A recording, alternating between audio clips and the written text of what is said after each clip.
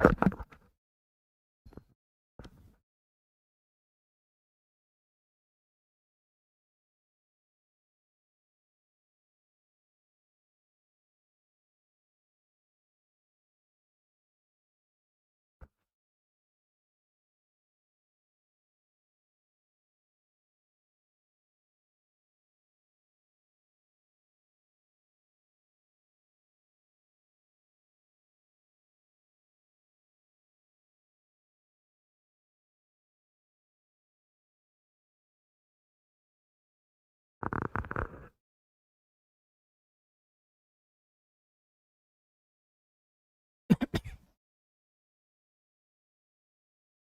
evening all.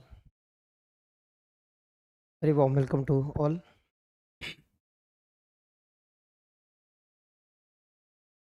Now we are going to have the Compiler Design PYQ series.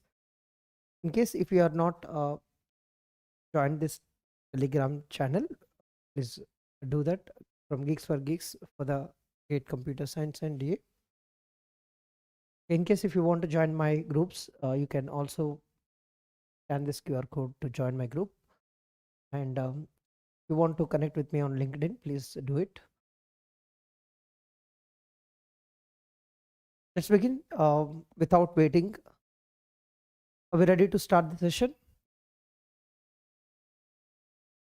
और ये जो session है TOC से बहुत कम चलेगा क्योंकि टीओसी तो बड़ी सब्जेक्ट है, तो बहुत ज़्यादा क्वेश्चंस भी था पीवाईक्यूज में, और इसमें क्वेश्चंस कम रहता है कि वेटेज भी ऐसे है 4, 5, 6, 7 मार्क्स, तो ये इतना ही होता है मोस्टली 4 to 7 और वर्स्ट केस में 8, राइट। इसलिए इनकी क्वेश्चंस भी बहुत कम होगा टीओसी से।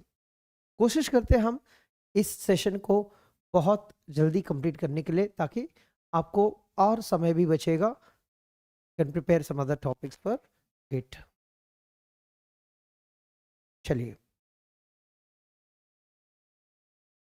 Yes, can connect with me on GFG connect. Yes,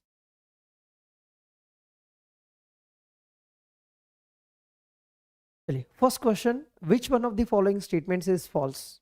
मैं कहा था you need to identify the words which you may do the mistake, like true, false, may, possible, always, correct? This kind of words you need to underline in every question. That means you need to note it at least.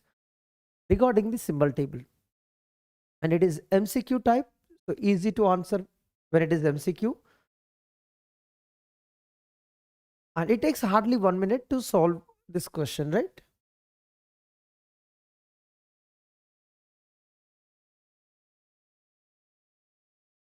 Now, symbol table is responsible for keeping track of scope of variables. It's true है, it is responsible not only type or, right, the scope of variables. The scope nothing but how to access the variable. Is it a local to the block or local to the function, or is it global variable? That accessibility also provided by the symbol table. Symbol table can be implemented using binary search tree, or you can use even array of pointers. Symbol table is not required after the parsing phase. So here, look at that, not required after the parse phase. You know, the symbol table is accessible for all the phases, and every phase has an importance to access the variables information, right, or identifiers information. So you cannot say it is only accessible up to parsing phase. After parsing phase, you have semantic phase. It will understand the scope, type, correct? Symbol table is created during the lexical analysis phase.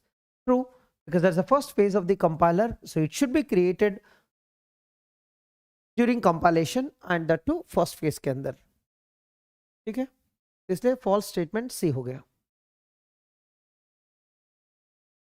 So every option we are trying to understand, because future gate में ये भी हो सकता, one of the option could be the gate question.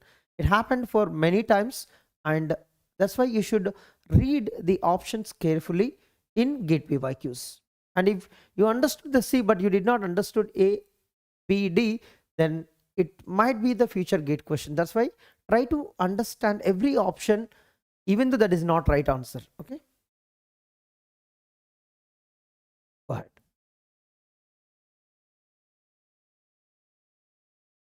Set to MCQ and 1 mark, of course. This kind of pairing questions you see a lot in compilers compared to other subjects.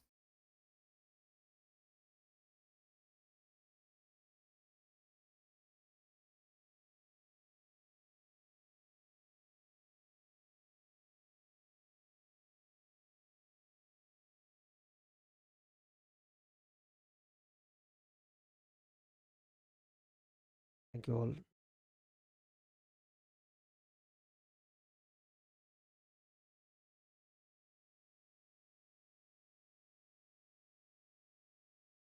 Second option.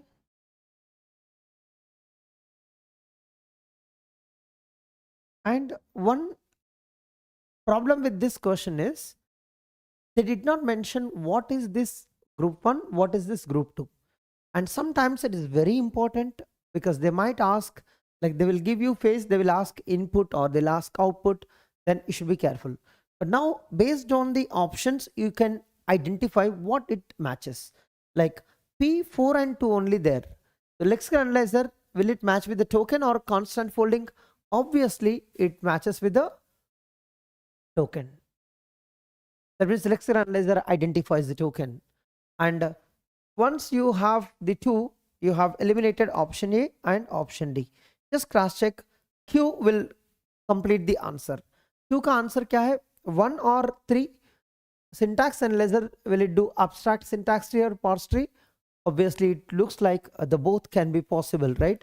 So syntax analyzer, just ignore for some time, because sometimes you can also do abstract syntax tree with the help of syntax analyzer, but main purpose is parse tree. So I'm ignoring for some time to match others. Okay, R will decide the answer. 3R1. R is intermediate code generation. 3R1. Obviously intermediate code generation goes to 1, not 3. That is the reason we can pick this 3, and our code optimizer is 4. So now 2, 3, 1, 4, that will become B.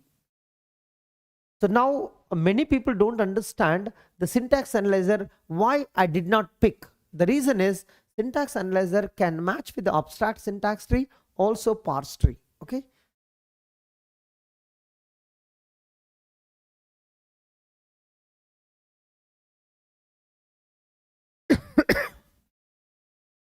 Go ahead.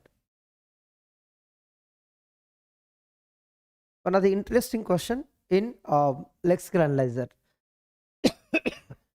In lexical analyzer, if you have any medium to advanced level question, and this was one of them. Okay. Remaining all are easy questions, all were easy questions. Which concept is required to solve? Understand the regular expression. Second, longest prefix rule, you should know it, how to apply.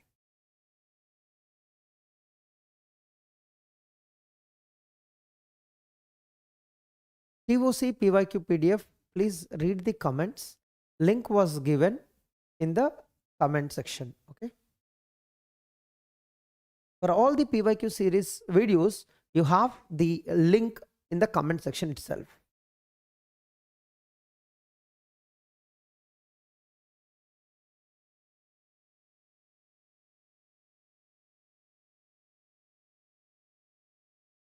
Okay, keep doing it. Somebody was worried about option B in the first question. Symbol table can be implemented using binary search tree. What is the binary search tree? See, while looking for identifiers, you can traverse binary search tree as per the identifiers also, right? If you are looking for identifier, you can search identifier, is it there left side or right side, with the help of alphabetic letters. Remember that. So first know how to implement BST for the names. That will become so easy for you to know how the lexical analyzer, the symbol table can be implemented with the help of BST.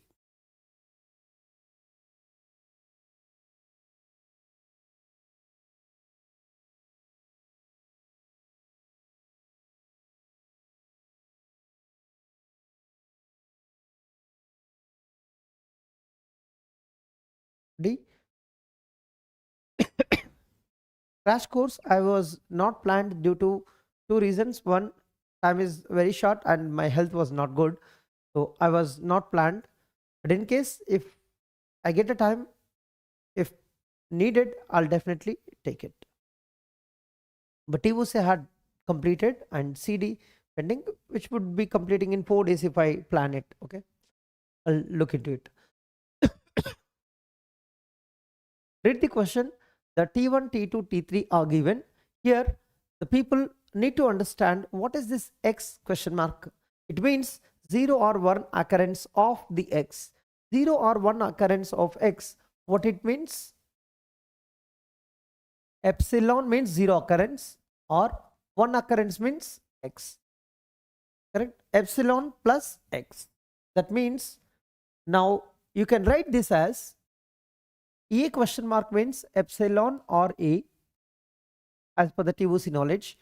B bar represent R, so you can write plus C whole star A, and this one epsilon or B, A plus C whole star B, and this one epsilon plus C, B or A whole star C. Now we understood the expression pattern for given T1, T2, T3. Now it outputs a token that matches with the longest possible prefix. Right. The input is given B, B, double A, C, A, B, C. So now every time you should use the longest prefix concept.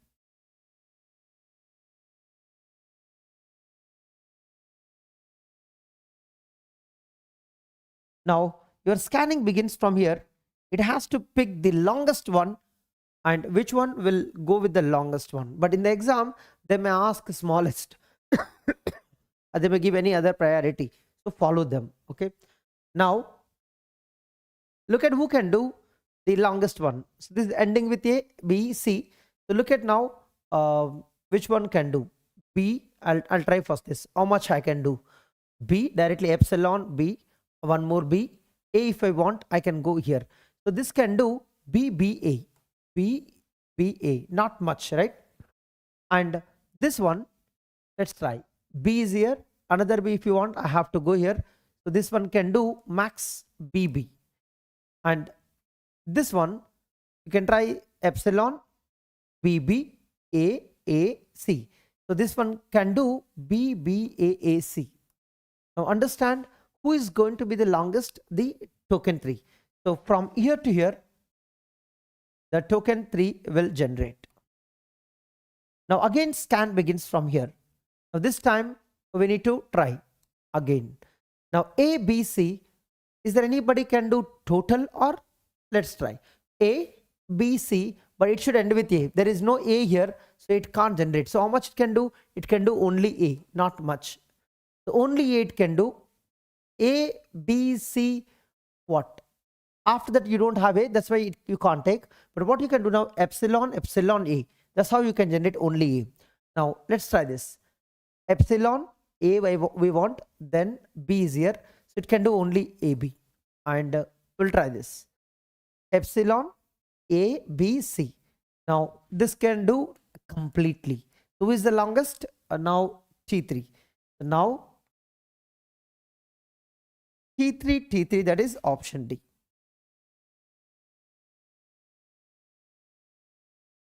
It's not like minimum number of tokens. It's about how you choose the token. It's not about minimum maximum. It's about if I start, अगर आप यहाँ से scan किया तो longest sequence जो generate करना चाहिए तो ये token से, अगर यहाँ जो भी token है वो longest generate करेगा, वो है इधर आपको produce करना होगा. तो BAAC सिर्फ T3 कैन डू, बाकी तो नहीं कर पाएंगे. करेक्ट.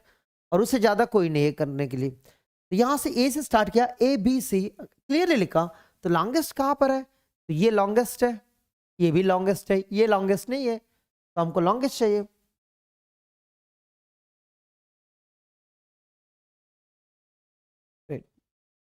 Thank you Shivam.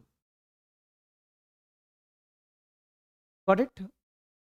दिमाग में ये मत रखना ज्यादा टोकन जनरेट करना है, फ्यू टोकन जनरेट करना है, ये आपके हाथ में नहीं है, ठीक। Obviously if you take the longest sequence you will get the minimum number of tokens only. Let's go to another matching question.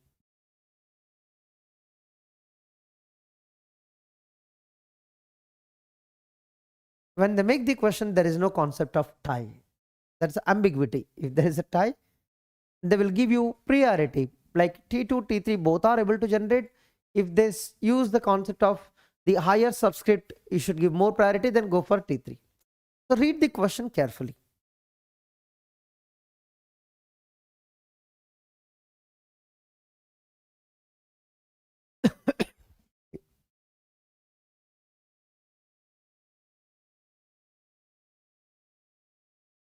Go ahead. And always when you see this question, right, don't try to match here. Always depend on options, because options will give you path. P 1, 2, 3. That's all right. 4 is not there. So you can think only 1, 2, 3 for the P. Syntax tree, which one you can match? Syntax analyzer 2. 2 is there in this, right? A and B. So I'm deleting D as well as C. Let's look at any data given to you. Input is given, so output is different, input is different. So let me analyze again, and this should be input. This is the compiler phase. Now syntax tree is input to which phase? You can easily understand. Syntax tree again. Now you can see syntax tree. Which syntax you are talking about? There are two kinds of concepts. Syntax tree you may get from the syntax analyzer as well as intermediate code generator. So if you see there is a code generator, the syntax tree can give into this a code generator too. So now syntax tree is there, only that syntax tree gets confusion. So just ignore that point. Remaining would be easier mostly. Character stream should be input to. There's a program. Characters means your program should be lexical analyzer. So Q is the 4. Which one is that? Q is 4 here. Q is 4 here. And R will complete the answer. Our intermediate code representation. Now see that the difference. If you pick syntax trees, intermediate code representation, and you could have gone a different one, right? The intermediate code representation is there. It is input to the code generator. R should go to 1. Here R should go to 1. R will not go to 2. So this is gone, right? Now answer is over, right? Now check S is 2 or not. The S token stream, the token stream will go to the syntax analyzer, definitely 2. So P we can give to the 3. Semantic analyzer we are giving parse tree, so they called here is syntax tree. Okay. And why I have ignored the first P? Because syntax tree comes under two places, like parse tree we call in output of the syntax analyzer. That can go to the input as semantic to the semantic analyzer. Got it? So when you get ambiguity, so ignore that point and get a clarity with by taking other statements. Understood? You should have a clarity. Don't choose, don't pick, don't assume the statements on your own. Take the help of the remaining data of the question when you have a confusion. Because without understanding this also, still I can get the right answer. Okay. Which is the right answer? C, right?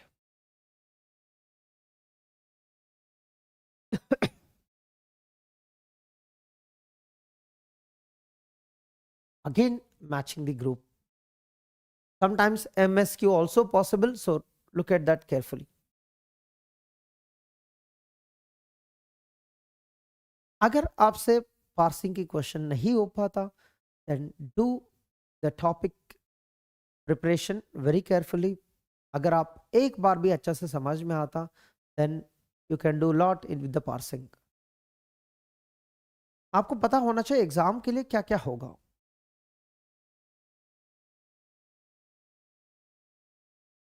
Yeah, front end, back end. In revision I'll make it, because after this PYQ series we have the revision, right? वहां पर पूरा revision होगा. The front end, it means it depends on the language, like high level language. What is that? A front end, lexical, syntax, semantic, intermediate code generator. This four depends on what? Front end. Back end, which depends on the machine. Who can depend on the machine? Code generator, basically.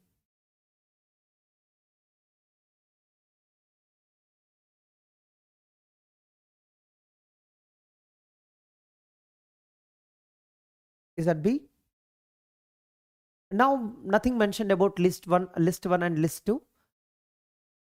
चलते क्या options की मदद की देखो first P तो help नहीं करेगा कि 1 2 3 4 तो सारे हैं ऑप्शंस, राइट? तो अगर आपको थोड़ा ट्रिक चाहिए, जो डिफरेंट है वो चेक कर लें. देखो इधर Q1 है, इधर Q2 3 है. इनकेस अगर इसमें से आया आंसर हो गया तो मैं सीधा चाहूंगा Q पर टॉप डाउन पार्सिंग. इस चारों में टॉप डाउन पार्सिंग कहाँ मैच होता? LMD, right? Left most derivation. top down parser follows the leftmost derivation to verify the syntax. So Q should be 1. So Q should be 1 is not this 2 and out of this. Out of this 2, you can see where is the difference. P is there and S is there. So you can look for the P. P 3 or 4. P lexical analysis, what it matches? Regular expression or activation records? Definitely regular expression. Answer is over. I no need to do even everything. So R is, P is going to be 3. So answer is over, but we'll cross check. P is 3, Q is 1. Or semantic analysis, is it 2? Yes, it does type checking. And S, runtime environment activation records are going to be created. So 4 is right. In exam, if you want to save the time, then our answer, proved only with the help of the Q. Top-down parsing has proven the answer either B or D, and with P, you got the complete answer. Okay, so this is how you should save the time when you have the chance, right? As an A, you need to understand PQRS. Sometimes by understanding 1 or 2 points also, you get the complete answer, but you should have the systematic approach. Again, did I say that this is only the subject which is going to be asked with a lot of list kind of questions. MCQ, and mostly belongs to 1 mark. If it is complicated terminology is given, then you will have 2 marks.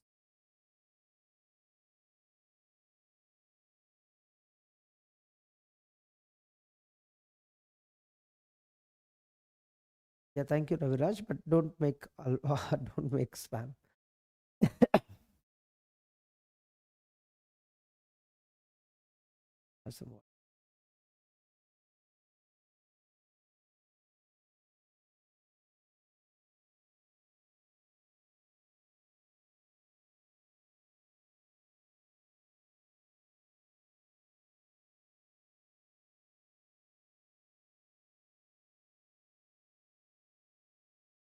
Practice more. Okay. Yes, if you are doing a lot of mistakes in 𝐁𝐚𝐿 and kill finding, discuss with me once, drop a message on WhatsApp, I'll discuss with you, then don't do a mistake after that. Okay.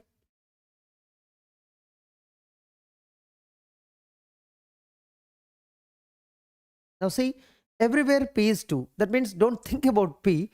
P directly answer. Lexical analysis requires finite automata concept. So 2. Options are helping you. You don't need to work on P. And now Q is given 3, 4, 1. So it's complication is there, right? So Q has a lot of options, but try, can you identify? Parsing. Parsing depends on what? So production tree is nothing but a parse tree only. So production tree will help you to construct the parse tree basically. So now this Q matches with the 4. The 4 is there in only one place. So answer could have been this, but cross check. R1, register allocation is a 4, right? Is 1. Graph coloring is used to minimize the registers while allocating during the code generation. Okay. S3, expression evaluation. Yes, using post order traversal, you can do expression evaluation. That's 3. The answer is C. Even though you got the right option early, but cross check quickly. Are you doing any mistake there?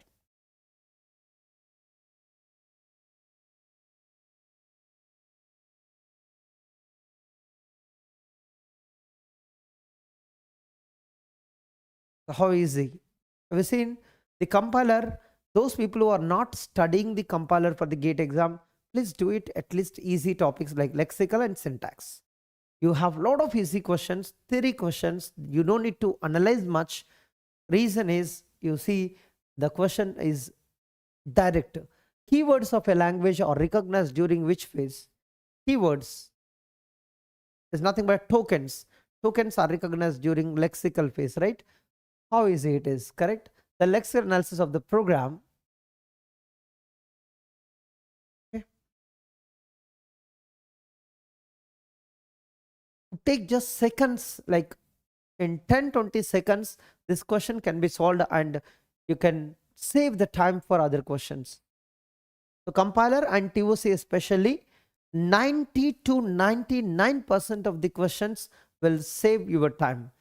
Okay, the only subjects which can give you the confidence in the GATE exam. Again, आपको कुछ करना भी जरूरत नहीं है, right? But English statements को थोड़ा समझना होगा. Necessary and sufficient, right? मतलब out of this 4, which is sufficient to use, which is enough, no need to go for higher power. To understand lexical, to design lexical analysis, there's Java, C, C++, anybody, doesn't matter. If you want to implement lexical analysis for those programming languages, or to implement the compiler, right, you can take the help of finite state automata, but you can also take the help of others, but which is sufficient. If you don't have this word,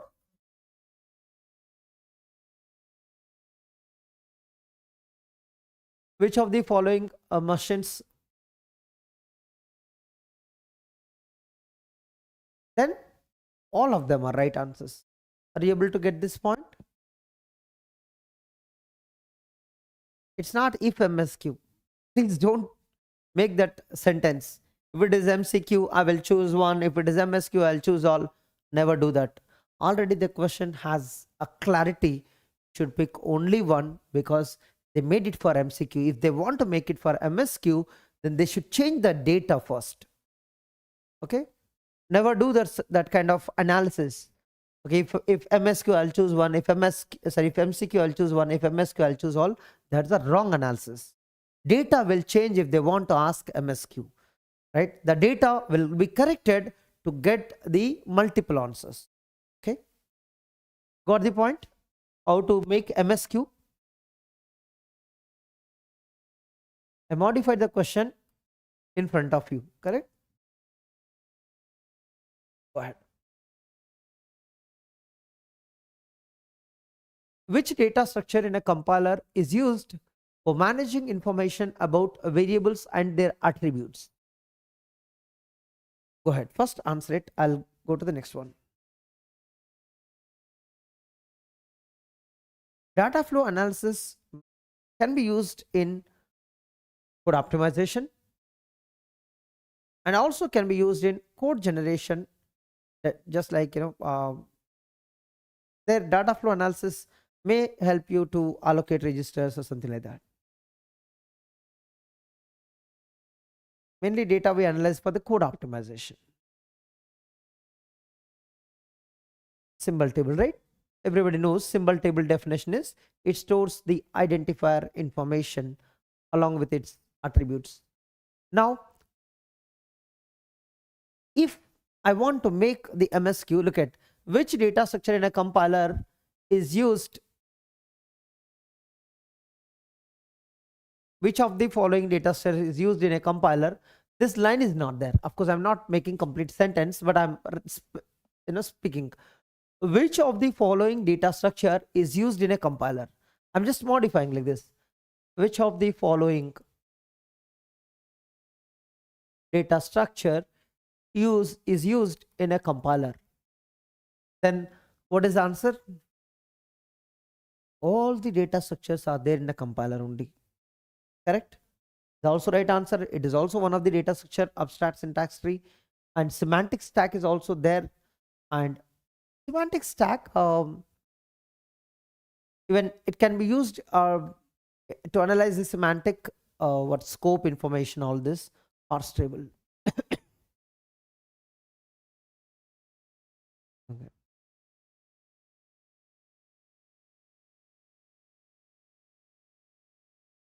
This is how MSQ can be made with the help of the same data but slight modification to this.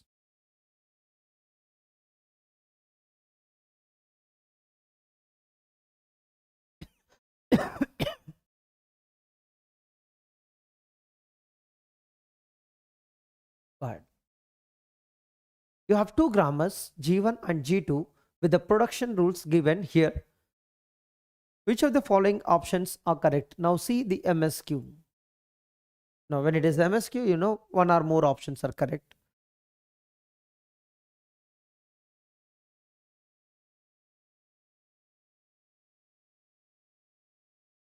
A, B, C, one of them only correct because clearly mentioned somebody is not, somebody is yes, right? So this kind of thing is easy to identify, but after this D you should work on. Out of A, B, C, definitely only one, but D, are they both ambiguous or not? You should check, which may take time, and it is already 2 mark. So definitely there is a tricky statement or tricky concept inside this data. 2 mark, they may not ask you easy question most of the times, right?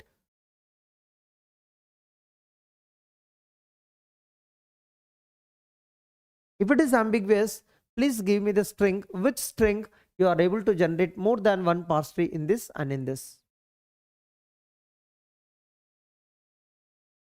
This question may take time because you need to understand, is there any way that you can get ambiguous?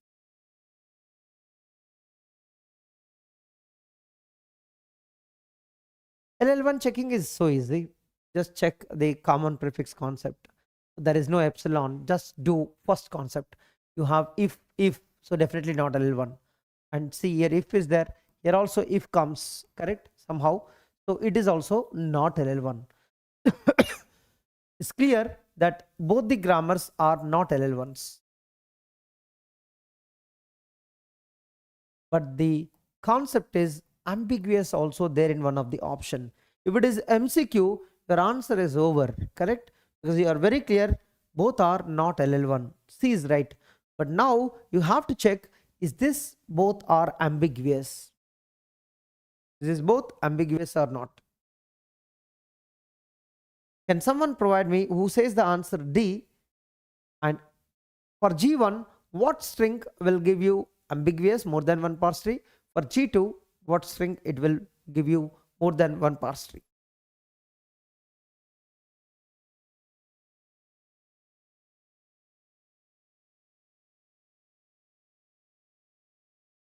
Go ahead.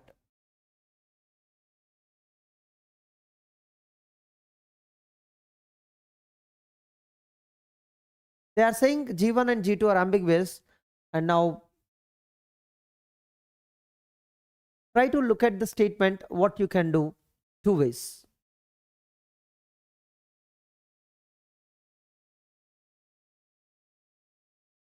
First take this and later you try to do with this. First you take this, later try to do with this. Will you get the same statement or not? D already the right answer. Now D you have to check. Here G2 is LL1 is wrong because not LL1 we already know, right? So because of that we eliminated AB. I'm looking for the reason why it is ambiguous. If it is, people are answering only D, D, D, but why? CD, then why D?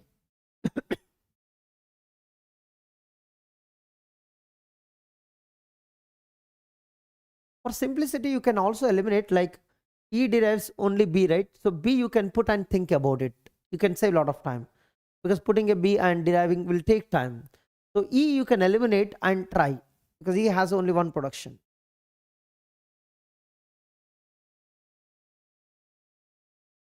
You can think in the grammar just for this: if B then S. You can take this grammar rather than taking the lengthy one. B then only S is there to think about now. If E is also there, it will take time to substitute and understand.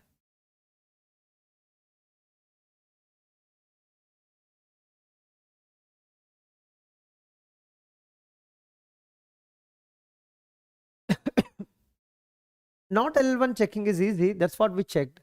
The first of this one we got common, right? Here first is if, here also first is if there is anything common in these two first, here A is there, here if is there, here if is there, so both are having common first. That's why we got not LL1. If they don't have any common prefix, then it may be LL1 or not LL1, depends. You need to check other pairs also.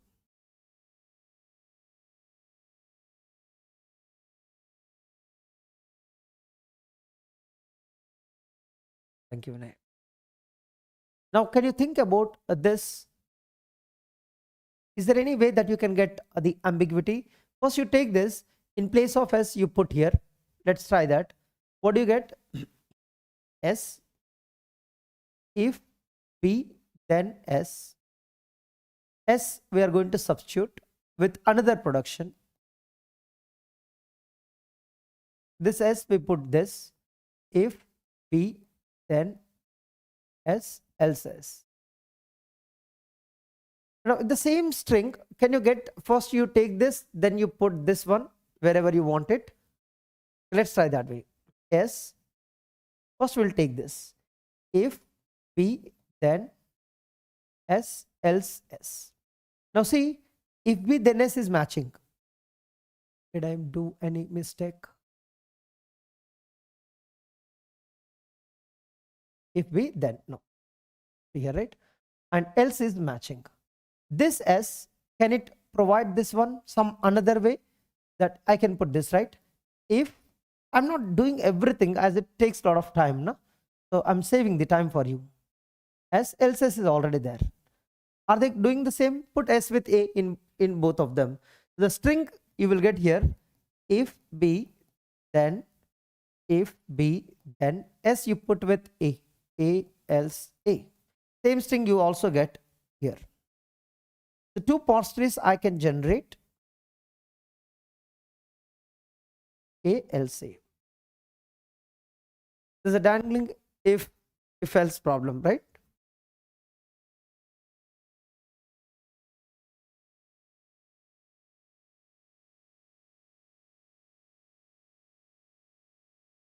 Done.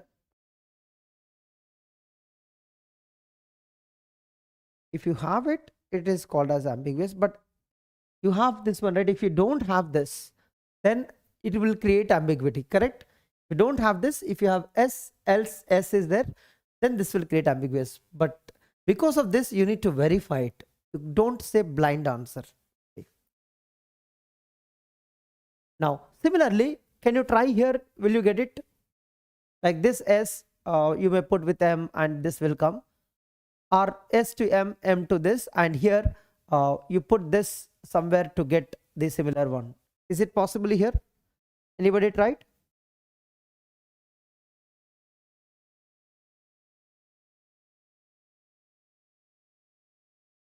Right. Tree बहुत easy है, but it will take time. That's what I'm saying. To construct the tree for this, it would be easy. Do it whatever you like it. Anyhow, you know the concept. That's why I'm trying to give you how to save your time. You put a tree and you are turning the pages, would cost your time. So I'm just trying to put everything on one page so that I can cross check, are they doing the same? See here, if anybody want a tree, can I do it or not? Yes. First I took this same thing but without E, because E I substituted so that my time can be saved. Normally you take as a parse tree only. And always remember, doing the answer is important, but how quickly you do it is also important sometimes. Otherwise, don't do all these things, just do whatever is given. You're not confident, take as it is and do what you want. Okay, done. Now it's easy. If you have this concept, constructing the parse tree is so easy. Don't do my way, do your way. Anyhow, you have to provide ambiguous, right? As it takes, first I have taken the first production and this S I substituted.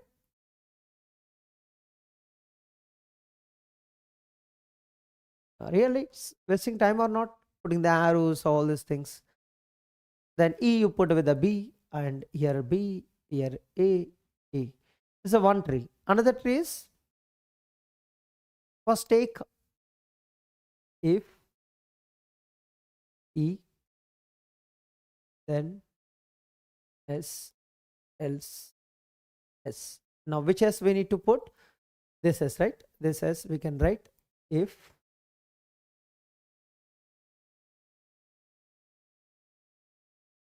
E, then S. Now substitute E is the B, here is the B, here is A, here is A. Both are same, obviously. So anybody found the string for the second grammar?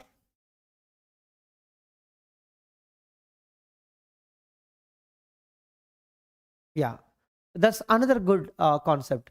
Instead of wasting your time, write a grammar, rewrite the grammar in short form. These people will have so much, understanding. Like first one, you convert S derives I. It was one of the question in the exam already earlier. They just made in a different way. That's it. This question was already there in one of the PYQ. Anybody knows that concept? Short form, you can write this. This grammar was already there in one of the GATE PYQs. It was repeated question, in fact. Okay, similarly do it. I know it is ambiguous using the similar way. The answer also we take D. Done. So similarly, you also try for this. First you take this and put this, or first you go to this, S derives M, M derives this, and here you try to take the S and substitute here.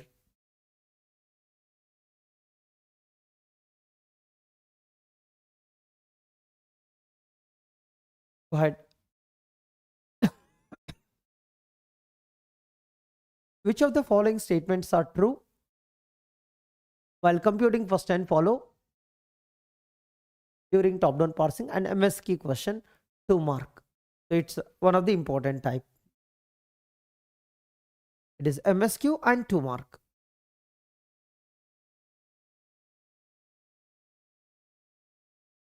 Is it easy? Those who knows the computation of the first and follow. And remember, the dollar is called as end terminal. Here anywhere used end marker. So you can call it as end terminal or end marker.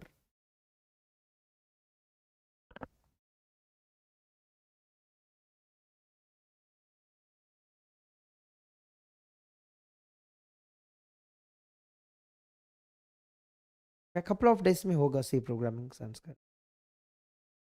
You can contact the Shailendra sir too, because I think he is suffering health problems, right? AD. For a production A derives epsilon, epsilon will be added to first of A. True, right? When you compute first of A, definitely epsilon will come because of this production. So it is true. I'll take this. If there is any input right hand marker, it will be added to first of S. You know, first of S will never contain end marker. End marker we use only in follow. S is a start symbol. Follow of S will have the end marker, not the first of S. Right? If it is follow, then definitely it could have been right statement. For a production A derives epsilon, epsilon will be added to the follow of A. You know, epsilon never present in follow of A, correct? This is the problem. Epsilon we never add to the follow of A. At least if nobody there, you will get end marker. If there is any input right end marker, it will be added to follow of S, where S is the start symbol, and this is the default point of the start symbol follow, right? If you want to compute follow of the start symbol, the dollar will always keep the follow of start symbol. It's a key point. So A and D are right answers.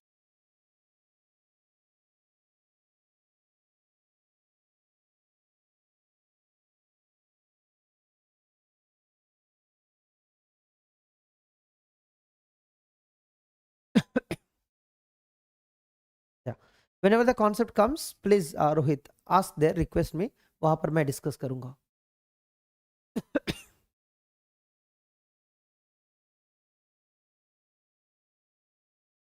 First and follow is one of the important topic in GATE. Every year you will see one question that depends on, at least one depends on first and follow. So practice it, first and follow. No confusion should be there in first definition, follow definition. For any given grammar, you should be in a position to compute both first and follow.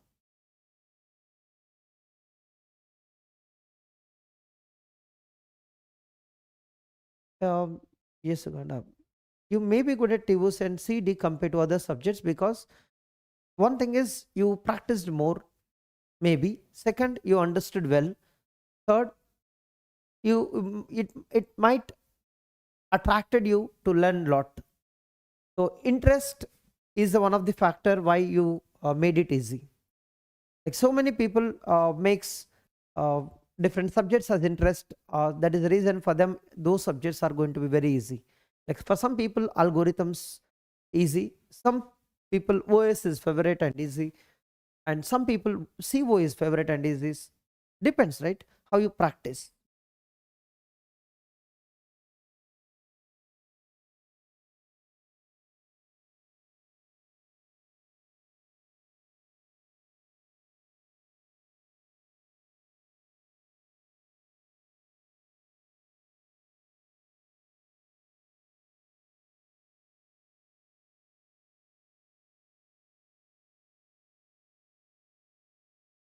Go ahead.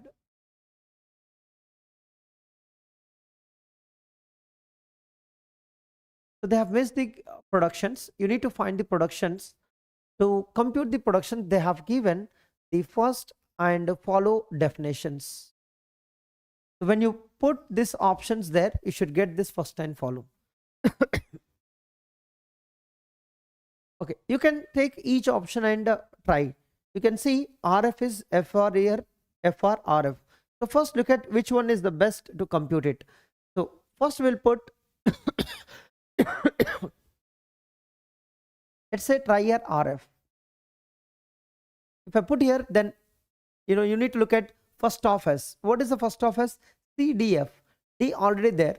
Now from here you should get C and F. How do you get? Now you should go to R. This will also require, right? Epsilon when you put F comes, but next one is D we want. So if you want D, then R production will decide. If you put this one CTR, C comes. Oh, we want, I'm very sorry. D already came. So D came. C we want, not a D. So it was my mistake. Okay. These two already derived, only C we want. So now when I put S with RF, the R CTR possible and R CR possible. So in both of them, you are able to get the same answer. If you keep this, S derives FR. If I put FR, F will come here, but the C will not come, right? So now you can understand why we should not put FR. The reason is if I put FR, you can observe answer will become DF only, C impossible. So now it's easy to get the conclusion what should be the S, that is RF, okay, but not FR. So we eliminated option B and option E. Now these two are tight. Now T will decide mostly your answer, because here these both productions are able to give the C as a start first of us. Now is a T epsilon or CT, that you need to find. Okay, one is confirmed, you can replace is, that is RF. Now T we want to find, what is it? R, keep it, we don't know exactly is it that or this. Now first of T, look at A, B, epsilon. Now if I put CT, you will not get epsilon there, right?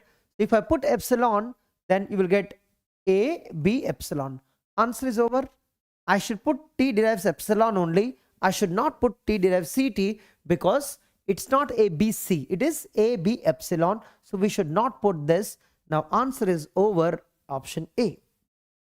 Right? If you go slowly, systematically, then you don't need to do everything. I don't need to know all.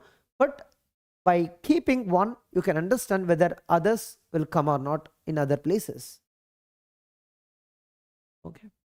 Now using this, you'll get what I have written here. Even follow also I did not look at. Now you look at, by taking these three productions, will you get the same follow or not, if you have any doubt. Okay.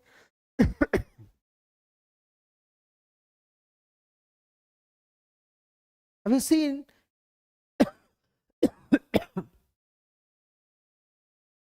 is this easy question or not? That happens only in compiler, no other subject this kind of easy questions come.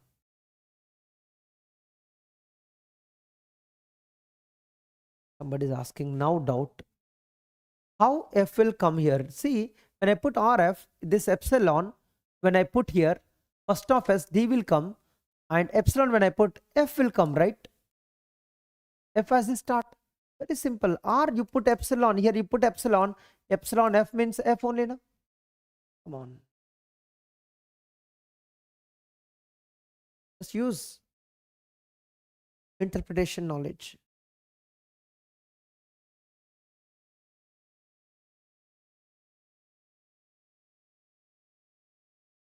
Which of the following is bottom-up parsers?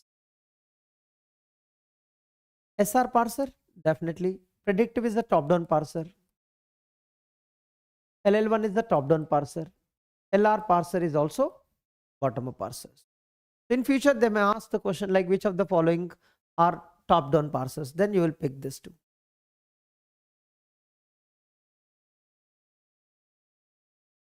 Okay. Shift reduced parser is also bottom-up parser, because in bottom-up parser you have only two actions, shift and reduced actions. That's what we call shift reduced parser.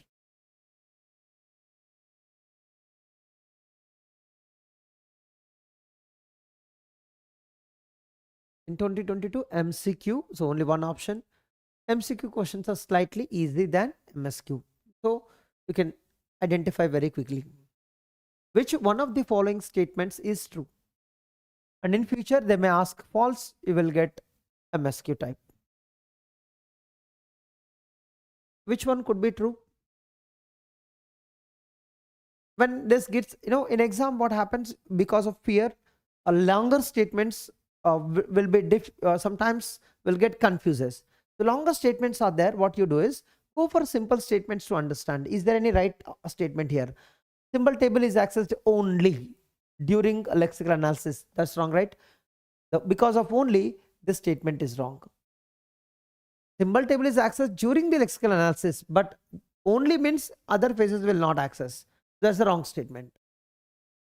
Data flow analysis necessary for runtime memory management. Data flow analysis we do in compiler. In runtime we don't care. We don't, right? So this is the one problem, right? Not necessary for runtime memory management. So this is also LR1 parsing is sufficient for deterministic CFL. Normally, LR1 is equivalent to DCFL only. When LR1, LR2, LR3 all are equivalent. So if you know this statement, you will pick as the true one and just go to this option A, and is it false or not, check once. The LA-LR parser for grammar G cannot have RR conflict if the LR1 parser for G does not have RR conflict. See, LR1 is not having conflict, when you are making LA-LR, there is a possibility. What is possible? Here there is no RR conflict is given to you, but here RR conflict possible. I'm not saying always there, but here cannot have RR conflict. Actually may have RR conflict. Here the actual statement is G may have RR conflict. That's why this statement is false. That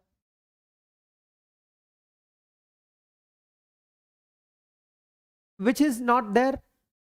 SR, shift reduced conflict. SR conflict never present. When there is no SR conflict, then SR conflict impossible. But if this is already having SR conflict, here also will have SR conflict. Okay, remember that. That's why I've written no SR conflict here. Then you will never get SR conflict. Here there is no RR conflict. Still you can get RR conflict when you merge the two states of LR1. Yeah. If the same statement given here is shift, then the statement could have been right. And here also they should write does not have SR conflict. Both should be changed, not just line. Go ahead.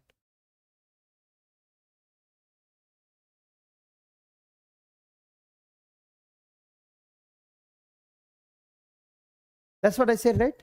When you are confused with the options, that option you ignore for some moment, some time. After analyzing the remaining option, come back so that you can conclude the right option.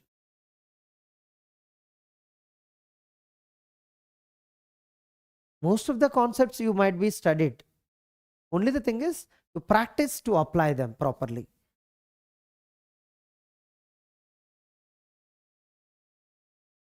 Maintain a momentum speed to understand the question. Don't be so hurry because you will confuse with a lot of words. Go slow, go maintain some speed which you are comfortable.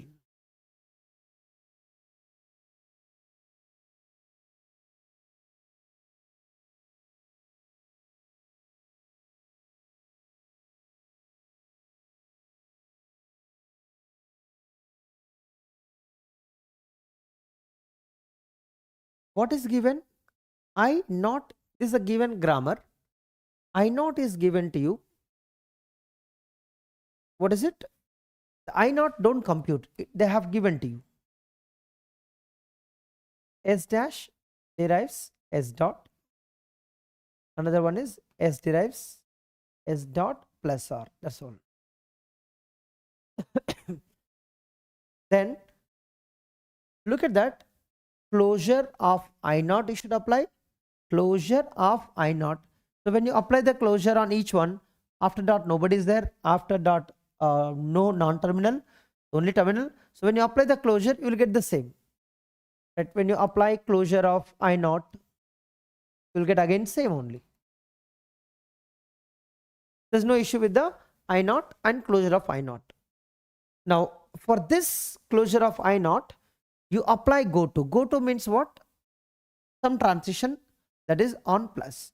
When you read a plus from this closure of I naught, it is I naught as well as closure of I naught as per their data. I naught is given. When you complete closure of I naught, you get the same. Now on plus is on plus means there's a go to transition only. How many items are there? What you get here? When you read this, S derives S plus dot R. You know, when you derive it, you always apply the closure on the derived items. Now you apply the closure because of R, you will get R productions. How many are there? 2 productions. Dot R dot P and R derives dot P. And you see here, this R covered and now this R same as the previous R. Now this B you have to derive.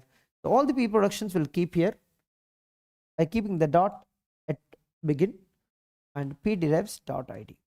Now you need to analyze this is a terminal and this is a terminal, so we don't get anything, and it is ID, it's again terminal, so we don't get new items in this state. So this is the set of items 1, 2, 3, 4, 5. These 5 items will present in go to closure of I0 comma plus.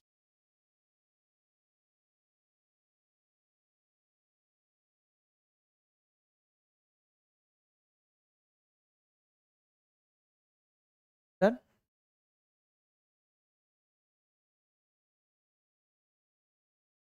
But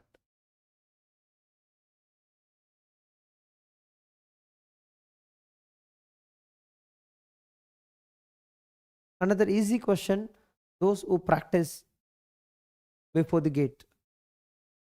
Many people, they try to practice in actual gate because every time they see the question, they assume that they know it.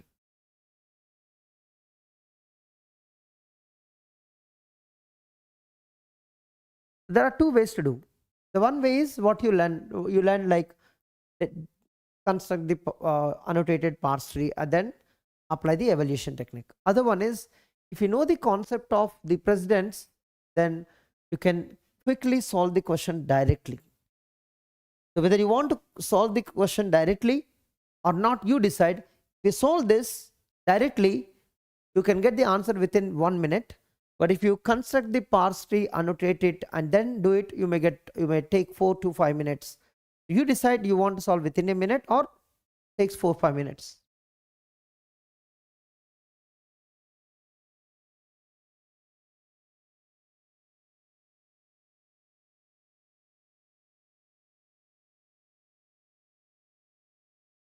Which method you want to use? You want to construct the annotated parse tree, or you want to use a trick to solve this question directly?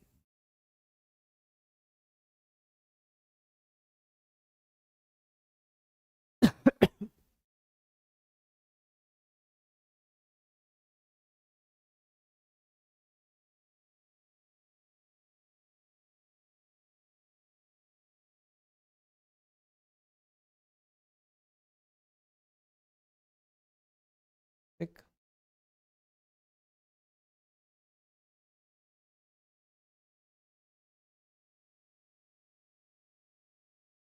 Okay. If tree is easy, look at the trick what I do. Just use your precedence rule techniques. I'm just doing one thing. I'll put directly what I want. It's a star, right? So hash is star. So directly I'll put it. Of course, not required. In exam, do it. And percentile means just plus. Correct? So I'll put a plus here. Done. Plus and star is clear. So don't get confused. Plus and star. You need to know now two rules. Who is highest precedence? Because plus should be from the bottom, because once you have this t, you will put with this, and plus will be evaluated before the star. So plus is highest and star is the lowest. By looking at the grammar, you should know this point. And which associativity follows for the plus and star? Plus as the left recursion. You see t is there here. The left recursion, so left associative. Oh, star. I'm sorry. Star is also left recursion, the left associative. Even this is also left associative. Okay. Both are left associative because left recursion is there. Now answer is in your hand. So this, how much time it takes? It takes hardly seconds if you have practiced in precedence parsing. Correct? So this technique should be done, should be with you, like finding the precedence rules and finding the associative. Left recursion, left associative, right recursion, right associative, and who is highest, who is lowest, right? Highest means that should be derived from the bottom of the any parse tree that you design. Now direct na. So who is highest? Plus. So do first plus and follow left associative. And where is the plus? 10 plus 5, 15. 8 plus 2, 10. Left associative, so you apply left to right. 10 plus 2, 12. And now the equation is 20 star 15 star 12. Now that also left associative 10, 15, you should do 300, 300 into 12, 3600. Over now. Hardly it takes 1 minute if you have this technique. Did I do any construction of the parse tree like we do evaluating SDTs? And most of the SDTs, when they ask in actual gate, so they may have a trick to solve without construction also. Got my point? The problem with the parse tree or the annotated parse tree is it takes a lot of time to draw it. Yes or no? Writing every branch and putting the translation is really hard to learn, right? T to R. See, you're wasting the time to do. By this time, you could have computed this precedence rules. Clarity. Oh, learning and attempting both are different. If you want to learn with easy method. If you want to solve in actual gate, solve using trick. Trick is not easy for most of the people because they don't understand. The reason is they may not know first precedence rules. Even though they know it, they don't know how to apply it. Even though they know how to apply, they get confused because of lack of practice. Yes, this method helpful in exam to save your time. Okay, but you should know this method before going to the gate exam. Then only you can save the time. How will you are different from the person who got the best rank? Because they might be solved more questions than you, might be using the tricks. And have you observed any time while giving a mock test, you are not getting enough time to read all the 65 questions only? Because you might be following the lengthy methods, or you might be recalculating the same thing again and again. So this kind of things you need to keep for at least easy ones. These questions are easy to apply in exam. That's why I'm giving you technique. If it is really hard to apply, then I could have not told you.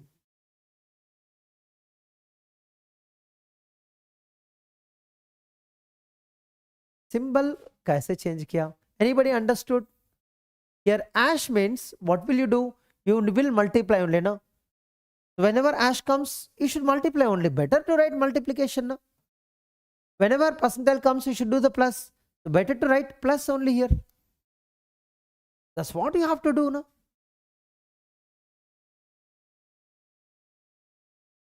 Right? But अगर इस SDT में आपको practice नहीं है, please don't apply the trick. Just follow the lengthy method, and that always consumes time. But you can do it in 2 minutes, 3 minutes, 4 minutes, depends on your practice. Done? But it's good technique for GATE exam, those who actually done good amount of time in this topic.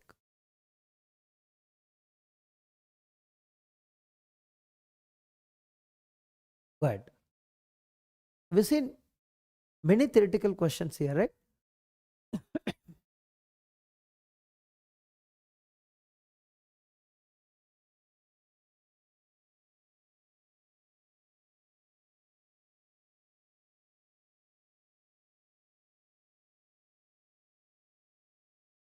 I'll take the separate session for that. How to improve the marks in mock test. Okay.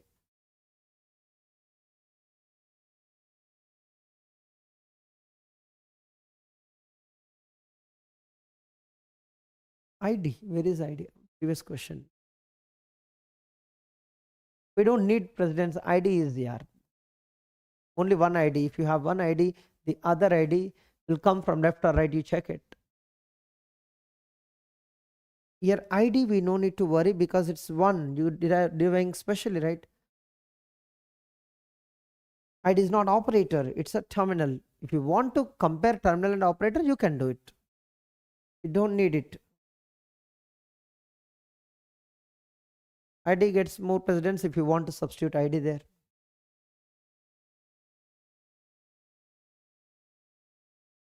Yeah. You need to identify the correct statement, right? Okay. Why I'm doing this? Because you should know that. Don't read them. You don't know whether they are asking true or false. Again, you will go back and read once. So Rukit, what is your question? Which of the following options is correct? So which one is true or false? Now read it, find out true or false. Every SLR grammar is unambiguous, but there are certain unambiguous grammars which are not SLR1. Example, the grammars which are there in above SLR1 class, but there in LELR class and CLR class, definitely they are unambiguous only, but not SLR, correct? So this statement is true. For any CFG, there is a parser that takes at most order of n³ time to parse a string of length n. Best example, somebody given in the chart. The CYK is the bottom-up parser. This takes order of n³ time only. So you can say this is also true. Both are correct. That's option D. And the CYK algorithm, you no need to learn to apply, but know about the theoretical concepts of CYK. CYK is used to check the membership, that's to derive the string from the given grammar. And CYK is going to use the dynamic programming concept, which takes order of n³ time and uses the bottom-up parser concept. All these theoretical concepts should be with you, because in semester you could have used this, and now you no need to learn how to apply it. Because I saw 0 times asked about algorithm. Okay.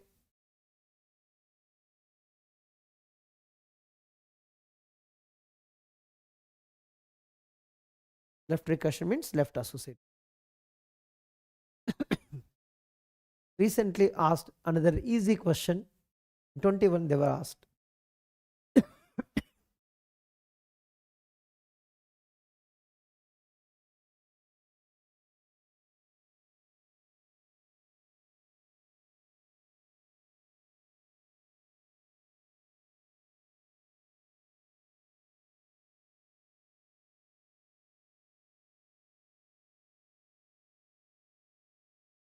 KJ, that left associativity just depends on grammar.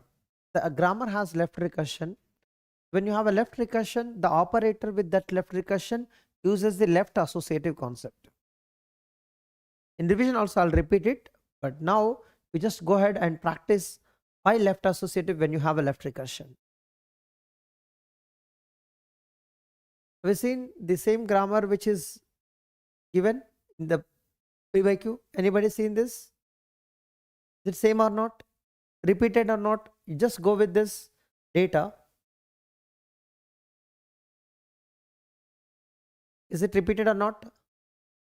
Same question, but how did they ask? Here 24, they use the same grammar, but they did not give all the productions. They asked the productions. Now here 21, whoever practiced it, they could have understood even directly. If you practice 2 to 3 times, you could have answered directly. Yes or no?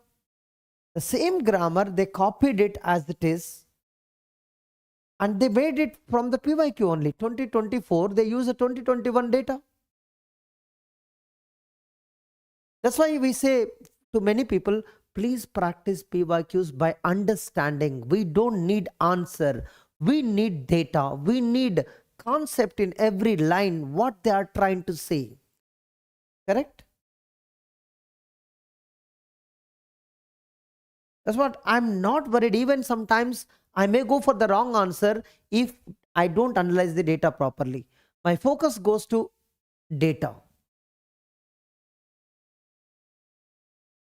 Okay. What did they say? They have given the productions, grammar, okay, and partially filled LL1. So you need to find this one, 2, 3, and 4. Only 4 productions are, sorry, 4 entries are there. They have given some interpretation. Which one of the following choices represent the correct combination for the numbered cells in the parsing table? Blank denotes the corresponding cell is empty. What is it? Here they mention 1, 2, 3, 4. Which option is right? So we'll directly find what would be the right one. Can we do that? Options also can take the help. Like 1, we have only 2 things. Either S derives RF blank. Which one is that? 1. one will find. See that this row correspond to S, correct? Look at this S row. So this is S row. Only look at S productions. When you compute first of S, what do you get? C comma. Because of this R, you will get a C, and epsilon when you put F also comes here, right? So just now we know DCF will come here. And epsilon is not there, correct? Epsilon is not there. Now you need to find this C and F. What will you get? S comma C. The only one way to derive using this production. So S derives RF, and F also will come with the same production, right? In S row you will get only S productions. So 1 and 2 answer is over. So let's look at 1 and 2 where you have S, RF. Over answer. I no need to find 3, 4. Correct or not? And many people, they try to find everything, they waste the time. Do you really need when you already have an answer, because you are sure that this 2 will be RF, then you will not pick anybody from here, correct? It hardly takes 1 minute to solve this question if you read data and understood. Reading data may take, let's say, half minute. Some people slow, so it takes 1 minute. But solving will take seconds as you have the data with you. Only the time it takes to compute the first of S. I did not compute any other follow of S, first of T, follow of T. I did not do anything. But if you go for the T, what is the problem? If you go for the T, the first of T you have to compute, follow of T you have to compute, and then you need to know what it comes, null production comes or not, another production comes there. Right. So I'm going for blind option, that is A.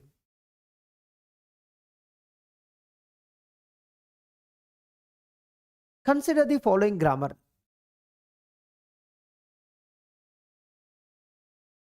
Very simple grammar is given with just 3 productions.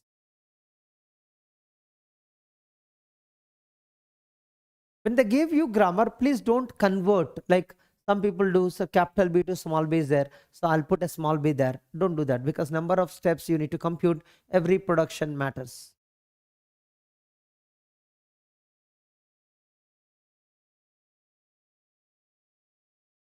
It's also easy, that's why they have given again here also 1 mark. You need to focus on this string. How many steps, reduction steps?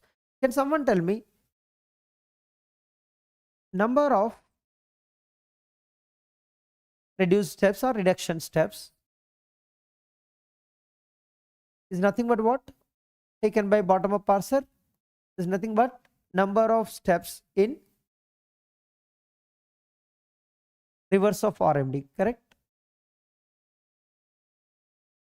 How many of you know number of steps in reverse of RMD? Is it always same as number of steps in RMD if the grammar is unambiguous? Number of steps in RMD is also same as number of steps in LMD.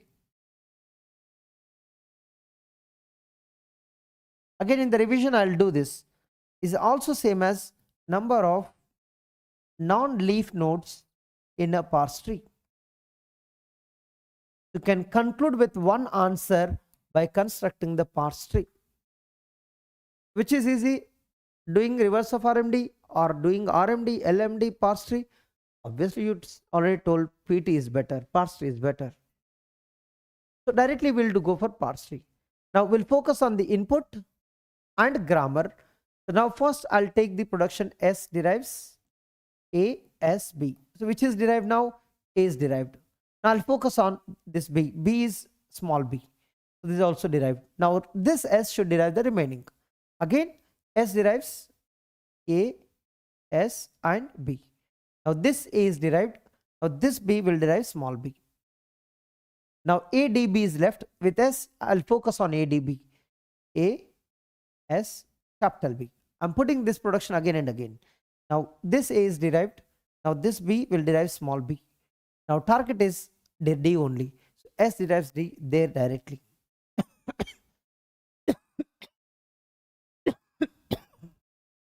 Sorry. Now how many non-leaf nodes? 1, 2, 3, 4, 5, 6, 7. So definitely 7 substitutions will take 7 steps, 7 steps, 7 steps everywhere.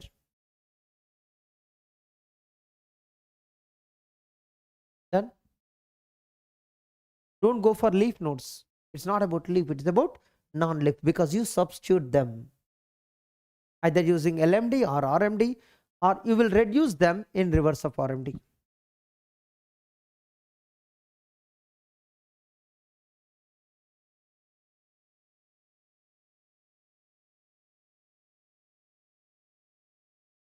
But you may not get always length of the string answer, right? You know, is it always the derivation length is equal to input length? Never, no. Always not happens, no. Only sometimes. Don't do the tricks, will not work for every question. It might happening with the length of the input. How do you know that trick without analyzing the data? When you analyze, you may get it. But don't do such mistakes. Okay.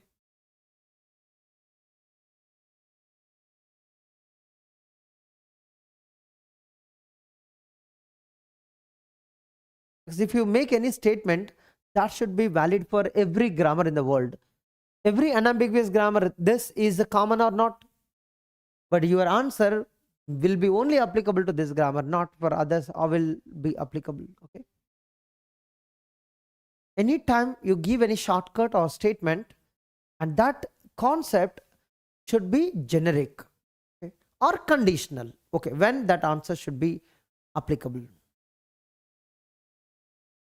Right. Another similar question. I0 is given. Now they have said, this time they said differently. Previously they said I0 is given. Now apply closure of I0, then apply, go to of closure of, right, this way. Now what did they say? I0 is the closure of something. I0, they already mentioned closure of something. Which closure? S dash derives dot s, and you need to apply the closure on it. What happens when you apply closure? All s productions will come here. Why I'm doing this? Because you need to compute the items in the go to, right?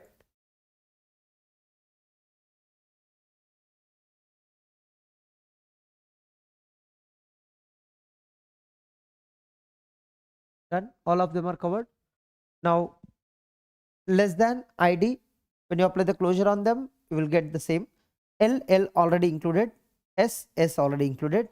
So now this is closure of this s dash derives dot s. Now apply the go to on this one, less than symbol, right? Less than symbol. From this closure of I0, you should apply, sorry, I0, you should apply less than. So this is called as go to function. Now what do you get?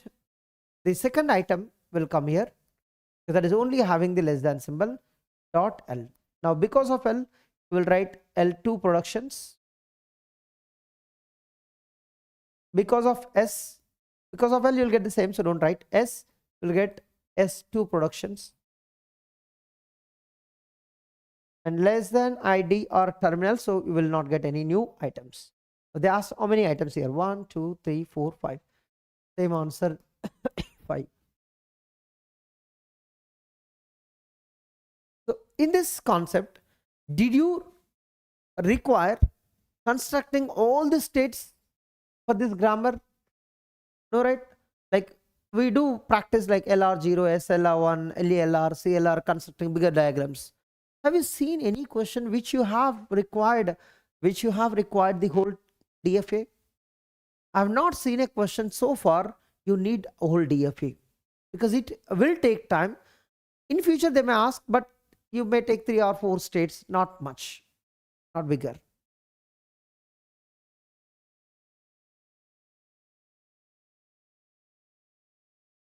Theory question, which one of the following statements is false? Is MCQ.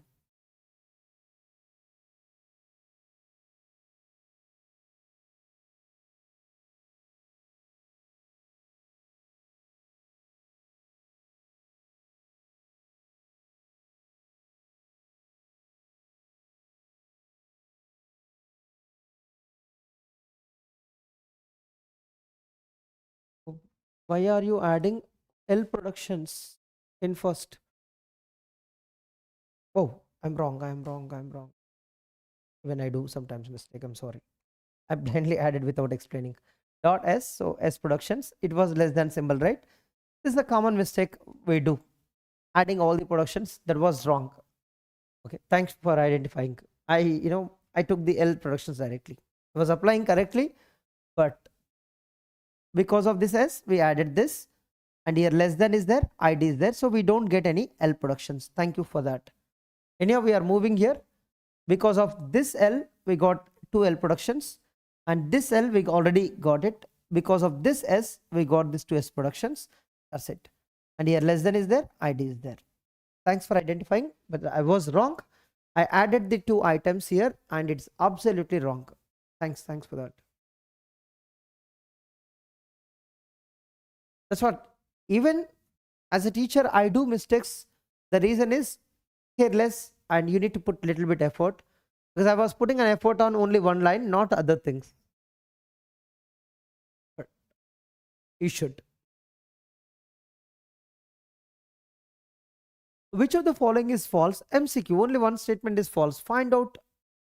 Even you don't understand one line, it's okay. But out of 4, you should know 3 lines meaning properly. Then only either those 3 will eliminate or one of them will be correct. So also remember this trick. Out of 4 lines, if you are not able to understand one line, you can ignore, no issue. Either that will be answer or other 3 you could have find one of them, because it's MCQ. When it is MCQ, you can answer very quickly by saving the time. Okay. Context-free grammar can be used to specify both lexical syntax rules. Is, for lexical analysis, regular grammar is enough. But now when I take context-free grammar, every regular grammar is context-free grammar. So context-free grammar can do lexical as well as syntax. Oh, we need to find the false now. Type checking is done after. So this is only the false one. Answer is over, no? You don't need to read the other 2 statements, but for confidence, just read those 2 very quickly. High-level language programs can be translated to different intermediate representations, like somebody can convert to postfix, somebody can convert to 3 address code, somebody can convert to any other, like if you have syntax tree or any other intermediate representation, like Java bytecode, something like that. Arguments to a function can be passed using the program stack. At runtime, what happens? The arguments to any function, it will take the help of program stack.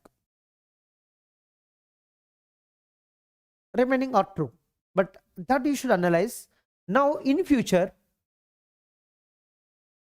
any one of these options could be a new gate question. So these 2 options, you understand them. Oh, why arguments to a function uses the program stack at runtime? So where we learn this in computer organization, not in C programming. Okay, so this concept you should know. Oh, in amateur textbook or somewhere they will explain how the program stack or dedicated set of registers will help you to do this. Okay.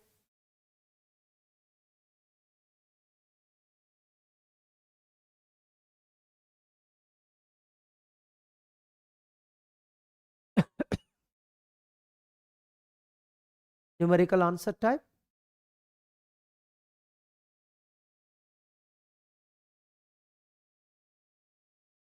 Again, have you seen first and follow? So they are asking about follow. Have you understood the data first? What you need to do?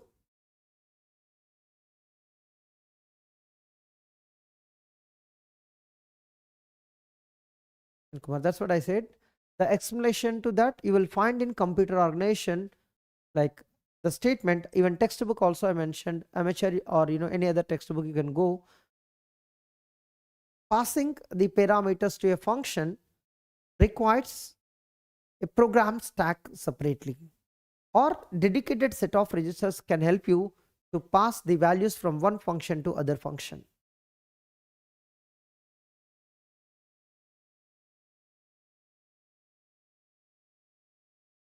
It's an implementation. Remember where to put that parameters. how to implement, it depends on computer architecture, because in the runtime, right, runtime, the decisions made by operating system.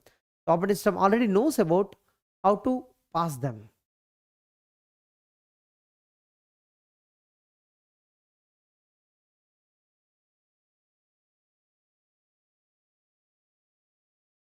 It's nothing to do with the C language, C++, Java. Remember this? The arguments were to put, the decision is made by the computer organization. 31? Okay.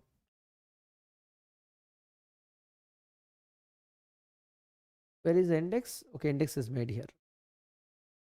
Compute the follow set of non-terminals B. Only you need to compute follow of B.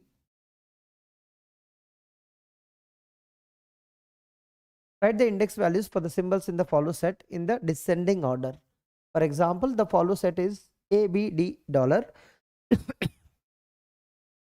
Then the answer is 3, 2, 1, 0. You should write them in descending order. So, correct? And already they mentioned, so that some line is missing, right? Did they mention like 0, 1, 2, and 3? Is it? The one line is missing there. The index for A is 0, B is 1, D is 2, dollar is 3. Is that correct?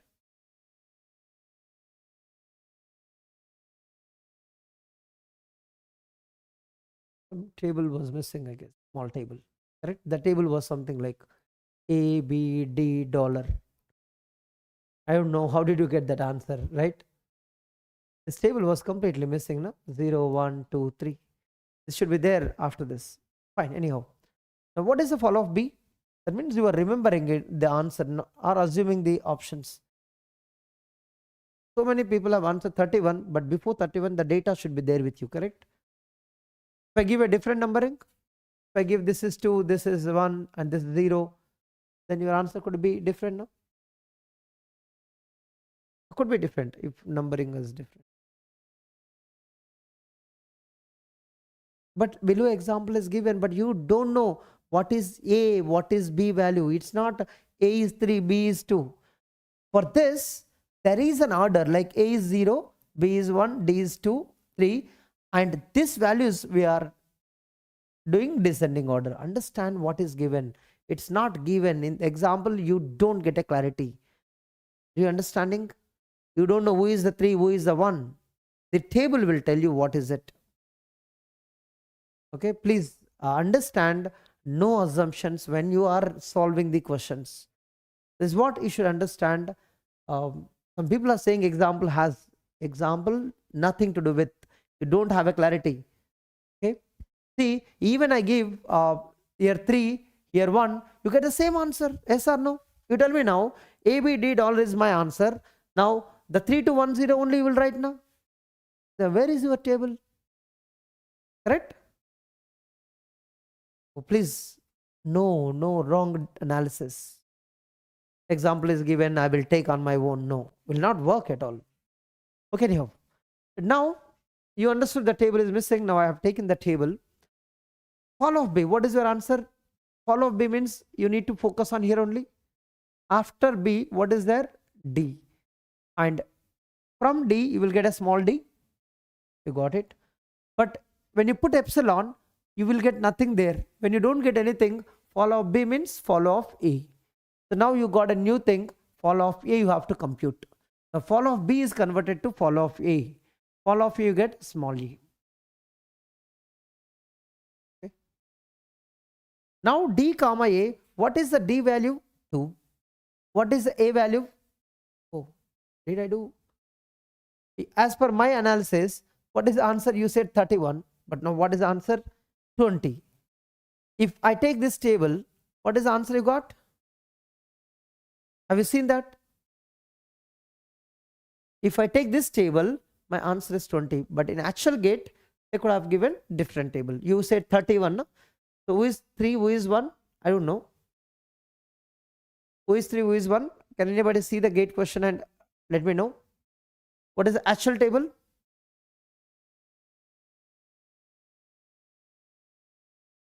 In gate? What are the values they have given?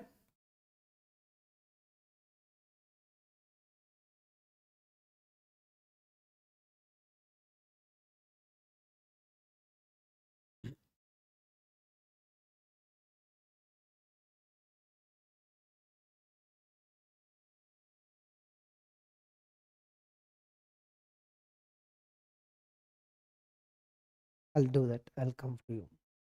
Dollar, you want a clarification? D is the 3, A is 1, and remaining please do as per. Now here D comma A, you will get 31. This is the in gate. It's a numerical answer type, so you don't have the options at all. Now somebody is asking the question, sir, how dollar will go to other non-terminals? Is very important. You know, S is the start in your grammar. We know follow of S definitely contain what? Dollar, and remaining depends on your productions. This point is clear to you.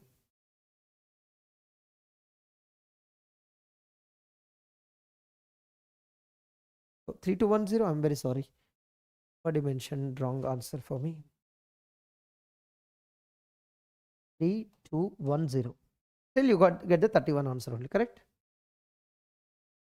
If this is the given data, then answer is 31. You need to arrange it in descending order. Fine. Now how other non-terminals will get the dollar? Remember, if you have a production, A derives, first is simple one. S derives, you have a capital A at last. Now, if I compute capital A, that will depend on S or not? Because after A, nobody is there. Then who will be there after A? Whoever is after S, because S only substitutes it. So wherever S we have, we substitute A. That means the production, whatever you have, let's say alpha. Alpha A we substitute. After A, I want who is there here. Then I can't find from this production, but I can find by using S. So I will compute follow of S. Whatever is here, the same thing will come here. So now follow of A means follow of S. Follow of S, what is there? Dollar is there, and others depends on what you take. That's how dollar passes to other non-terminals. And in future, now A has a dollar. Now in future, anybody is depending on A, like something B. Then after B, we don't know what to do. So follow of A we compute and will add to the follow of B. Getting this way, you know, the dollar passes to A, and A has a dollar, so it will pass to the B. Correct?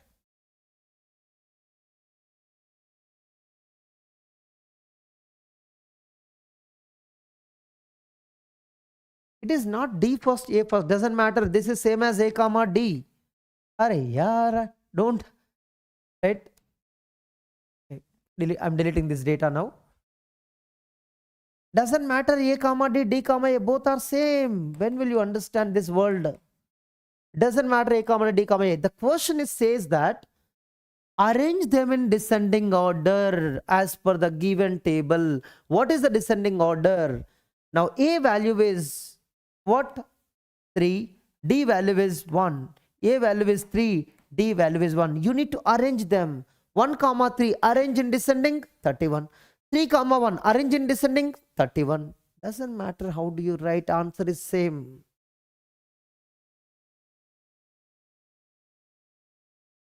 It's not about A comma D, D comma A. It's about their assigned digits. How do you arrange them? That's what I said. A, B, D dollar, nothing to do with 3210. Are you able to understand now why I said this? Here, even you can assign 1, 2, 3, 0. Answer you will get this only. Even assign this is 1, 2, 3, 0. Answer is same.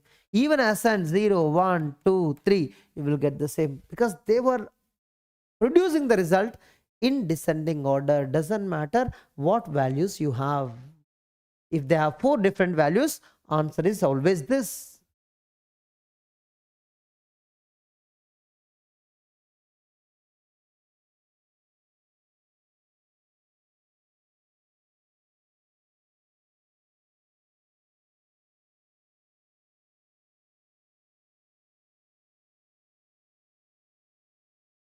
Good evening. Good evening all. Good evening, sir. Next.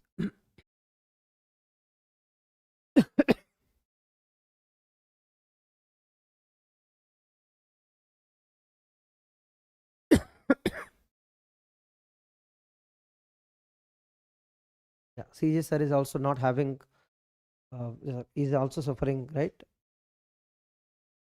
Everybody suffering right now due to weather situations. Take care of the health before the GATE exam. Even CJ sir took the class with fever and the symptoms.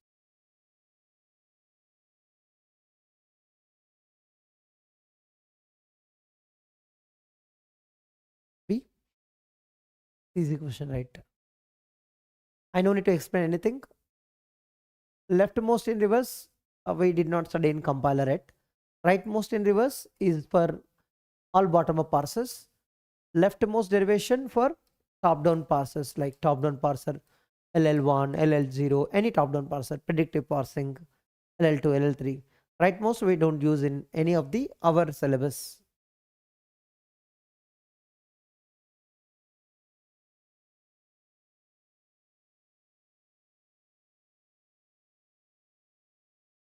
We'll notify, right? We'll make the video when the admit card comes.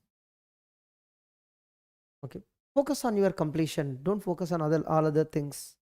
They'll happen when the release.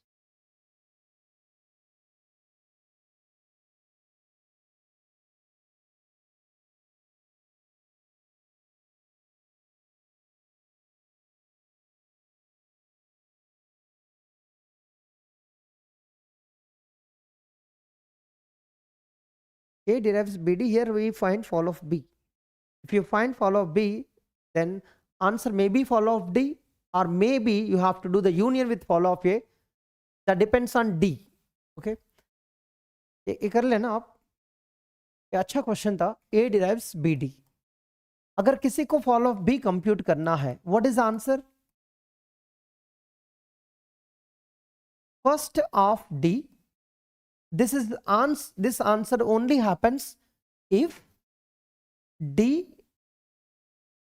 cannot derive epsilon. अगर D से epsilon कभी नहीं होता, directly और indirectly, answer is first of D only. यहां हमेशा कोई terminal आएगा तो first of D.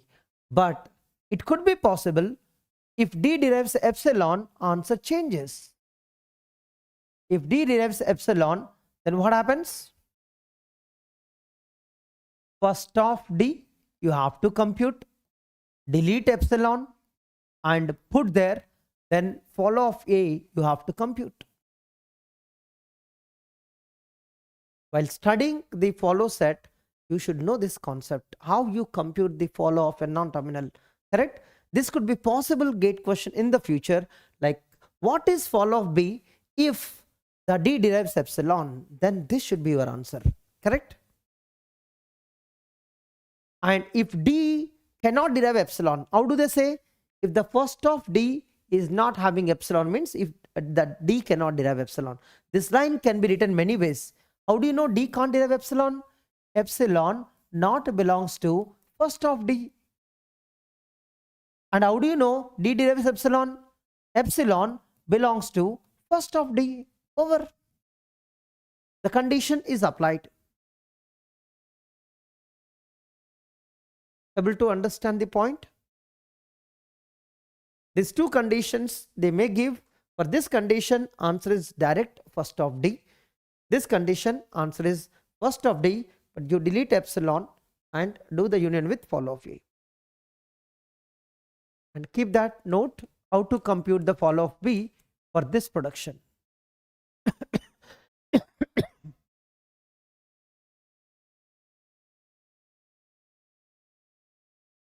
Very good question and possible gate question too.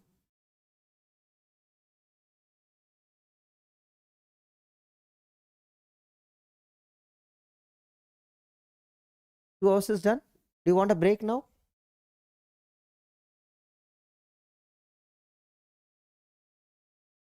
From this question we will do it. You want 10 minutes break? Tea break? Thanks. Okay. Here only we'll take a break. You can answer it after coming from the break. Now, how much time you want? 10 minutes? 6:49, right? Can we meet at 7 p.m.?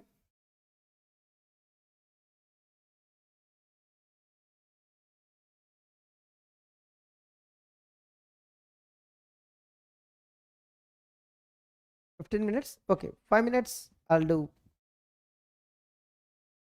That's okay. I also need a break a little bit. Thanks.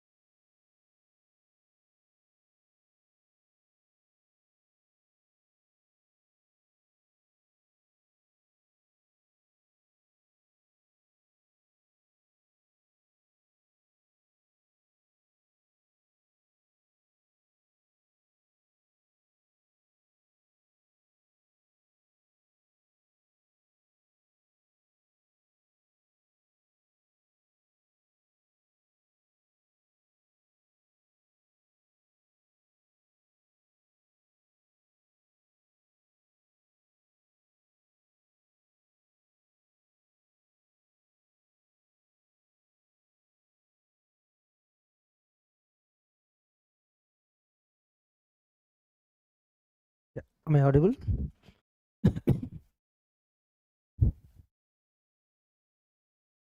Hello.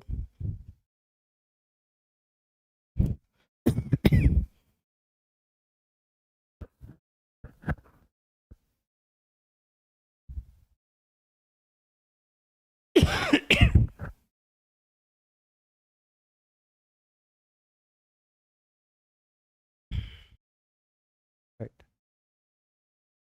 Yeah, let's move on to the president's finding, right? GATE exam mein, they may give you the parse tree, or they may give you syntax tree, or they may give you table, president's table, or they may give you grammar. You can find from all of them the precedence, right? देखो यही तो बता रहा था मैं, how to visualize your precedence with the help of random string. They have given some random string. From here you can identify the precedence rules. Now don't do it first. Look at what they need, which operator they need it. They need for dollar and hash, correct?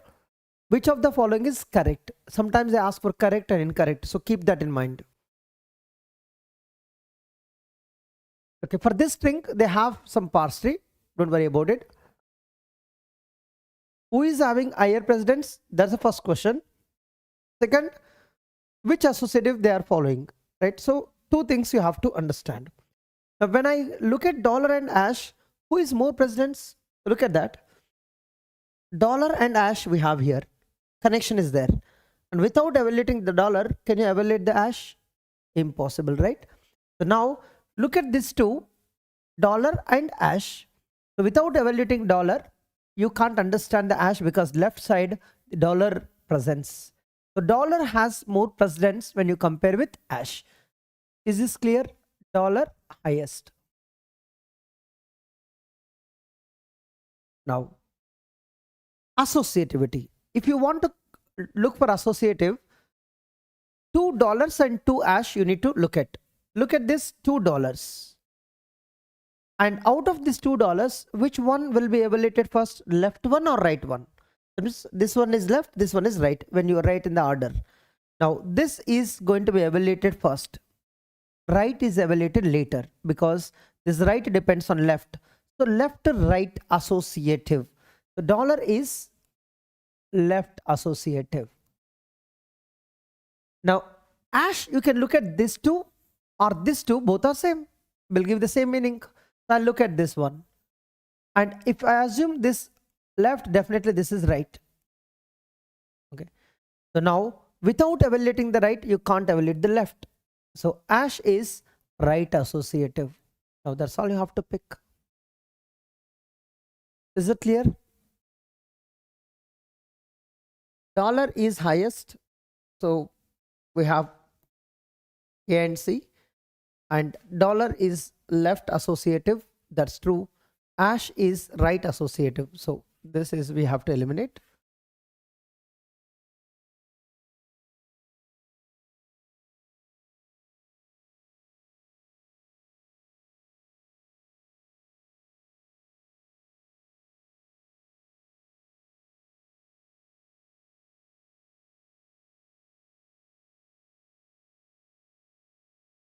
They are asking control flow paths.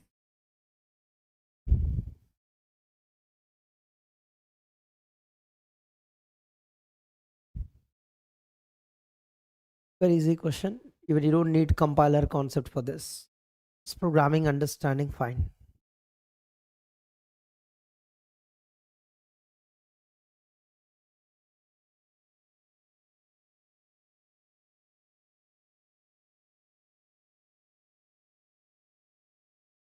So they have given some grammar. Don't look at this. You don't understand, right? That's the first concept you should know. I think some typing mistake here. Epsilon or somebody is there. I don't leave it. Now, is relational operator? Where is the question? Consider a program P following the above grammar containing 10 if terminals.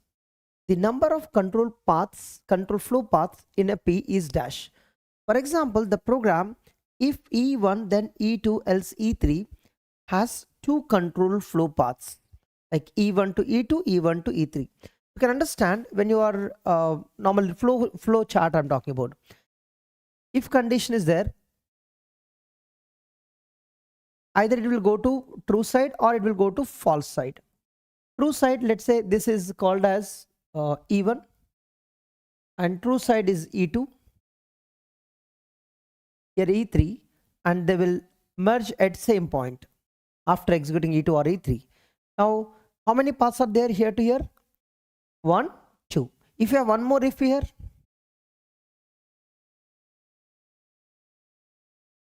they will join here, right? Now, from here to here, if you look at from here to here, how many paths here? 2 possibilities, here 2 possibilities. 2 into 2, 4. What are they? If you go this side, from here, you can go this side or this side. If you go this side, you can go this side or this side. So total 4 paths you will get. So 2 if, you will have 4 paths. If you have 3 if, 2, 2, 2. So you will get 2 power 3. So total 10 if terminals are there. So you'll get 2 power 10 paths, which is nothing but 1024. Understand 2 or 3 ifs and then apply to the 10 if, you'll get answer A.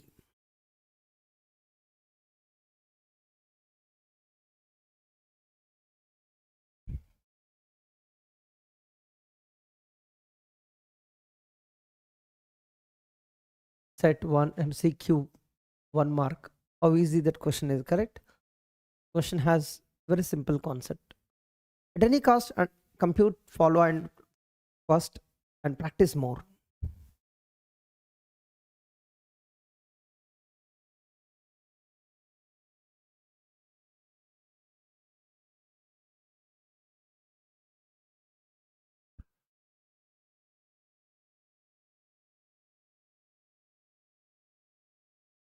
Have you computed?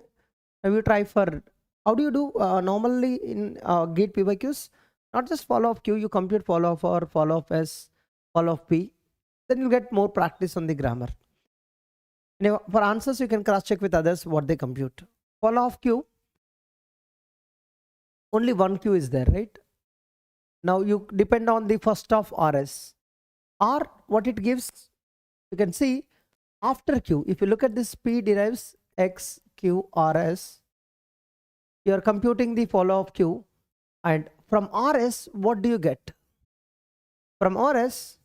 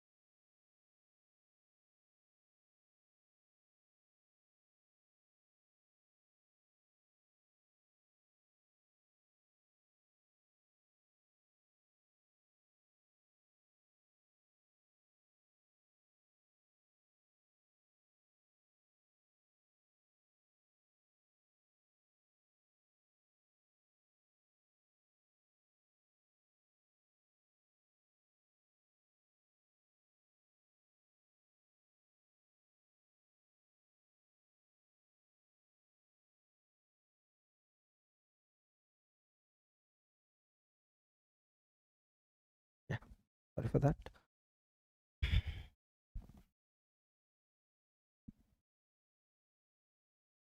Who is Rishabh? Why is disturbing? Why is disturbing here? And we'll see that. Now from RS, what will come first? First, when you put a W, after Q, you will see W, right? This is one choice you have, correct? So after Q, you will have a W. And what is other choice? You can get after Q, if you put epsilon there, directly will see S only. From S, you will get Y. So after Q, you can get Y. So you will have W or Y only. So which is the right answer?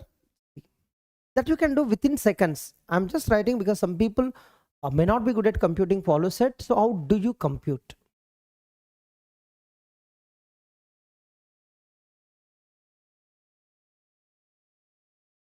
you should bother about, see, good question too. Here, see, here one if is there, if then statement, right? It is, where is that? If then else. Now here, if you get one more if, see, this statement, again you will write the same, no? So this statement you are going to copy paste here. Are you getting? The same thing will come again here. So I have just shown in the graph. You need to follow the grammar only.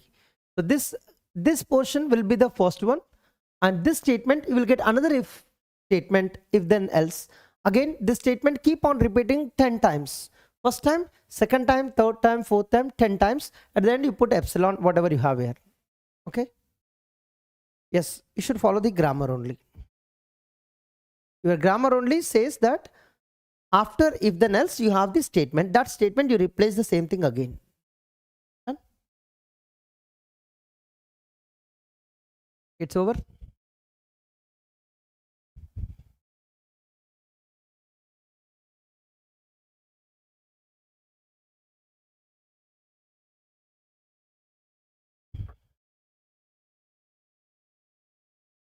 Yeah, if you want to get 500, that depends on the paper difficulty. If the paper is so easy,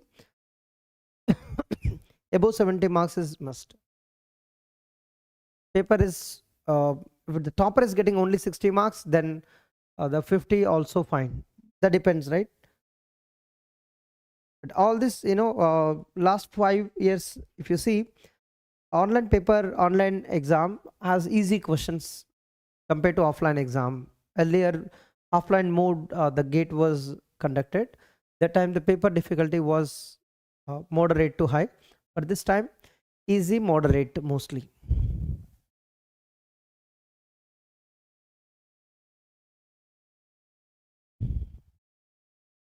Which of them are correct? MCQ? It's almost like MSQ only. If these are the options, then it could have been MSQ also. CLR is more powerful than SLR.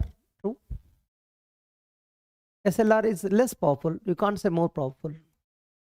SLR is more powerful than, oh, that's also false, right? So you know this order. SLR is less powerful than LALR, and it is less powerful than CLR. CLR also called as LR1. One only.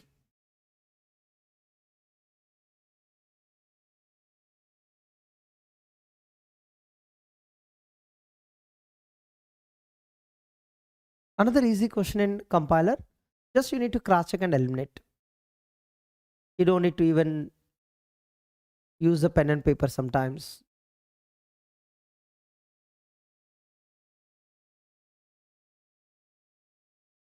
There was streaming issue. Now it's fine. Sometimes what happens? The last session also we seen same TOC also. Okay, let me repeat it. I don't know whether it is recorded or not. Now you see, many people what they do, they try to convert it. Yes or no? And when you convert it, it is complicated to match because every production you need to observe. Because by practice you can do. But always this trick may not work again. See, which of the following grammars is non-left recursive, which are equivalent to this? First look at this. You have a left recursion, so you will eliminate. There are so many left recursions. Here in this also you see left recursion, eliminate it. In this you can see ETF. First you should have ETF, right? ET is there, F is missing. But we don't know. Sometimes they eliminate F also. But by observation also you can eliminate it. And out of this two, one would be correct. Why I'm eliminating here? Because you need F production. See, F, you are having open parenthesis. There is, no, it's not there. Mostly cross check it, is it correct or not? Look at that. E derives Tx. This is beta, and here it is alpha is there, right? So beta x and this minus T has to be repeated with the right recursion. Yes, minus T is repeated with the right recursion. So this is done correctly. You know the concept, right? A derives A alpha beta. How do you convert? A derives some beta, some new non-terminal, let's say x, and that x derives, then alpha will be repeated with the right recursion over. Now this concept you need to apply on every non-terminal. Now when you apply this, you will get these two productions, and this one t derives f some y because x already taken, and that y derives plus f y epsilon, and this two done. And this is not having left recursion, so you can copy paste as it is. That's it, right? C is the right answer. And if you want to eliminate it, you can, but you should know this concept. And without eliminating also, you can observe it. These two blindly eliminated because of they have left recursion, and this two, out of this two, observe which one will give you exactly the same set of strings like this. It's going to take time, rather you can eliminate easily.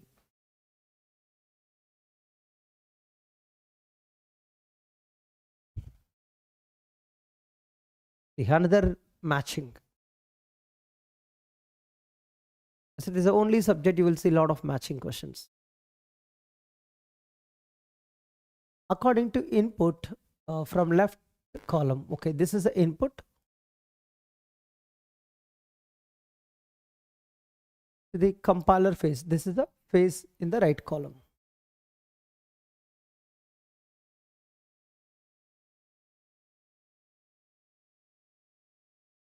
Is it similar to one of the question earlier we did? See, is it the yeah, it's the same, right? 4 character stream is input to lexical analyzer, and R intermediate representation to the code generator, and S token stream is to, yeah, I'm not explaining, it's done similar, right? Just repeated, yeah. Maybe slide was duplicated or it's repeated. Look at the years what I have done in the earlier. Oh.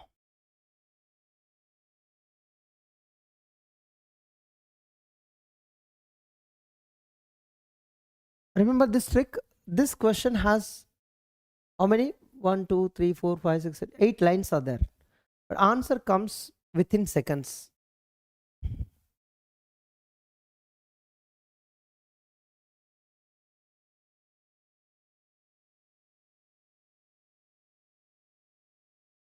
What is the trick to answer this question? Anybody?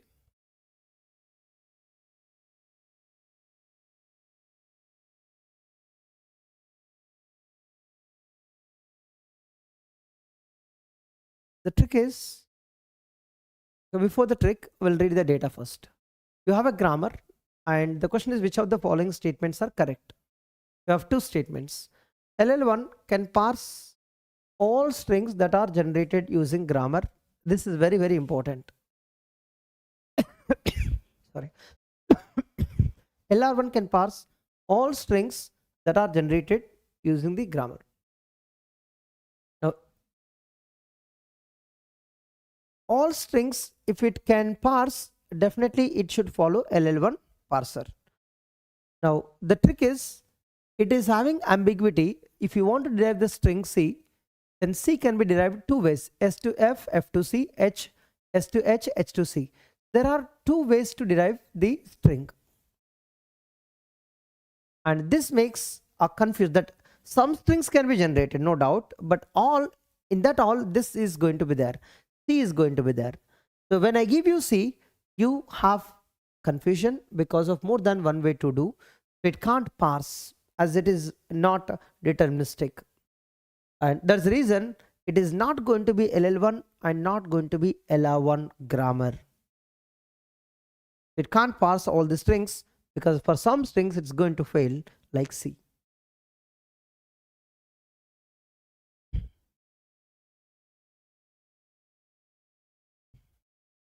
I like this question because when you read this question, only by looking at options you get wrong. Do it.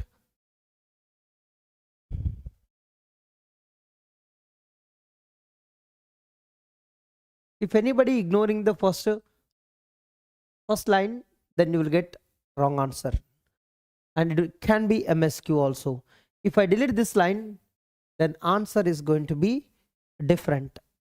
Remember that two and we'll solve. When I give you LR, this SLR, CLR and LELR, among these three only you have to apply the concept. What you have to apply? Very easy to implement and most powerful method. First easy and that too very easy. And then most powerful. And out of these three, who is easy? That you require less knowledge, that is SLR. Out of these three, who is more powerful? CLR. Which option is going to match? SLR and CLR. Option C. Now the same question, I'll just delete this very simply easy to implement and this line is deleted. Assume that. Which of the following pairs identify the method that is easy to implement and the method that is most powerful in that order? Now you need to look at the option. The parsers are not given to you. You need to look at these two options, compare these two. Is it easy or not? Yes, easy to implement. Is this powerful than this? Here most also delete powerful. This powerful. Okay, out of these two. Is it powerful? Yes, this is correct. Is it easy compared to LLR? No. Easy compared to CLR? Yes. Is it powerful than SLR? Yes. LLR, CLR. Easy than CLR and it's powerful than LLR? Yes. This is how it's going to be.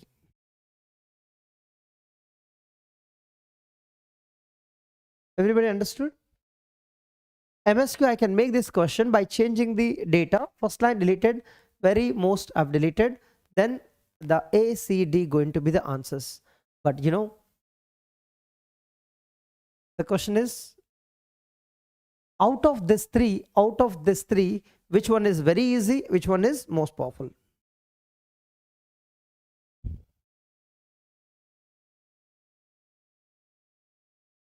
Ambiguous never works for LL1 and LR1, right? If you have ambiguous in a grammar, then that grammar never be LL1, never be LR1.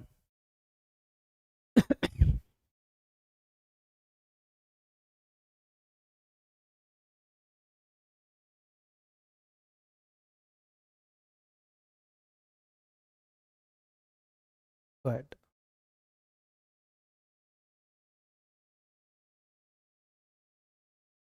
In shift reduce parsing, what you do mostly on the stack is you are going to push viable prefixes onto the stack. Whatever you are going to push onto the stack, it's going to be prefix of RMD only. Whatever I do here, it's going to be viable prefix. And the question is, which of the following is true? Viable prefix appears only at the bottom of stack. The only words you should understand, not inside. But it's not only at the bottom, it's actually the sequence is viable prefix appear only at the top of the stack. Only at the top of the stack is a handle. Whenever just before the reduction, if anything you see on the top, that some sequence will become definitely handle. So this line going to be for a handle definition when just before performing reduction. The stack contains only set of viable prefixes because the stack is designed with the help of viable prefixes only. This is going to be correct.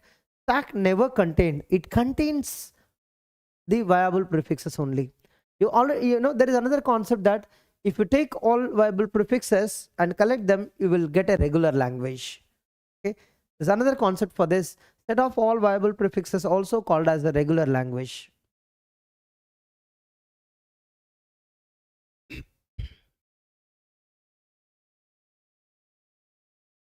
Similar gate question, which is viable prefix, I'll do in revision, not now, but definitely I'll help you viable prefix how to remember it with example. Meanwhile, try to solve it taking the class notes or lectures. CYK algorithm का example चाहिए, viable prefix चाहिए.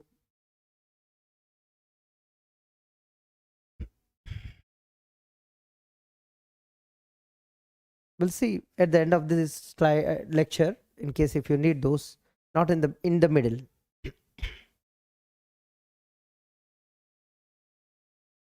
Please come to the revision and ask the same doubts. I'll definitely explain those too. Which one of the following is true?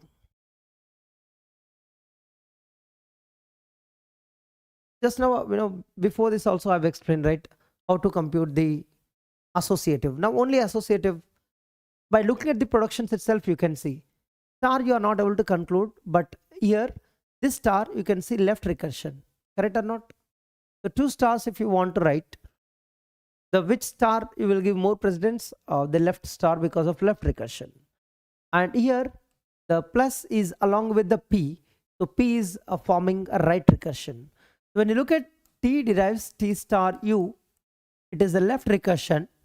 Because of left recursion, the star is there along with the left recursion, so star will become left associative. Plus is there with the right recursion, is a right recursion, right? P is there at last. Now here plus is right associative. That's it. Star is left associative, plus is right associative.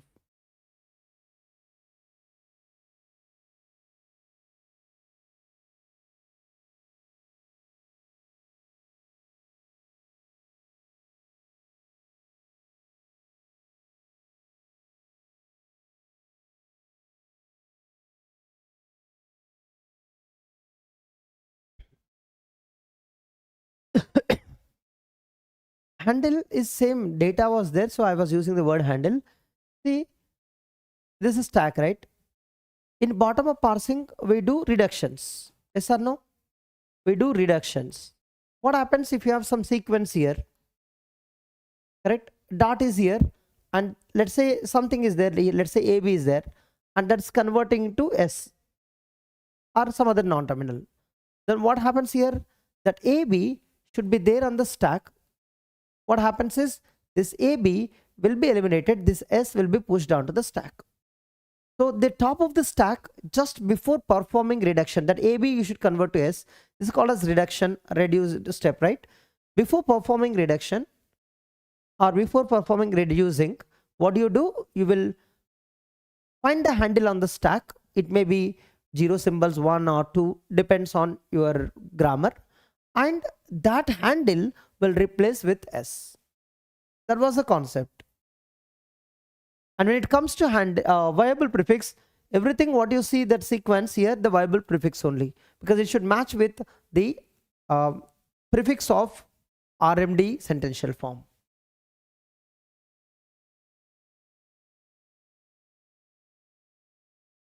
Okay, let's go to another question.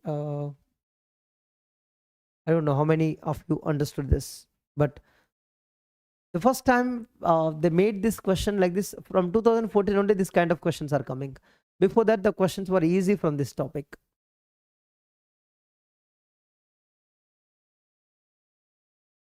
On input symbol less than, what could have been it? They could have given the whole grammar, and here greater than is there. Now they are doing less than. You will get empty set now. If this is a set of items, you are reading less than, here greater than is there. But yeah, how can you read less than? You will get nothing, empty. Correct? Here is there any conflict? No. So neither SR nor RR conflict.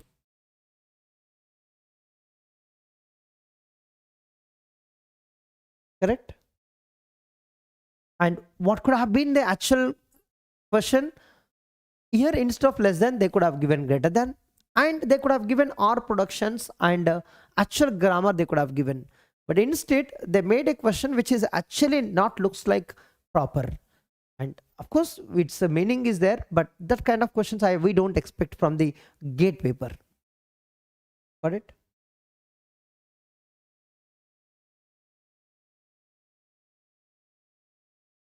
वो भी 2 mark के लिए दिया. So when it is really grammar is there and these two items are given, you are reading greater than, then it could have been good question, correct? You'll get a lot of items here based on the grammar and these two items. That's what they done. One small mistake. They forgot the grammar and they also did the mistake in the typing. Still, you got the right meaning.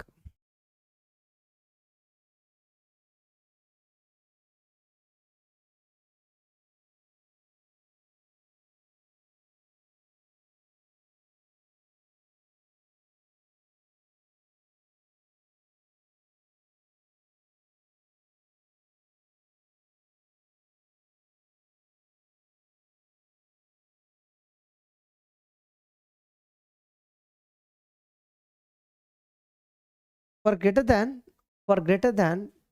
do it. When you are reading greater than, what happens if you read greater than? Here S derives L greater than dot R.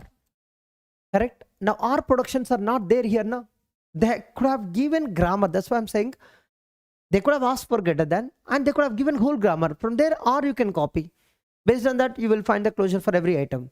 This thing is missing. Not just typing mistake. It's also whole grammar is missing. Because here R productions are not there. Where do you copy? Right? Where do you copy from? Understand? Why did I say?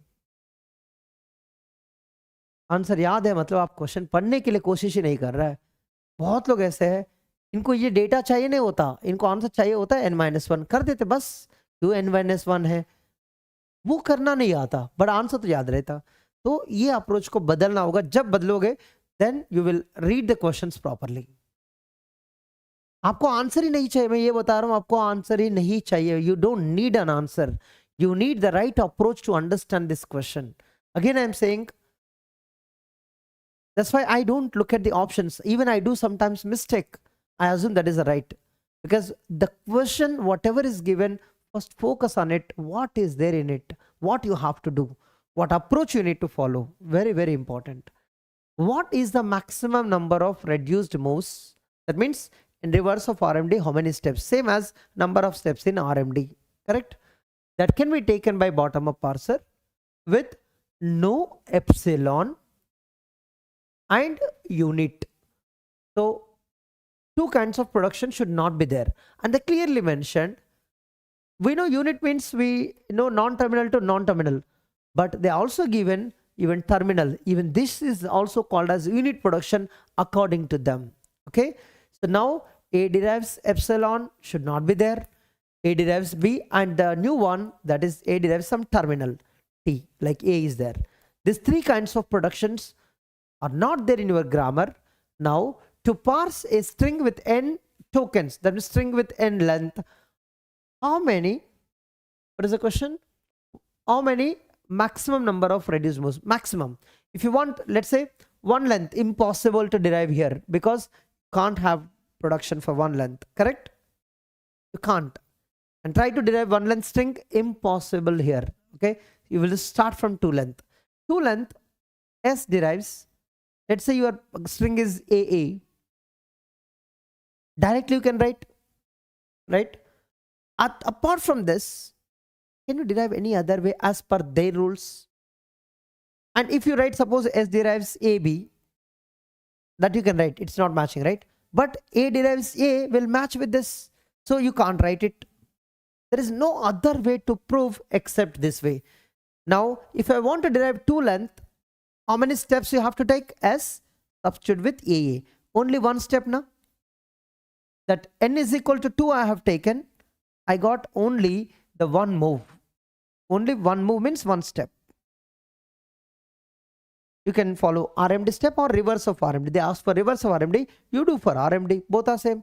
Or you do using the parse tree. Parse tree is more better. Correct? Parse tree, how do you answer it? Number of non-terminals or number of non-leaf nodes. Fine. And if you want 3 length, triple E. You take any production in the world, but how do you derive? They want maximum, and here minimum and maximum, only one possibility, minimum maximum same. Here if you want a minimum number of steps, directly you can do, but they did not ask minimum. This is the minimum answer. minimum number of steps is 1. Okay. Maximum, if you want, you need to apply a strategy like S derives A some X and X derives AA. Now every production, here I have taken S derives AX and X derives AA. It should not match with any of these three. Remember that. And other than this, of course, you can do multiple ways. Like I can write XA also I can write. But one way, so here 2 steps happened. The maximum you will get 2 steps only. 3 steps impossible, right, without using them. And if I want 4 A's, there are many ways to derive. Okay. S derives, I can write here capital A, I can write here capital B, or both can be capital A, correct? And this can be AA and this can be A. Other way, you can write directly 4 A's. This is a minimum way. Directly you can derive 4 A's. The minimum number of steps is 1 when n is equal to 4. Maximum we should try now. Maximum we should try. This is one way I did. Is there any other way? Here I got 3 steps. So is it 3 maximum or not? I'll check. S derives A. I'll put X here. X derives A. I'll put Y here. And Y derives AA. Again 3 only you got it. So I tried another way. Is it possible 4? No. So you got maximum. You take any grammar in the world that should not match with this. So maximum you can get 3 steps. Now they asked max only, right? When I take 2 length, maximum 1 step. When I take 3 length, maximum 2 steps. When I take 4 length, maximum 3 steps. What is the relation that you have? For n length string, you got n minus 1 steps. In RMD, in LMD, in reverse of RMD also.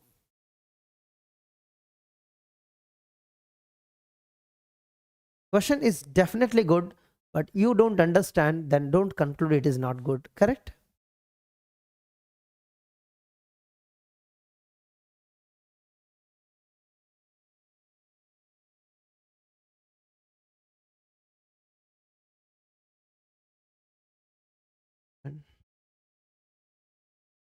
Non terminals इसलिए count किया था, non terminals correspond to number of steps only.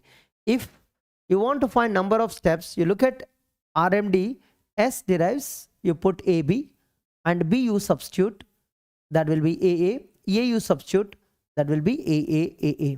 See, 1, 2, 3. That's 3 only, right? But the order decides based on what technique you are following, RMD, LMD, which one you substitute, that order will change, but definitely will go to each one to substitute at some point of time. So number of non-leaf nodes definitely equal to number of steps that you substitute, or number of steps in the derivation. That's what you should understand. That's why in the theory concepts I have written clearly, number of non-terminals in parse trees same as number of steps in LMD, number of steps in RMD. It's also called as length of derivation. All these points studied in regular course, but it is unfortunately it is a PYQ practice. I was thinking that you know all these things.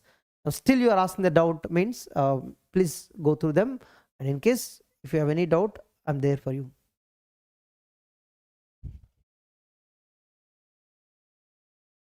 Go ahead. You have 2 set of items, so please don't look at them. When you look at them, you will waste your time, right? So know how to approach the questions. They have given it, but when they give grammar or sets, can you understand anything? Please don't read now. Go through that. Okay, consider 2 set of items. Okay, consider, but don't look at now. Which of the following statements related to the merging of 2 sets in the corresponding LR parser is false? And they have given LR1 sets. They'll merge them, and what will happen, they are asking, correct? Now look at this too. First, you can also read them once if you want it. Cannot be merged since lookats are different. Can be merged but results in SR conflict. Can be merged. First we'll do merging. Now, are they having same items? Look at it. Let me write dots clearly. The C dot X dot CX, are they exactly the same items or not? The lookats are different, but they are having same items. Look at this portion. Is it same items? Lookats may be different. Their corresponding lookats. When they're having same set of items, you can merge them. When you merge them, what happens? Okay, I pointed out already. Let me write now. X derives C dot X, X derives dot CX, X derives dot D. And each one has the lookheads. You should combine them. C, D, dollar. So what will you write here? C or D or dollar. And corresponding only will combine. C, D, dollar. Here CD is there, here dollar is there. Now this is the result after merging the two states of CLR, we can call LR1. Now you got some LR1 state. Now, are you able to merge or not? So cannot be merged is wrong. So you need to choose the false only. So false means this is the false. Okay. Can be merged but will result in SR conflict. Now check here. Do you have any conflict? If you want a conflict, at least one reduced item should be there. Do you have any reduced item? Dot is at the end of the item. No, right? When there is no reduced item, there is no conflict, right? It is also false. Can be merged but will result in RR conflict. False. Cannot be merged. Is it possible or not? Yes. Because of cannot, this statement is also false. All the four statements are false. So which of the following false? 1, 2, 3 and 4.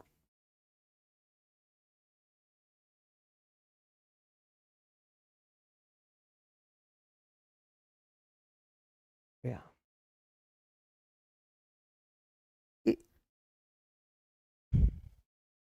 Can they ask as MSQ? If these are A, B, C, D, it's MSQ question only, right? Same question, if I want, I can make MCQ or MSQ by changing data. If I give this 4 as the 4 options, then all could be correct. If it is allowed in the exam, all are possible to choose. Okay.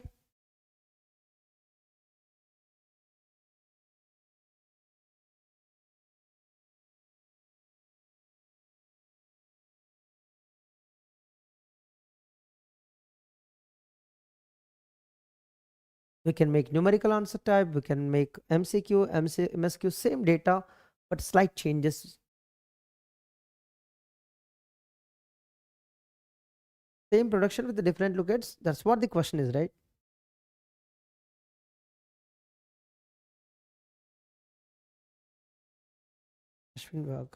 IIT Bombay. The slide was shown in the beginning. No? The same production with the different lookouts. That's we merge with that concept.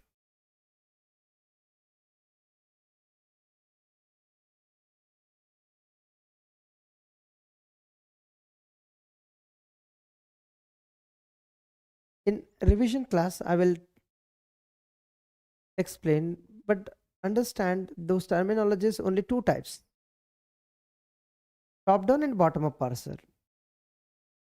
If you want, I'll just make one slide for you and everybody can follow it. See, what is the difference between LMD, RMD, what top down parser, bottom up parser?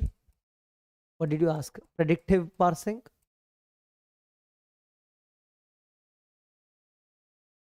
LR parser, SR parser.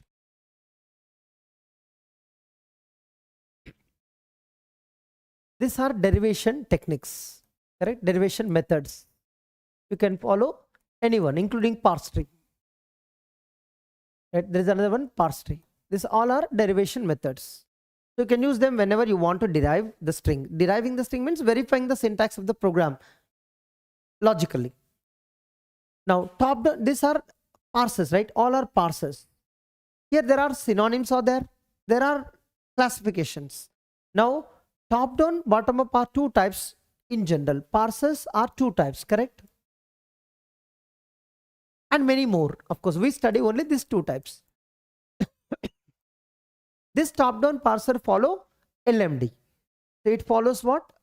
LMD to verify the syntax or to derive your input. This follows reverse of RMD, not RMD. We don't follow RMD here. Reverse of RMD. So nobody follows RMD. Remember that. Now in this top-down parser, there are so many parsers like LL0, LL1, LL2, and so on. This LL1 specially we consider as predictive. Of course, they are all predictive parsing, but in our syllabus, only this predictive parser is there. This predictive parser you can build. These things we are not studying because we know they can be implemented if you want it. Okay, this is called as a predictive parser. It can be implemented two ways: recursive way, non-recursive way. If it is recursive way, we write theoretical procedures. If it is non-recursive way, we can build a table like a programming data structure. So that can be implemented again two ways: recursive and non-recursive way. We call recursive descent approach. Other one is a non-recursive. In our syllabus, we study this one, non-recursive descent approach. There's a table approach. But this LL1 parser you can build two ways. Now, top-down parser, you can't say LL1, but LL1 is top-down. Remember this? Top-down parser, many types. So, LL1 I can call top-down, but top-down may or may not be LL1. LL1 is predictive, but predictive parser need not be LL1 because predictive parser can be LL2 if you want it. Understand this way, one approach, one way. And this LL1 parser can be recursive or can be non-recursive descent approach. But recursive descent parser may or may not be. LL1 could be implemented for others. And non-recursive also can be implemented for even LL2 parser if you want it. So this direction is very important, how you speak them. Okay. And bottom-up parsers, you can call another way SR parser. It's a synonym of bottom-up parser. It is one of the type is LR parser or LR parsers. Others are there like operator precedence parsers. The bottom-up parser definitely LR parser, but LR parser, LR parser is definitely bottom-up parser, but bottom-up parser can be even other predictive precedence parsers are there. Understand how we classify it. Done? Okay, let's move on to the concept.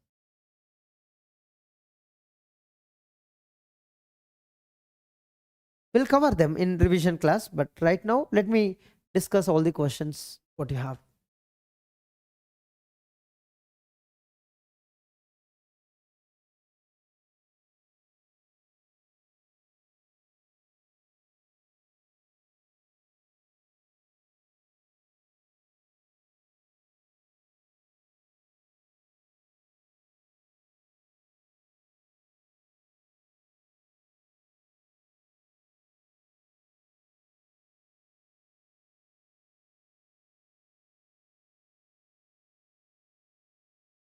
Okay. For the grammar below, a partial LL1 table is represented along with the grammar. Entries need to be filled E1, E2, E3. We need to fill them. Epsilon is the empty string. Dollar indicates end of the input, end terminal, and bar separates two productions of the same non-terminal, right? The options are there here. Yes, options are there. You can look at the options also before doing. E1, S derives A, B, B, A derives S, look at that. E1 is belongs to S row, right? This is S row, A row, B row. In S row, you will see only S productions. A row, you will see only A productions. B row, you will see only B productions or no one. Now see, in S row, can you have this? Eliminate. Very simple to eliminate, correct?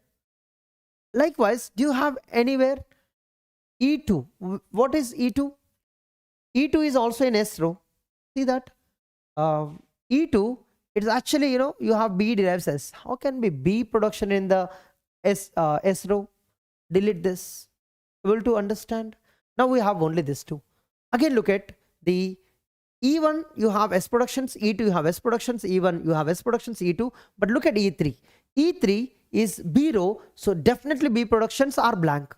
Now look at here, E3 is B production, here E3 is S production. Delete because of this. Have you seen? I did nothing, just eliminated by having the minimum concept. You do whatever, the answer has to be this, but it will take time to find because you need to compute first office, you need to look at it, follow, definitely takes time or not. Sometimes without doing anything also answer comes. But you should know the tricks. When you practice the questions like this, you will get to know new methods that you can apply in actual GATE exam too. But those who know the right concept, they can apply this trick. Because when you fail it, then definitely these two are left. Immediately you should go, now where is the difference? Okay, here is the difference. Let's say here B derives this, here B derives something else is there. Then go to the only E3 row and check E3 and check that row. That's it. What's the point? And can you do on your own? By computing first and follow whatever you require. We learn properly, but we don't apply the same way. We need to be quick as possible when you know the concept. That's why I request everyone to practice, but don't practice to get the answer. Practice to apply the different ways to solve the question. Because sometimes you find the techniques like this, and there you don't need a concept to apply, but you need a concept to apply the trick only. Because the concept I applied is very simple. S row S productions, A row A productions, B row B productions. If you know this, sometimes you get the answer, but sometimes you don't. When you don't, then you should look at what you need to do extra.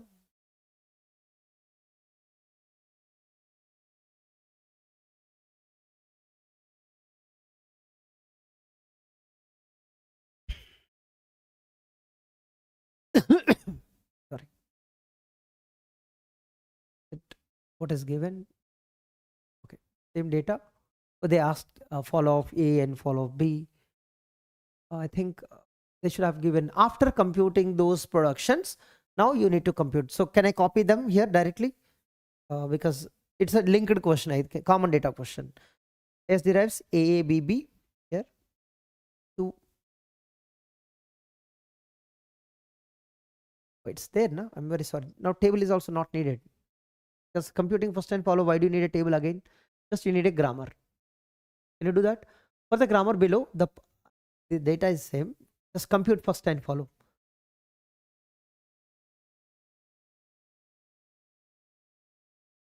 Now, 15 years PYQs will give you the standards, the pattern set. Of course, you go for the old questions and learn the approaches, which will be repeated sometimes. No?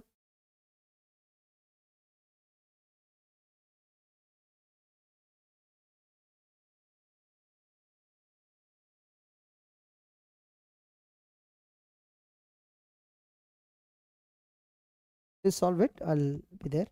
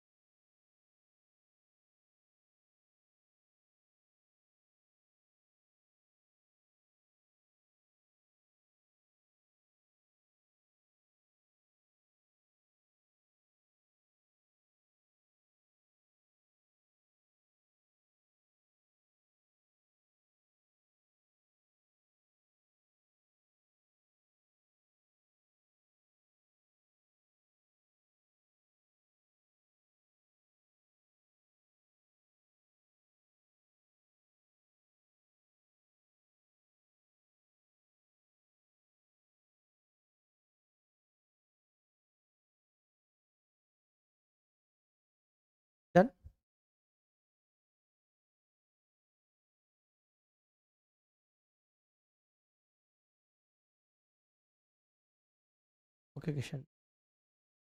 If I'm free, definitely I'll do reply. So many messages comes every day, right? I gave the number to a lot of students, so that makes me so much trouble to reply them, to call them. When I do it, but how many people I can do? Your turn may or may not come in a couple of days. I'll try because it is important for you these days.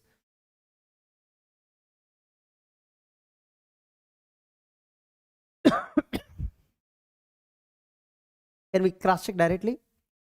First is always easy. So first we'll cross check. See, in exam also, which trick we should apply? See, follow definitely will take some time to calculate, depends on the grammar.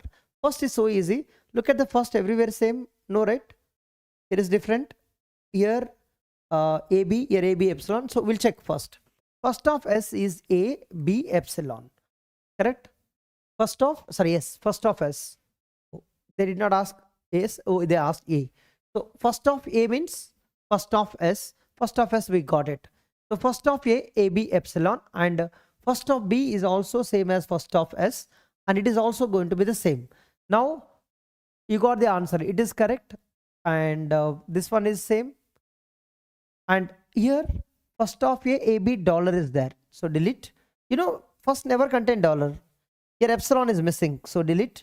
Now we have, just look at the difference. Don't compute everything. That's what I'm saying. You can understand the concepts, but by practicing only you will know the technique how to apply the knowledge in the GATE exam. Remember this. Everybody learns the concept how to compute first and follow. But by practicing a lot, you will get to know how to save your time to apply your knowledge on the GATE questions or practice questions. Now look at, I have left with only these two. Now I can apply the trick to identify the difference. Follow of A, AB. So don't compute. Definitely it should be AB because only two options left. And follow of B, either no one or AB comma dollar. Check here. Follow of B. Follow of B. These two B's you have to compute. Both are saying same. Follow of S. Now look at. Here 2 times S is there. Here is S. Here is S. This follow of S against this follow of B, do nothing. This follow of S is follow of A. What is follow of A? Follow of S definitely will have a dollar. And follow of A now, A comma B. A comma B comma dollar. So where is it? This one, right? So we'll pick this and we eliminate this. Over now.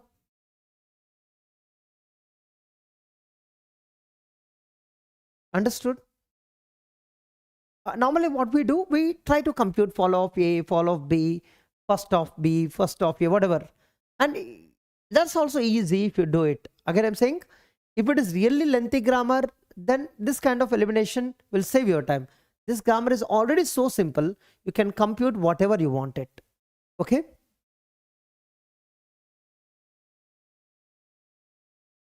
Yeah.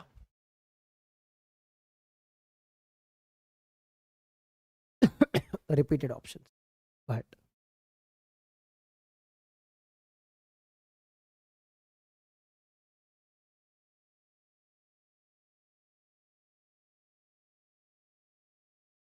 Up arrow and down arrow, there are two operators given to you. You need to find their precedence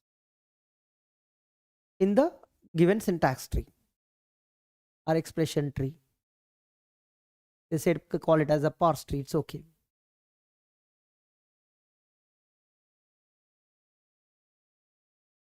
The data is given in theoretical form, not in grammar, not in tree, not in table, right? Table.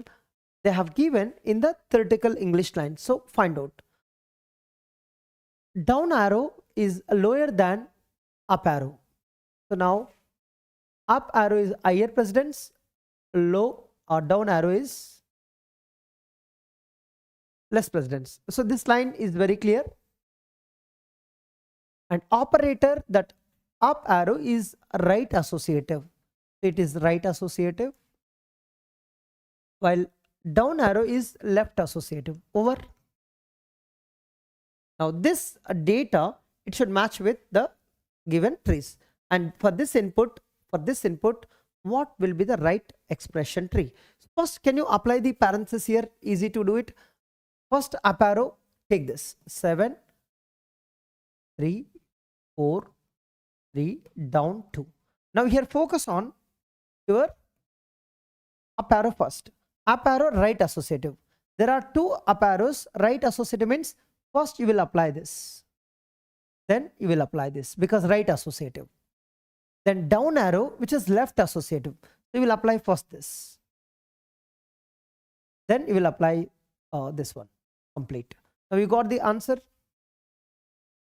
You looking at this expression, see from outside, this is the first.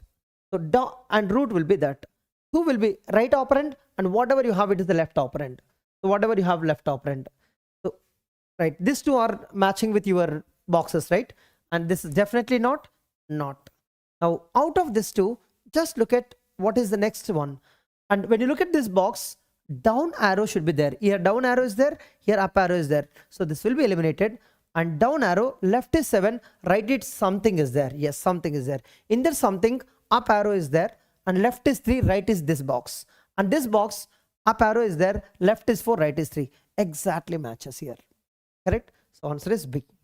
Able to understand what I have done? So this tree is actually looks like the same as our boxes. This is, upper box. And this is the second box. And this is the third box. This is the fourth box that we solved.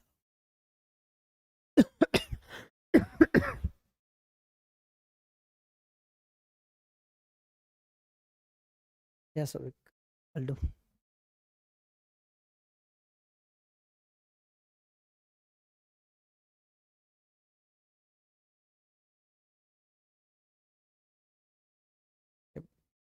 So anybody not yet like this session, please do it if you are enjoying it. And also share with your friends to reach a more audience and for more students too. We'll complete as soon as possible. Compiler is a very small subject and hardly it takes 4 to 5 days to complete the whole subject if you spend whole day time. So only the subject you can complete in 4 days if you give your whole time, whole day for learning. Practicing and learning you can do. Like if you study daily 10 to 12 hours, you can complete within 40 to 45 hours. Completion and practice both can be done. Only some techniques you will spend little bit of more time, but most of the time if you have the right resource, right notes with you, you will learn very quickly. See? Okay. First, apply your knowledge rather than solving it. Again, see, look at the options. Did they ask about LL1, LR1 only? Right? Yes or no? Understand, remember this point. When you have the options, only these two, know the relationship between them. The relation is every LL1 is LR1. Do you know this point?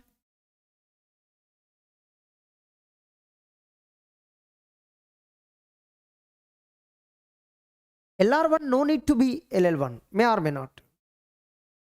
Correct? Using this knowledge, if this grammar is LL1, no need to check for LR1. If you don't know this point, what do? You will construct by taking s dash derives dot s comma dollar s derives dot as. It's a blind. Who told you to draw CLR1 diagram? We don't need, right? So now, how do you check LL1?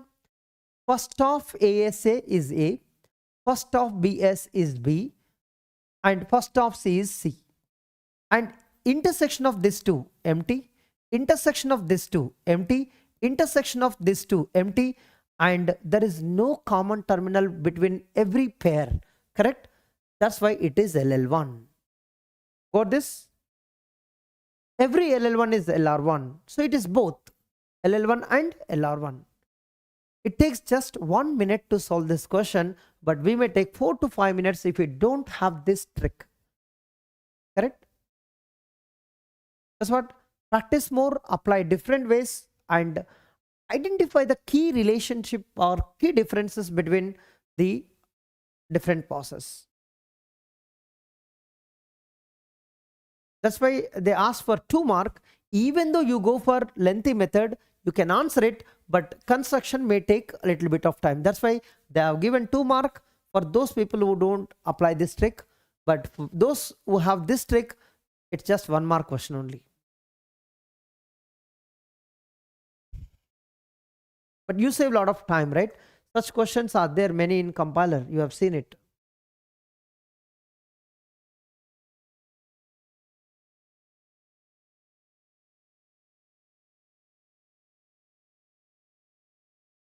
They have given something, please don't read. If you read it, you don't understand, correct? First, look at what they wanted. Which one is the correct option among the following? So it is MCQ question, definitely only one is correct. In that options, what is there? Check. Rule 1. Oh, S attributed, L attributed. So they are talking about S attributed, L attributed. Now go back and check rule 1, rule 2, rule 3. 3 rules given to you. And this is the rule 1. And this is rule 2. They are talking about rule 3 and apply your definition there. S attributed definition, L attributed definition. ये करने से पहले यार question क्यों आ रहा है अभी? अगर LL1 नहीं होता तो आपको LR1 DFA बनाना पड़ेगा, तो चेक करना पड़ेगा. कभी कभी क्या होता, GATE exam is all about aptitude knowledge. They make some other way. They'll give you ambiguous grammar. LL1 नहीं होता तो LR1 भी नहीं होता because of ambiguity. So trick will be there in the exam questions. They never expect you to make the bigger DFA for you. Correct? Understand, they make a question so that you can answer based on your knowledge very quickly. And you will not have any option. If you don't have a trick, you draw DFA, you waste your time, and that is your decision, right? When you have an option, use it. When you don't have the option, you have to follow lengthy approaches.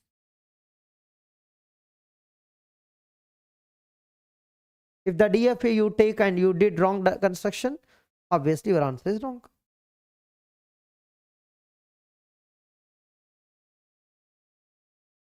Yeah, you try all possibilities. Like if there are any shortcuts, you apply it. No shortcuts, apply regular approaches. Okay, first one, everybody knows the relation, right? Here, look at how many rules are, how many translations framed here? 1, 2, 3. You can see that. I'm just talking about rule 1. Rule 1, rule 2, rule 3.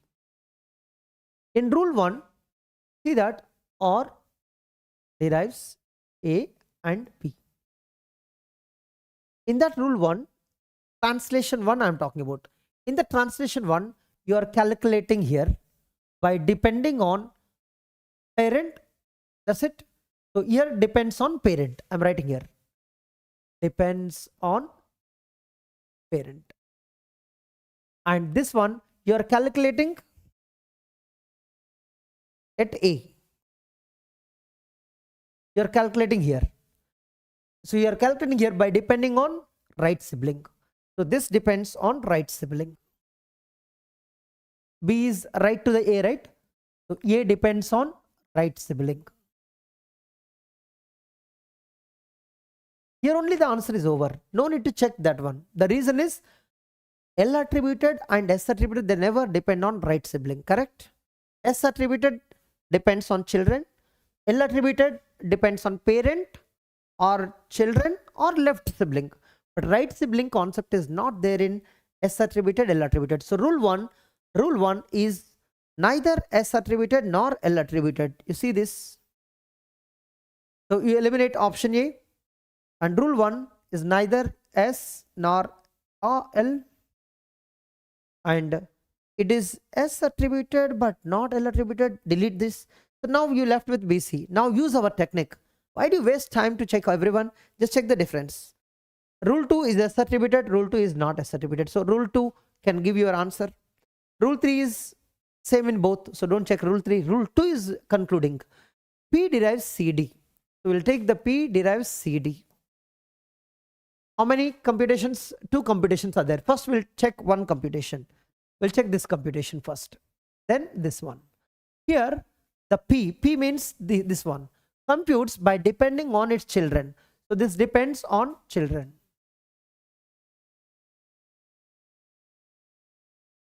And this one, D, you are computing by depending on its left sibling. Left sibling. And who has this combination, left sibling, children, parent? Only that L attributed. S attributed you can't say because this will not follow S attributed. So it is L attributed. Now where is that option? L attributed but not S attributed. L attributed but not S attributed. So out of this two, rule 2, S is wrong. Rule 2 is not S attributed but L attributed. Correct? So this is matching. So answer is C. Over.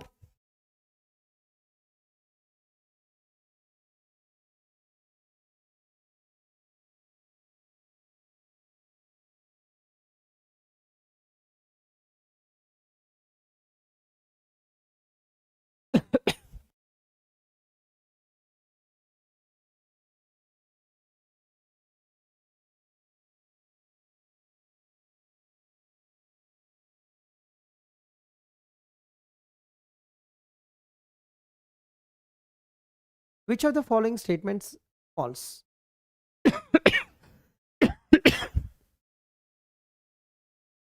And this theoretical questions going to create trouble for most of them because some of the theoretical points may or may not be covered in regular classes too. Okay. They may be covered in some of the textbooks only, not in all the textbooks. So covering such theoretical questions, you require more effort. Okay. Which of the following is false?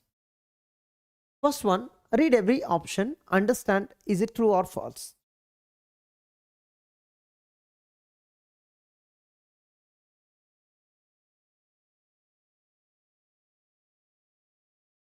Okay. That's why most of the people may or may not be solving MSQs due to the lack of concepts, theoretical concepts especially. Many MSQs comes in theoretical form, some MSQs may not be pure theory too.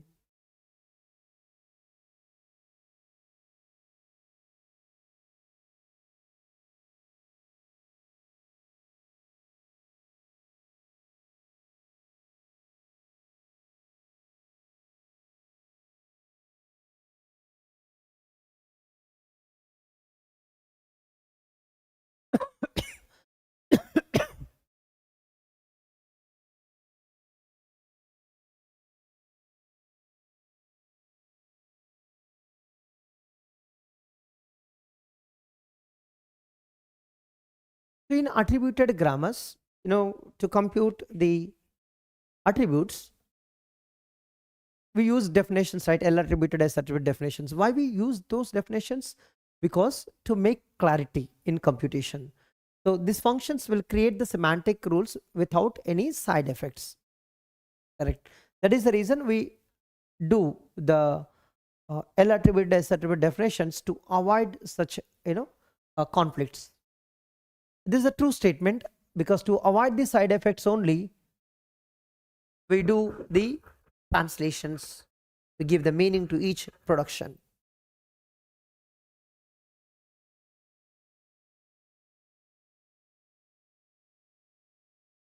They ask false, you please don't choose true.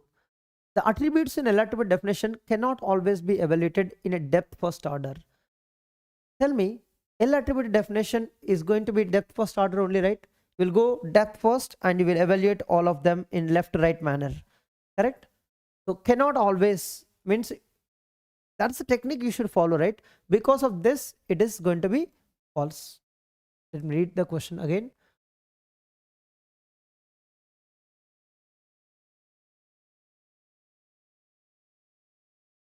Synthesized attributes can be evaluated by a bottom-up parser as the input is passed.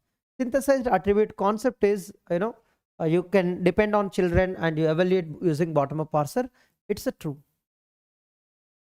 All L attributed definitions based on LR1 grammar can be evaluated using bottom-up parsing strategy.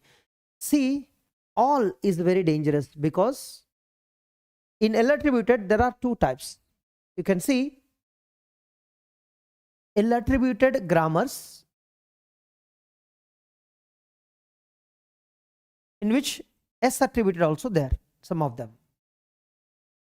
S attributed grammars we can evaluate using bottom up, but this grammars especially which are not S attributed, they are also L attributed, right? Both are L attributed, but this L attributed you can follow bottom up parsing, but this cannot be evaluated with the bottom up parsing because there computation can depend on parent or left sibling, but here computation depends on children, so you can use either bottom up parsing or you can use the depth first mechanism. Okay, so because of this all, it is going to be the false.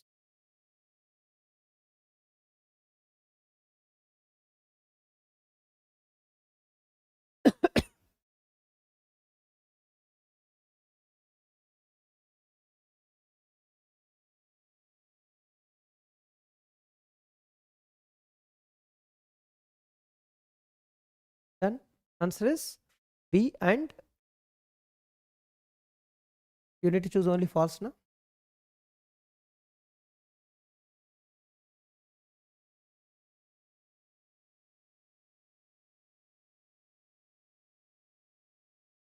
(2024).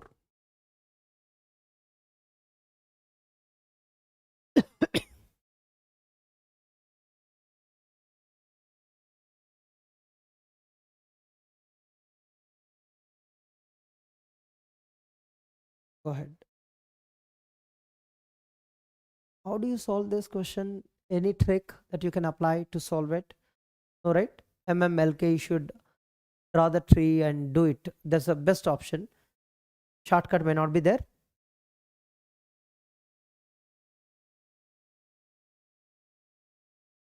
But you can do using without translations. That's a one advantage if you can learn it. Okay, I don't write a translation.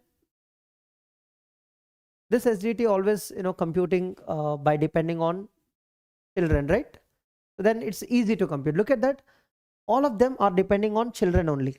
So you can construct the parse tree and pull all the translations down, and you can do left-right evaluation. That is the best way you can do it. Let me write. MMLK is the input, and which one of the following options is the correct value computed by the SDD?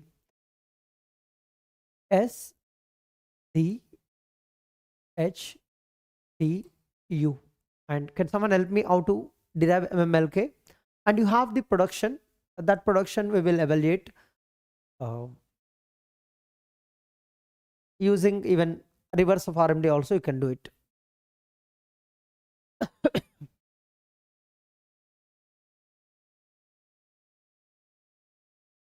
Thinking a better way to do.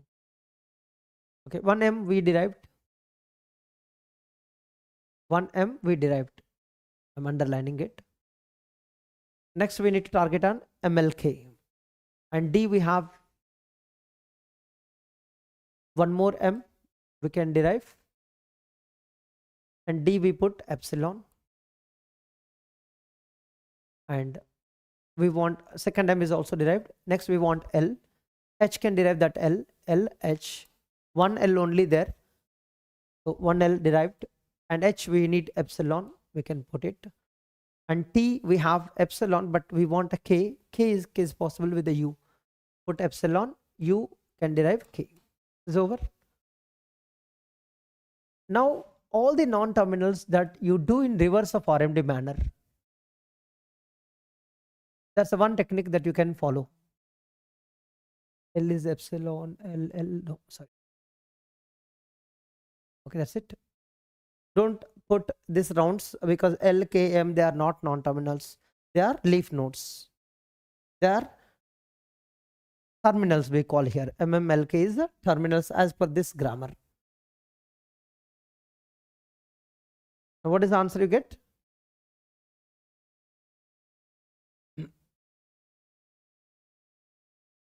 Anyone? Now you need to compute this in, because all of them are depending on children, so you can go with the bottom up parsing. What is the bottom of parsing? Numbering. First, second, third,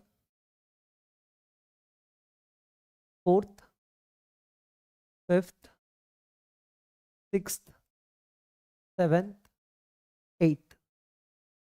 So in reverse order we want, so we will do first this evaluation. D derives epsilon. What is that?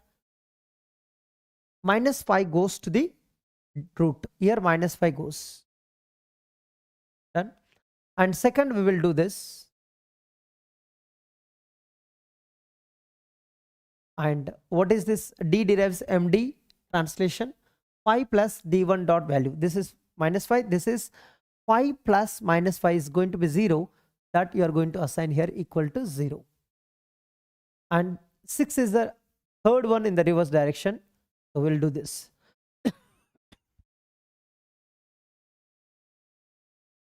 What is it? D derives MD. Again the same one. The 5 plus 0 which is equal to 5. Now fifth, this is the fourth one. 1, 2, 3, fourth in the reverse. H derives epsilon. We do this.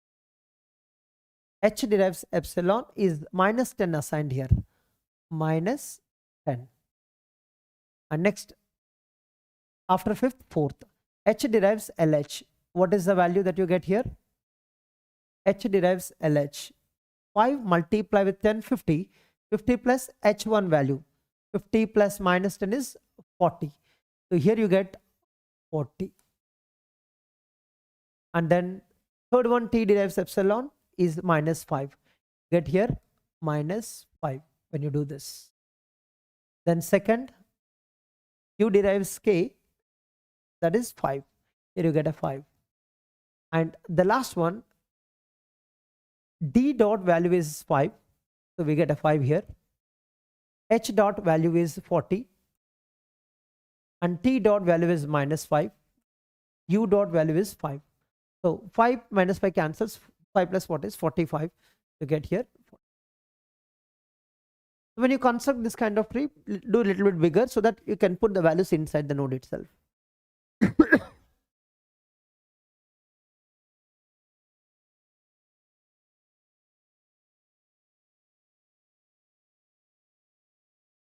Right?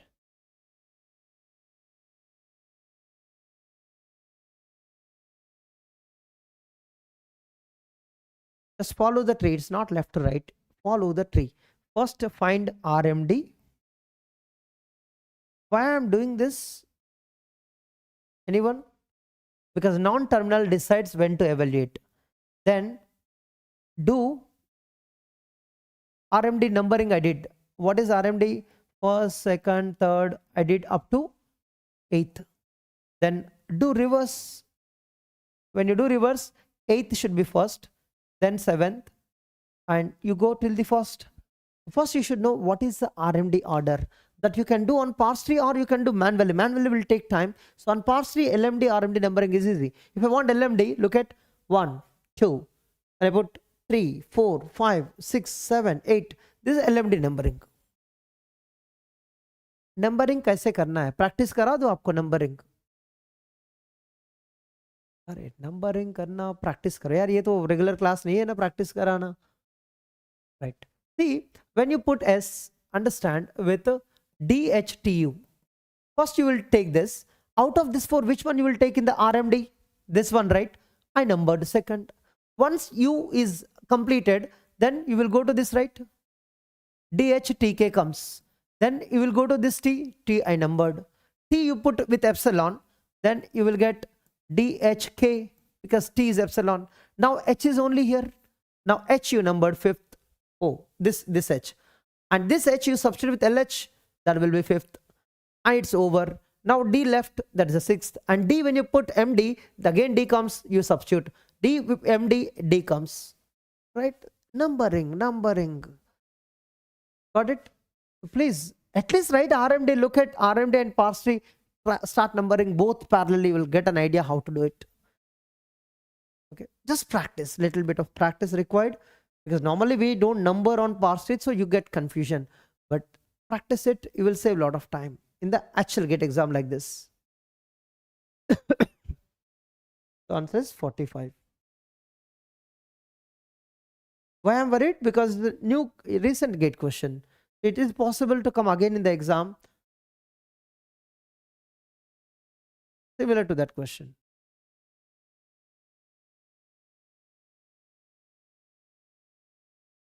The value computed by this translation, they have given input 10 #011.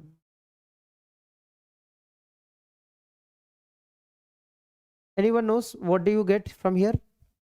If you have studied SDTs and if you have practiced mock test and test series questions, DPPs, this data already there, right, in textbooks here and there. SDTs can do a lot. Binary to decimal conversion is one of the applications of SDT, and this is a proof. Right? This simply converting what? It's a binary number is given, and it just like 10.011, it converts to decimal. What do you get if it converts to decimal?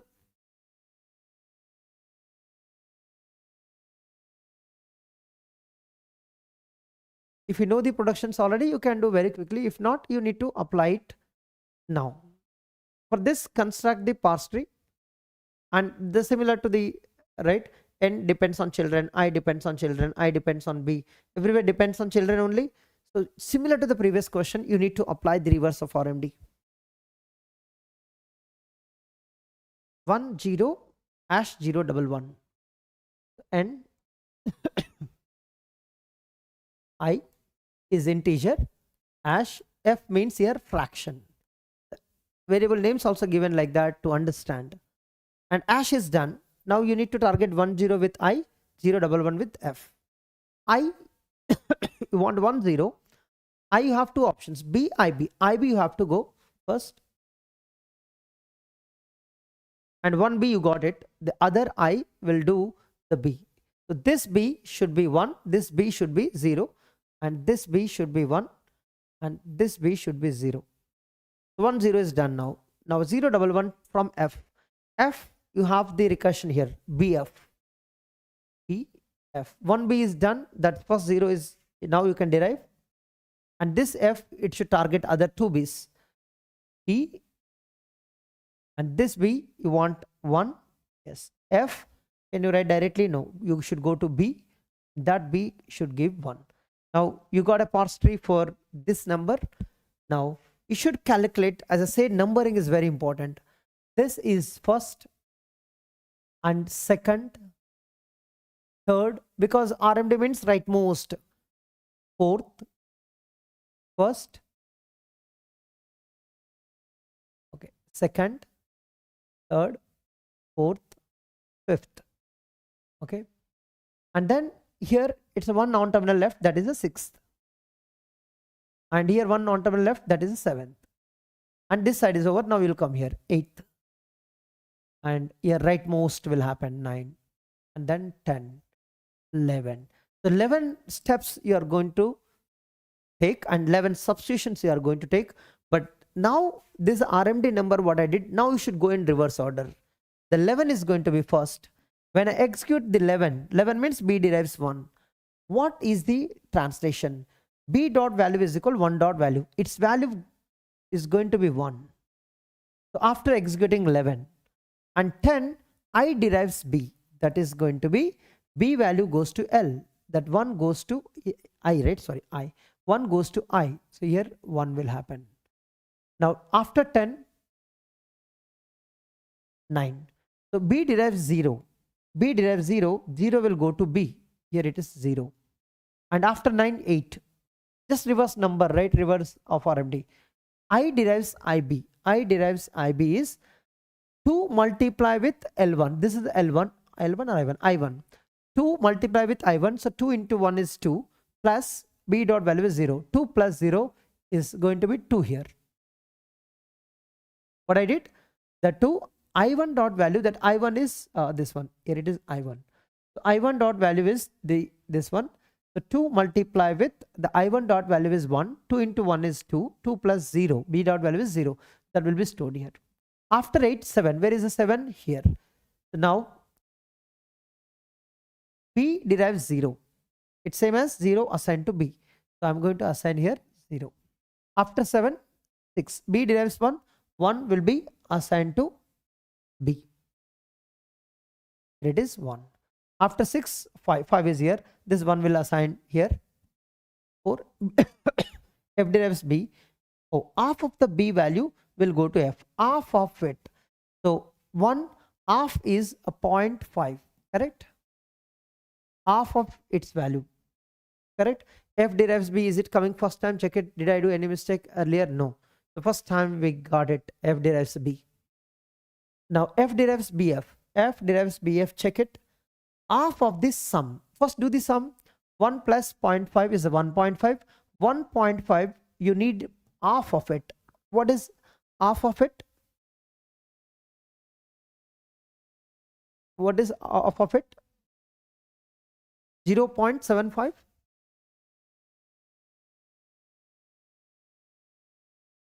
That this is the third. And second is F derives BF.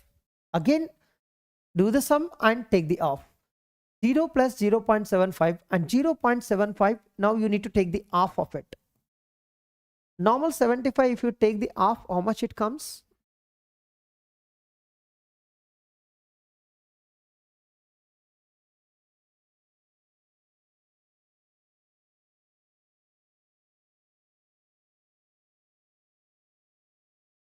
$375. Is it? 375. And last one, the first one, do the sum. 2 plus 0.375 is equal to 2.375. The question is rounded off to 3 decimal places. If it is given to, enter up to 37 only. Now 3 already there. So answer is 2.375.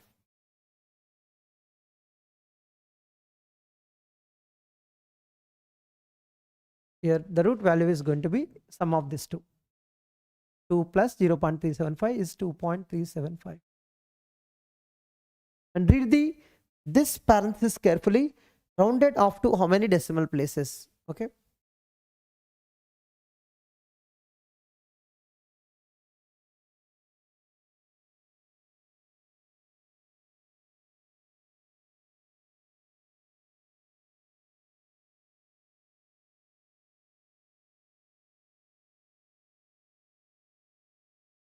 When it is needed, please construct the parse tree clearly.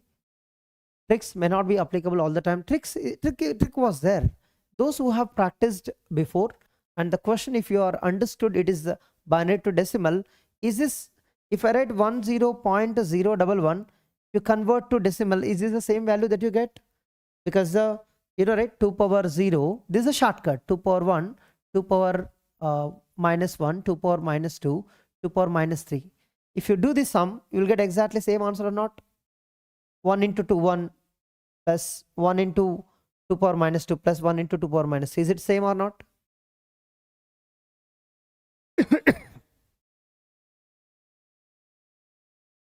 But you could have practiced, then only you will know that this is binary to decimal conversion.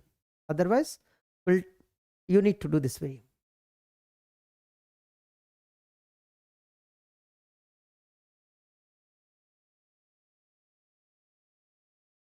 That's why we ask you to practice some mock test, practice some questions, especially go for a topic and subject, because in full length test, maximum they will give you 3 to 5 questions from the subject. There you don't learn much. But when you go to topic level or subject level, you will learn a lot of questions related to that subject. There you will gain the confidence. Many people, they try to get the marks from the mock test without getting the marks in the topic wise, subject wise. So there you need to maintain a proportional. Focus more on topic and subject test. You get more marks there, get more confidence, then mock test automatically you get more marks.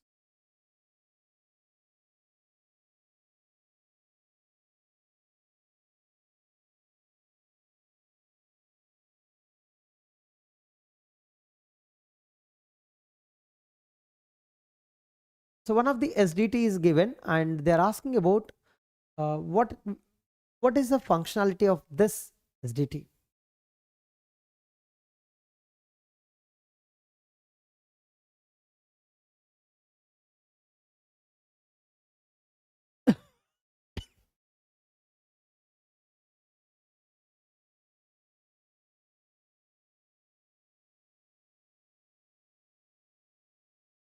in this grammar, I feel that especially they could have ignored this kind of questions, especially like this one, and anywhere you have it, this kind of, right? These two may not be in this SDT. I feel it because they also includes the bool concept inside the expression. So we cannot say that it's only integer variable. Integer variable declaration is fine, but also you have the bool variable declaration, yes or no? Just tell me, they have given integer variable declaration. Do they have boolean variable declaration or not? What is this? Is it boolean declaration or not? Yes. And they are saying that integer expressions, obviously integer expressions are there, but also there is a one boolean expression, not of you are applying it. So this is nothing but boolean expression only. Okay, in my sense, they could have ignored this one and this one. So now exactly matches with the option A. Everybody understood? And many people answer said, I don't know why do they choose it. I try to analyze a lot about this option A, and with the given grammar, these two are conflicting our interest. If you want to choose this, the actions can be used to type check syntactically correct integer variable declarations and integer expressions. Yes, if you don't have this too, you have integer declaration because int id, and this is integer expression, correct? You are assigning integer, no doubt about it. But this line talks about boolean expression and this line talks about boolean declaration. Correct?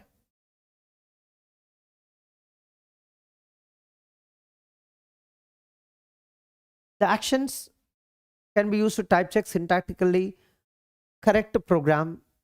Program is different. Type checks boolean variable declarations and boolean expressions.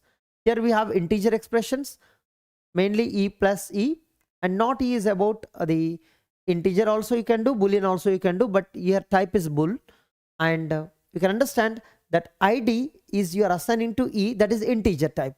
Internally you have boolean expression, but the value that you are assigning is what? Every id is integer. So e derives id. This e you will get always what? Integer type, not a bool type. Are you able to understand? Even you write here bool id for d, this id is going to be which type? It's a bool type. Correct? If I'm going for e is definitely expressions, definitely integer type, but d, the declarations also have the boolean type. So this integer expressions is going to match you, but the integer variable declarations and also boolean declaration is there. But expressions clearly, this is e, right? E you are assigning only integer, not a bool type. So internally you might be getting boolean value, but automatically typecasting can be used maybe, but integer expressions is right. So if you delete this line clearly, then you will have no issue at all. See, first understand what is integer declaration, what is integer expression.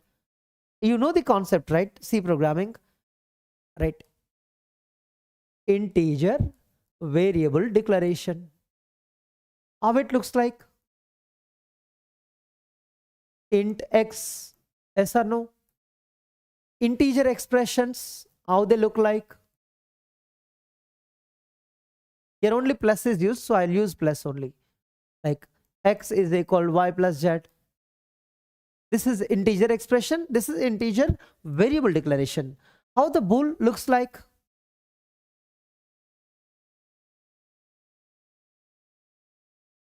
Boolean variable, like int b, sorry, not int, bool, keyword, I'm sorry, bool, some variable, let's say y. Here bool expressions, like if you have y is there, not y. If y is 0, now it is 1. Right? Even if y can be even integer also, but result is going to be boolean. It's if y is boolean type, it's a boolean expression or not? Result is also boolean.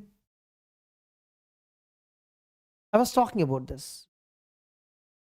Okay, they were trying to make a new question and they framed well, but they have taken entire grammar rather than taking, except this. At least you delete this line, then boolean declarations will not come.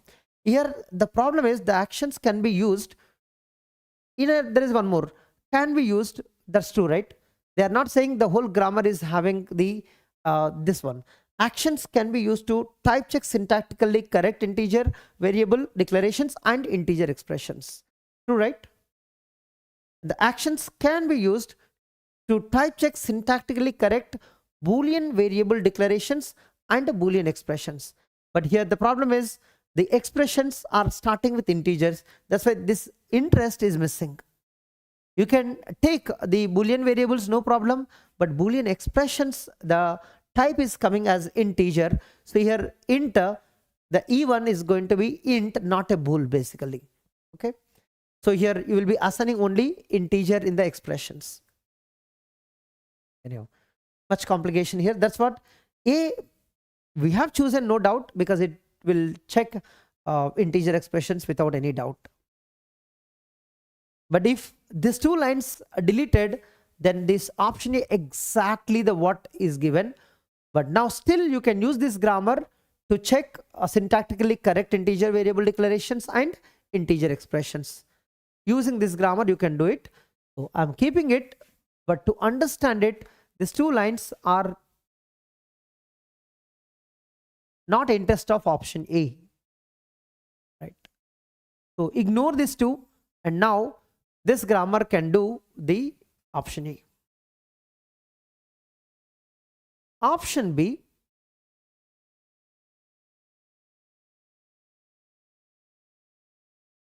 what is the program here? Do you know the program rules first? This is only one concept, right? The program has a lot of things, functions. They are talking about the program, then they have a lot of things, right? Program will have the function syntax. Is there any function syntax here? No, right?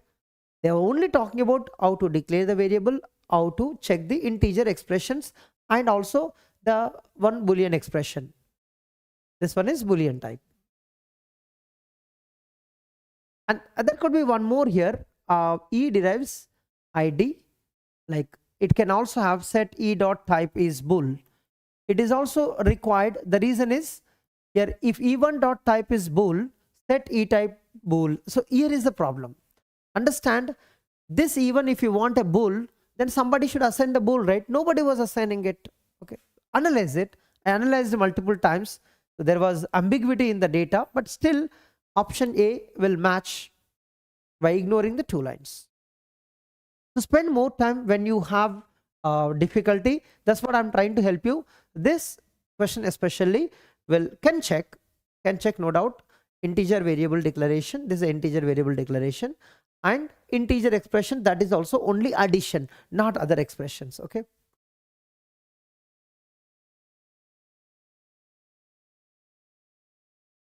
This is another good question in the GATE. Till that day, when I see that question, I was fighting myself, why not syntax error? Okay, because I missed one concept in mind, that is the type def statement is also there in programming, right?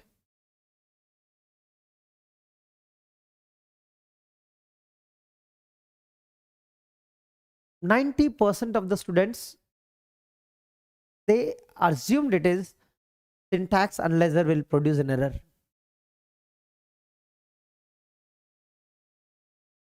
When you pass this to the lexical analyzer, will do tokens without any mistake, right? But when you give to syntax analyzer, is that everything proper? Function syntax is proper. This syntax statement, any problem with this three syntax? Function, two statements here, all of them are having proper syntax or not? And I'll tell you, this one is no doubt, this one is no doubt, but integer x semicolon, is it proper syntax or not? It looks like ID1 space ID2 semicolon.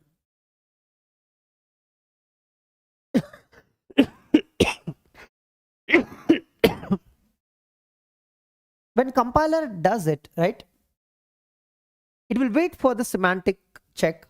In semantic analyzer, this may be correct. When, if look at this way, type def int. Now I can write like integer. If this statement I write before, later I write integer x. Now is it syntactically, semantically, everything correct or not? If this syntax is wrong, that syntax should be wrong. No doubt, no? If you say this syntax is wrong, then you should never write in a program. If there is a syntax error here, then in every program in the world, definitely syntax error should be there. If it is allowed here, that means there is no syntax error, because the semantic analysis will take this and will analyze, okay, this integer I'll replace with int. Now I get a meaning int x. Then compiler understands x is integer type. This type is going to be assigned in the semantic analysis. So this statement will be ignored by syntax analyzer, because this is the right syntax. In future, the semantic analyzer will understand. So no syntax error here. Now when you look at this, the semantic analyzer comes into the picture. It is not able to analyze it because these two types are missing. X type is not there, integer type is not there. Then semantic analyzer in trouble. Oh, without type I should not use identifiers. Now both looks like identifiers. Now semantic analysis will throw error. Correct?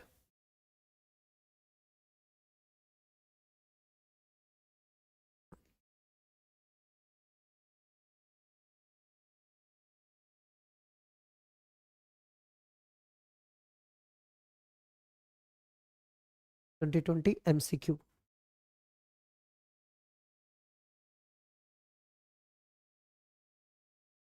Symbol table, true, you need to identify, right? Symbol table is accessed only in first two phases. Wrong, right? All phases can use a symbol table. Counter statement. What is the correct statement? Symbol table is accessed during only if I delete this statement is correct. Otherwise I should say symbol table is accessed in all the phases of the compiler. That is also right statement. So it is a false. Compilers for programming languages that support recursion necessarily need heap storage. And you know, recursion requires stack, not heap, correct? So this is a false statement. The reason is recursion need a stack, not a heap memory. Heap is dynamic memory, which we can manage like using malloc, calloc in C programming. Errors violating the condition. Error violating the condition. Any variable must be declared before its use are detected during syntax analysis. Any variable that is declared before its use, who will do it? Suppose x is equal to 10, we have written. We have not declared. Syntax analyzer, will it throw error? No, right? Who will throw error? Semantic analyzer will identify, oh, x type is missing. Then how can I check with the 10 type? So it's not able to check the types of both LHS and RHS because x was not declared. So semantic analyzer will understand, not a syntax. So syntax analysis is wrong. Here if I read a semantic, then it is right statement. It is also false. All the three statements are false. None of 1, 2 and 3 are true.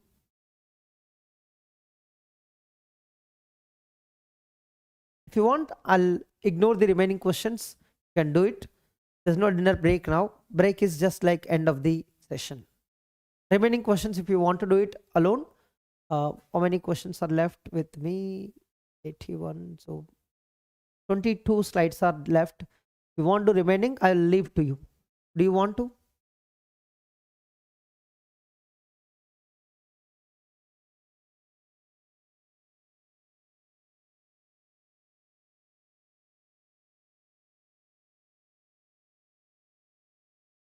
Anyhow, I'll share the PDF with you.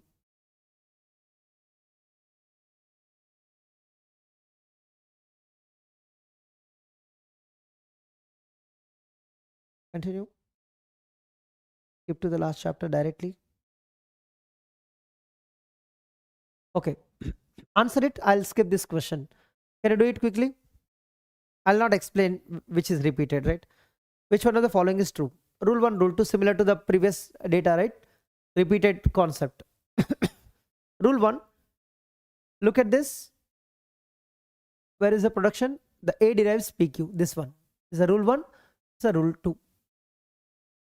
P, it depends on parent, right? I'm writing here, depends on parent. Look at this one. Here, Q depends on P and A. So who is Q? Sorry, who is P and A to the Q? P is a left sibling, A is a parent. So depends on P is a left sibling, and A is the parent. And this one, you're computing at A by depending on P and Q. They are children, right? So depends on children. And by looking at this, depends on parent, left sibling and children, you can say it is L attributed definition. All the three concepts, except right sibling, you can use all of them. And rule 2, look at this production. We are computing at X by depending on parent and right sibling. Answer is over. It depends on parent, A is the parent of X, and Y is right sibling. Right sibling concept is not there in anywhere, right? So answer is over. It is not L attributed, not S attributed. It's not satisfying anyone. Neither S attributed nor L attributed. Which one? Only rule 2 is true, right? So only rule 2 is L attributed is wrong. Neither, okay, first one is L attributed, so this is wrong. Both rule 1 and rule 2 are L attributed. Only rule 1 is L attributed, that is correct. Last option. Right? Easy.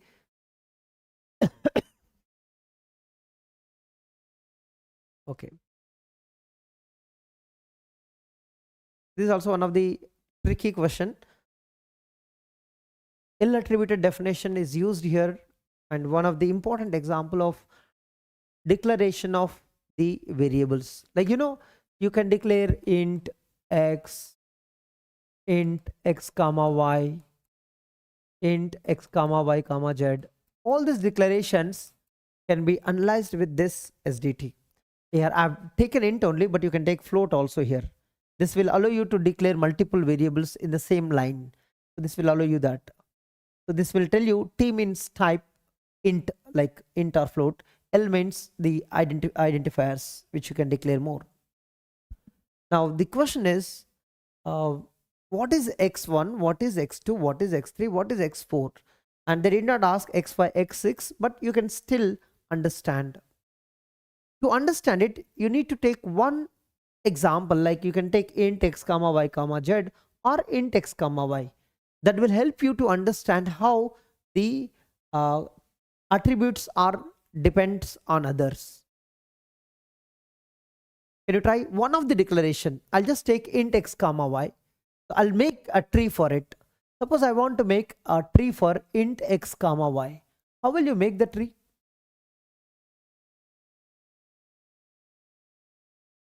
D you will start and T, L.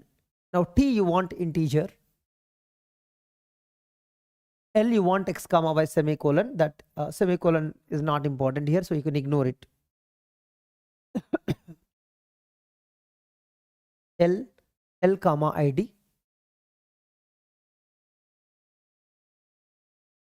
ID is the terminal like a y, and this L derives ID is x. There are two IDs, ID1, ID2. This is x and this is y.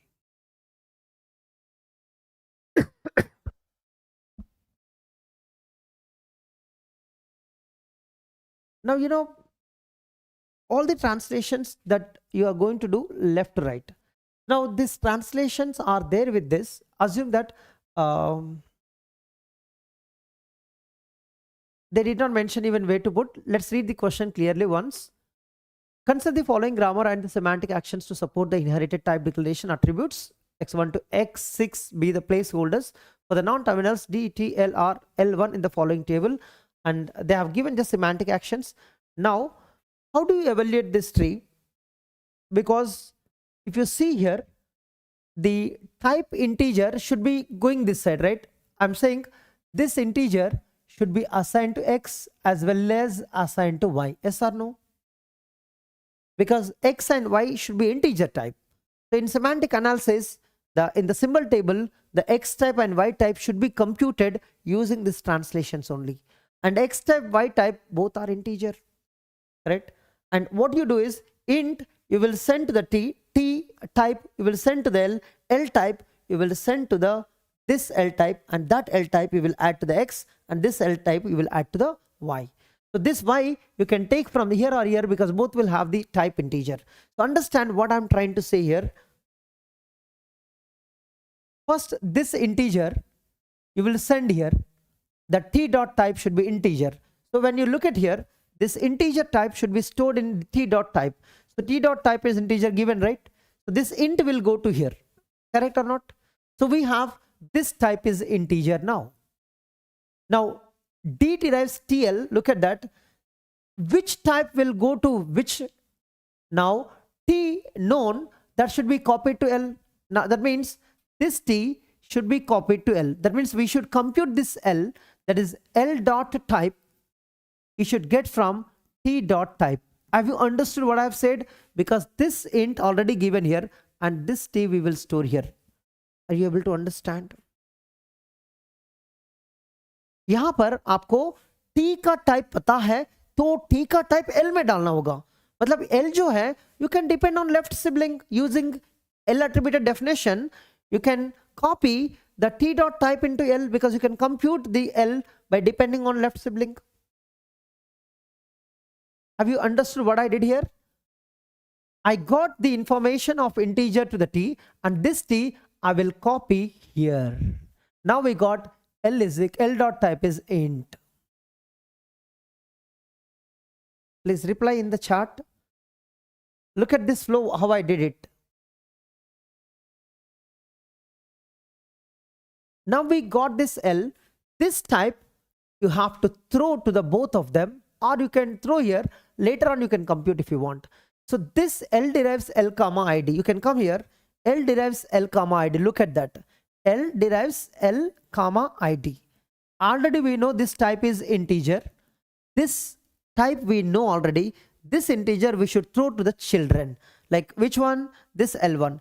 X dot type is equal to x dot type. Which x you have to compute? Here this L1 here. L1 dot type will compute by depending on its parent. It is L. So I'm just saying that here L1 dot type is equal to L dot type, because L1 this L1, right? L1 we are computing now by depending on parent. So the parent information will come here. So this parent information we will compute here. We got that x1, x2, x3, s4. They asked that much only. Now x1 is L. You can see x1 is L. X2 is x1 is L. X1 is L. So you can remove this. X2 is T. That's it. Now check x3, x4. X3 is L1. X4 is L. Exactly matching. And x5, x6 also you can compute if you want it. Right? If you want x5, x6, you can also compute that. What is it? Add type, that id type I can get from this L. Correct? So who is that L? Even I can get from E. What? L is fine, right? L derives id. Where is it? This one. L derives id. That L dot type information will go to the id. So here L comes. And here id, this id you can get it from its left sibling or parent. Here this id you can take from L or you can take from this L1. So now here this x5 you can write L or L1 because both are having same information. This x5 you can take L or L1 because both are having type integer, and before this only it is already calculated. Okay. Anyhow, x5, x6 not asked, but in future the same question comes, but they ask for this too. Then x5 has two choices, because id dot entry, this id dot entry can take the type from here or here because this was already computed before this step. But if you write this step before this, if you write this line after this line, then you should take the type from here only because this was not yet computed. just little bit of deep understanding of the multiple variables declaration. Take one example and do analysis. You will get the whole idea, even though it is very new for you, but you can make it easy by understanding.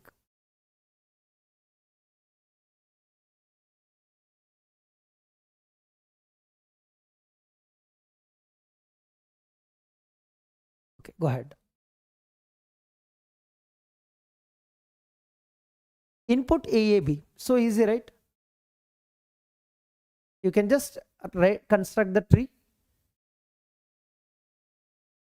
A derives SB, S derives A. Now how do you evaluate? Use the bottom of parser. Bottom of parser, how you do it? 1, 2, 3. Just reverse you do it. The 1, first, second, third. Reverse. First we do S derives A. What is the output of S derives A? 2. This will print 2. The output is 2 first. And then A derives SB. You should do the second. What it prints? A derives SB is a 3. Output is 3. And finally the S derives A, that is 1. So 2, 3, 1 is the output. Here is the C. Float XY you can also take and analyze it. You will get the same answer. Is it clear? Then you, instead of this one, you will go to this one to understand T dot type. Correct? Here instead of integer you will get a floats. Same, in place of int you will have a float. Correct? It is allowing both declarations now.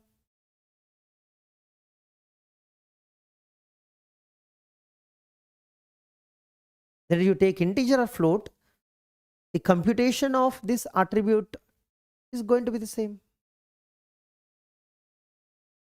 Which one of the following techniques used in compiler code optimization that uses live variable analysis? It is MCQ,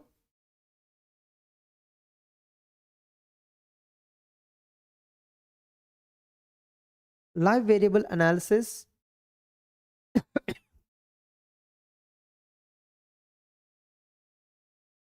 now it's a code optimization questions are started, right? Very few, I think. Do you want a break now? 15 minutes? Because code optimization is getting started, I guess. Yeah. So you can take a break if you want here. How much time you want a break? 15 minutes? Some people may have a dinner time. I thought I can complete by this 9:30, not able to do it. Still we have 1 or 2 hours more.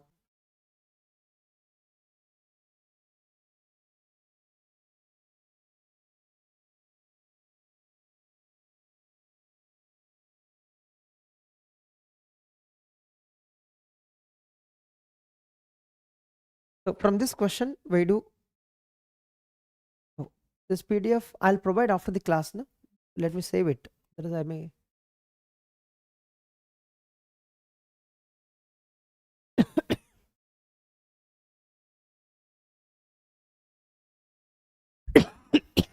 Sorry.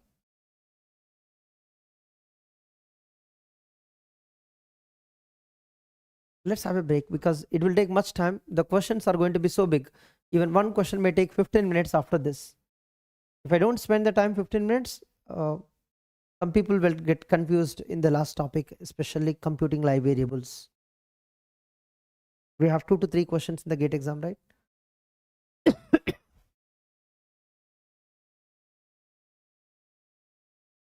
Have a dinner and come back. We'll complete it. So how much time you need from this question, right?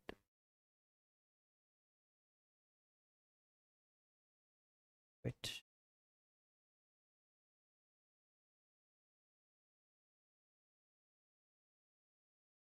We'll resume this session at 9:15. We'll come by 9:35, 20 minutes. You know, lunch is not easy to do in 10-15.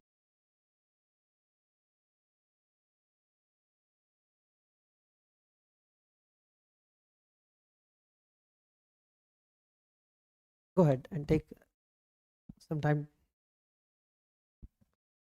Bye.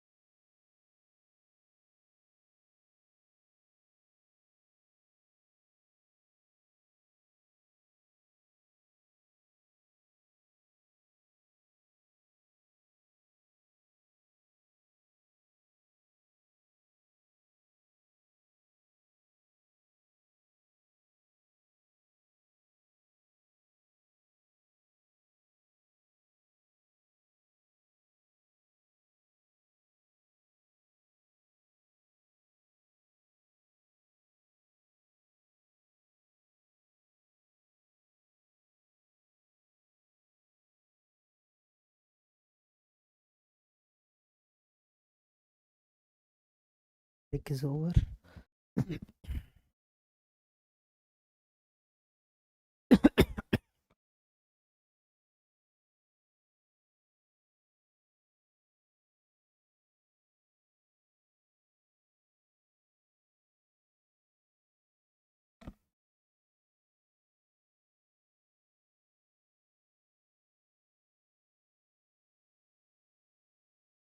This first question.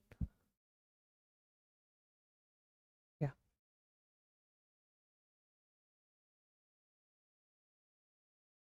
Ready? Am I audible now?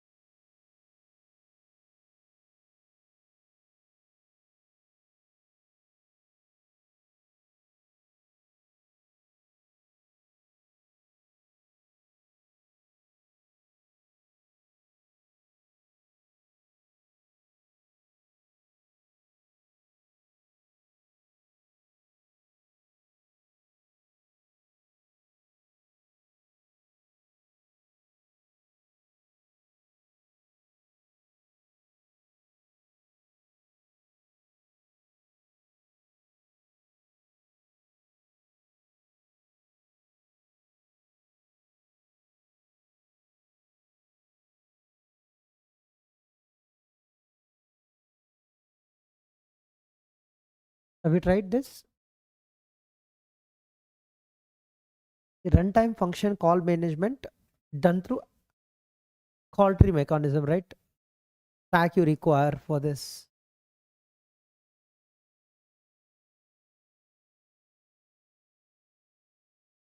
Register assignment to variables.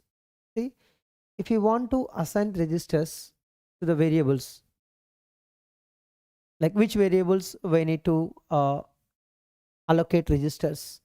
So now here you need to know what variables are live. If it is not live, you no need to do, right? So first you need to manage the variables here. If you know which are live, you can use only them in the register. Remaining you can keep in the memory. So this requires the live variable analysis. What is the advantage of live variable analysis here? Those variables which are live, you can keep them in register. Which are not live, you can throw out of registers, right? Because they're not needed, especially no need to allocate anywhere. Live variable analysis will help you to which variables are live at that moment, and you can keep them in registers whichever you require. And strength reduction, this is nothing but replacing costly instruction with the cheaper one. But there is nothing to do with the live variable analysis. Costly with cheaper instruction. This can save time or space, depends on. Two constants you can fold one constant. Whenever you have x is equal like 2 into 3, then you can do x is equal 6. You can fold them.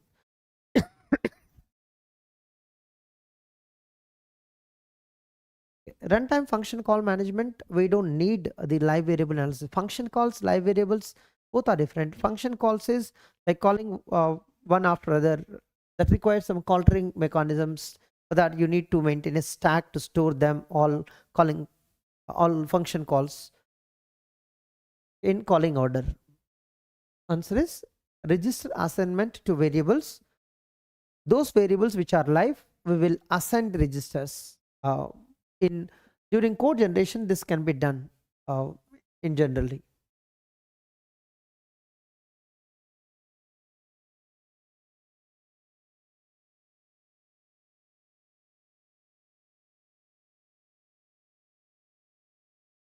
Visible? Go ahead.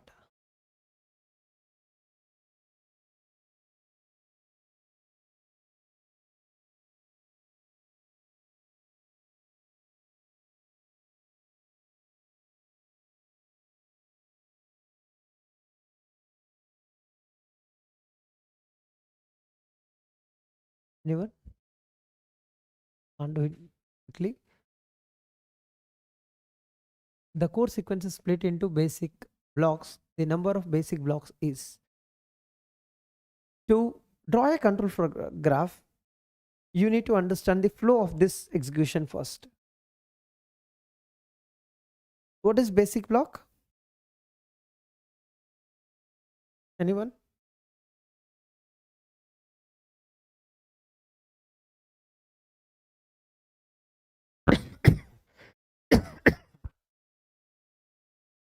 You can practice this question multiple times, so you'll get a complete clarity how to make the basic blocks.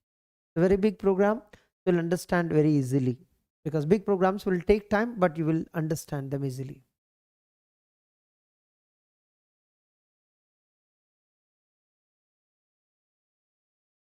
Okay, I'll just number these statements: 1, 2, 3, 4, 5, 6.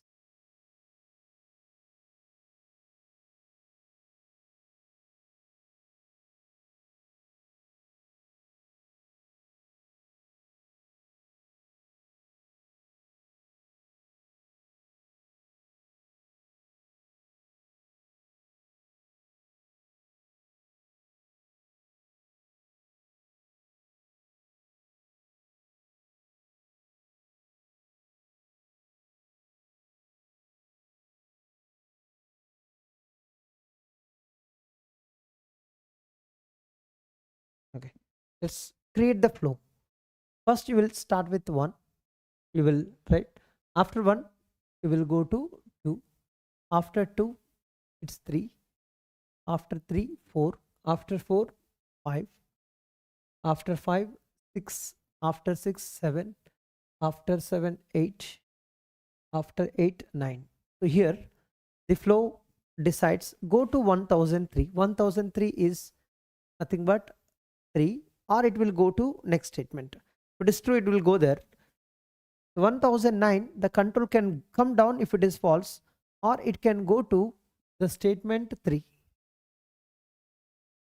right? Now after this it will go down. After 10 it will go down 11. At 11 the control may go to 1002 is here, or it can go down if the condition fails. So from 11 it can go down, or it can go to the 2, and then after 12 it will go down to 13, after 13 14 15 16 17, till 17 it will go down, and at 17 go to the exit, or it can go to, because there is no statement here after 17, I guess, right? There's nothing to, let me check, is there anything? Nothing. Okay, it will go to 1013. Where is the 1013? Here. So after 17 the control goes to 13. Now what is a basic block? Basic block is a block of statements, set of statements, where the control should enter to the only first statement of this block, and control should leave from here. Of course, multiple exits can be there here, no issue, but it should leave after this statement only, and execution should be sequential, and no one should enter in between, and no one should leave in between. So control should enter at first statement, and control should leave after the last statement, and execution should be sequential up to the statement, and no one or no entry in the middle of the block, or you should not leave the control in the middle of the from the middle of the block. And this should be the maximum set of instruction. Remember that maximum set. You should not keep only 2, only 3, something like that. Keep as much as possible. Now if you look at 1, I cannot keep 2 together because somebody want only 2. So now here you will make 1 as the basic block. Why not 2 with 1? Because somebody want only 2, but if 1 is here, 2 is here, no one should enter in the middle, right? Everybody should come at 1. So 1, 2 I can't keep together. Now 2, 3 I can't keep together. The reason is somebody want 3, right? Only 2 I can keep here. And if I start with the 3, now see 3, 4, 5, 6, 7, 8, 9, and up to 9, the control always executing in a sequential. You can see that. Never, nobody enters in between and no one leaves in the middle. Correct? Now, why 10 is not with the 9? Because somebody leaving after 9. That's a problem. Now 10, then 11 I can keep together, because after 11, 12 is not always. So sequential execution is missing. So I'm trying to keep the 12, but 12 is not after 11 all the time. After 11, even 2 can come. So now 12, 13 I can't make with the 12. The reason is after 17 somebody want only 13. So you should not keep 12, 13 together. Now from 13, 14, 15, 16, 17, everybody I can keep together. How many basic blocks? 1, 2, 3, 4, 5, 6. 6 basic blocks we will get here. Now here, no need to worry, true, false, all this. There's a flow chart. There's a control flow graph. Even I don't look at what statement, just identify how the execution flows from one statement to other statement.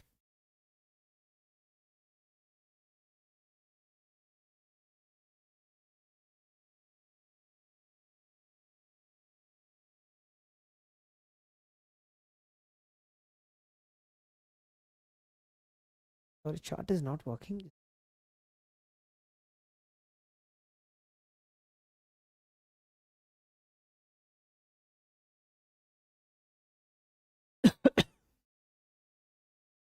Wait.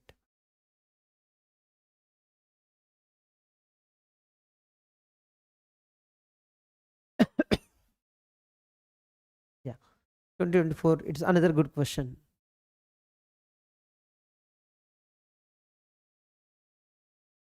You have the expression, you need to make the 3 address code representation for the given expression, and you need to fill missing entries in this.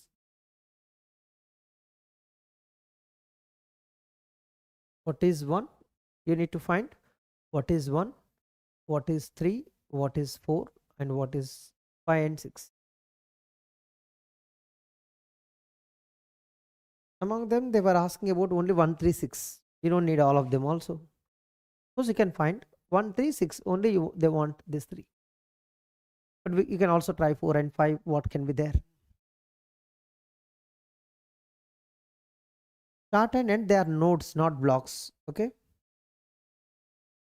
Oh, entry and exit, they are not blocks. Oh, terminology you should understand. If anybody creates the start point, that is called as a node, not a basic block. There's no statement, right? Here, exit or stop. This is a node. You can't call a block. This is a node. Node. Even they are also nodes, but they have another name, basic blocks. But you should never call this a basic block. It's a node, but not a basic block. These are nodes as well as basic blocks. Okay, that's the difference. The word then they use nodes. How many nodes?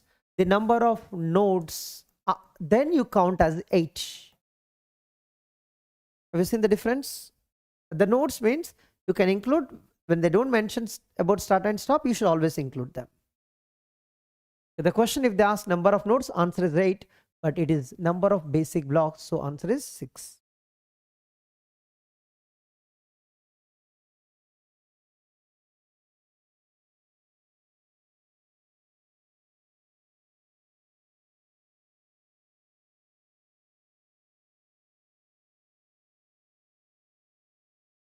Is use the proper terminology. Start and end, they are not blocks, they are nodes.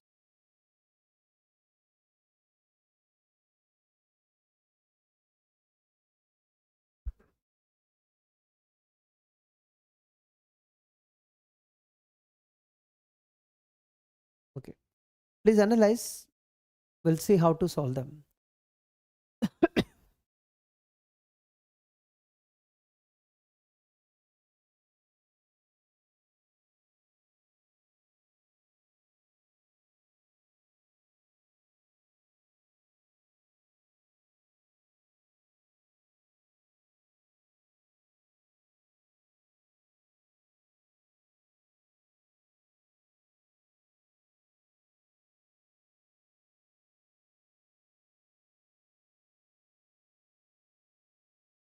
What is 1?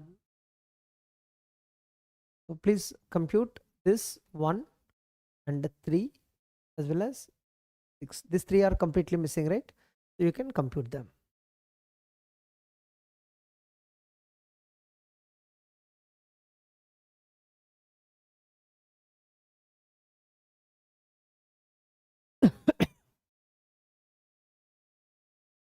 You know, P plus R is one thing, and you know, S of I is there, minus S of I is there.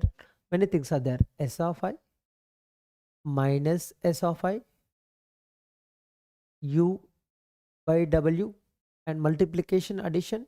Multiplication we'll do first, then plus we will do. Here it is X of I is different. You should compute this first.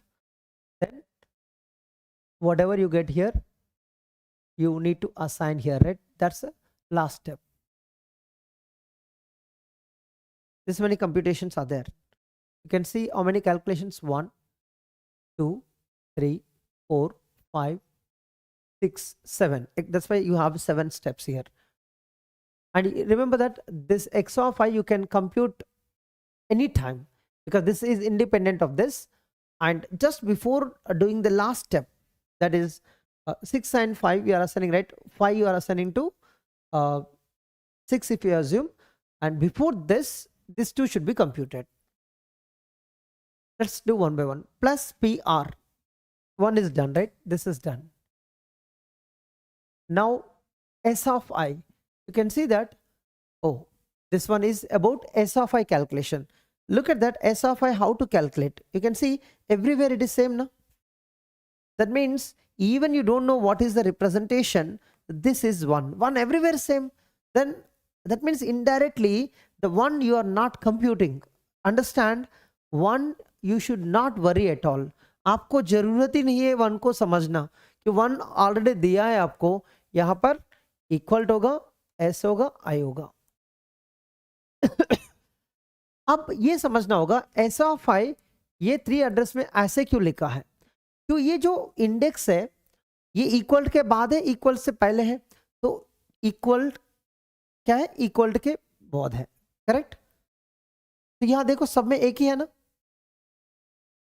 So that's why we write this computation should be there equal. So this represent that. यार ये तो हाँ हम equal के बाद है, तो equal के बाद है, ये नोटेशन ऐसे रहेगा और एस आई. ठीक. और क्या है, second already computed, just minus, right, minus of this what ever you have done. And third one क्या होगा, वो कहां पर कंप्यूट किया. देखो एडिशन में 3 and 4 आया. 4 में क्या है, ये 4 है, और मैं नंबर भी लिख देता हूं, ये 0 है और ये 1 हो गया. और 2 में ये आया माइनस, एंड 3 में देखो ये प्लस जो है 5th में आया, राइट। ये जो आना चाहिए 3 में मल्टीप्लीकेशन, मल्टीप्लीकेशन जो है 3 है। मल्टीप्लीकेशन क्या है? 0 मल्टीप्लाई विथ 2, तो यहाँ मल्टीप्लीकेशन आना चाहिए, यहाँ 0 आना चाहिए, 0 एंड देन 2। यहाँ दिया होगा सब में, वही दिया क्या? देखो मल्टीप्लीकेशन 0 2, यहाँ माइनस आया माइनस तो वो तो यूनरी है, करेक्ट, बाइनरी तो नहीं है। बहुत ईजी है कंप्यूट करना, ये तो हटेगा, और ये दोनों में अभी सही होगा कोई ना एक। तो अब ये चेक करना होगा, अब ये चेक करना होगा ये दोनों में क्या है। 6 जो है 4 हो गया, ये 5th हो गया आंसर। 5th क्या है? Plus 3 plus 4, 3 plus 4, and 6th में ये कैलकुलेट करना होगा X of I. X of I किसमें? ये है ना, एक्स ऑफ आई इसमें है, करेक्ट। अब ये भी ऐसे था, मेरा हिसाब से क्या है, ये जो इक्वल है इससे पहले होना चाहिए था, बट टाइपिंग में जो भी है गलत किया है। तो यहाँ पर जो इक्वल्ड है, नॉर्मली कैसे होता है इक्वेशन में, तो इक्वल्ड ये इक्वल्ड के बाद है तो हम ऐसे लिखते हैं ये वाला। अगर ये इक्वल्ड से पहले है, मान लो कभी कभी ऐसे होता है इक्वल्ड के बाद ये है, और कभी कभी ऐसे भी होता, अगर इक्वल्ड से पहले है then will write like this. The normal syntax will happen like this, either this way or this way. When s of I is there after equaled, then we'll calculate this way. If it is before equaled, we'll calculate this way. Anyhow, here just assume that there is a typo here, but this one is very easy. Equaled before is there, so we will calculate the 6th one. So A is the right answer. Done?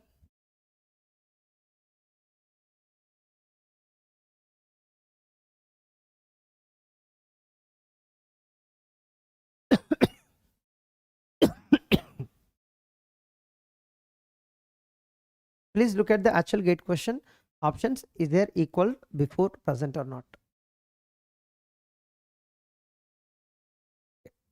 I hope now you can do this question easily. Number of basic blocks and number of instructions in the largest basic block.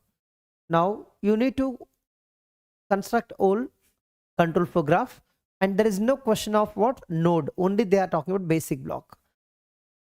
Identify the control very quickly. How many statements are there? 15 statements. So can I do the control here itself?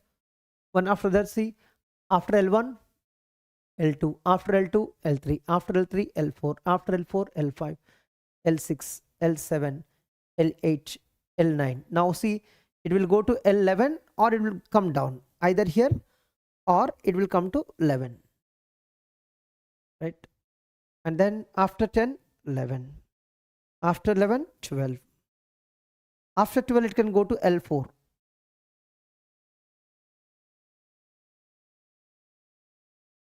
or it can come down if fails. 13 L13 L14, after L14 it can go to L3. L3 is here, so it can go to L3, or it can come down if it fails. And that's it, right? Now you can make the basic block 1. L1 I'm just assuming as 1. L2 is just 2. I can keep together. 3 don't keep with 1 2. 3 4 I can't keep because somebody coming to only 4. 4 5 6 7 8 9. After 9 the control may go to 10 or 11, so that's why we'll stop at 9. 10, after 10 the control, somebody want only 11, so that's why 11 you can't mix with the 10. After 11 I can keep 12, but after 12 the control can go to 13 or 4, so that's why 13 will separate.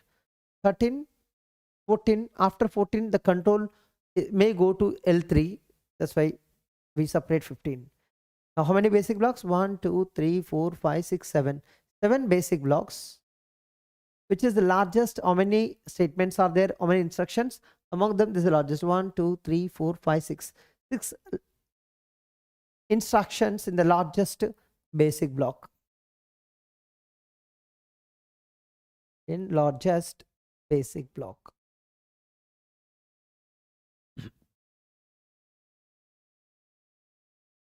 That's what I said in the previous question.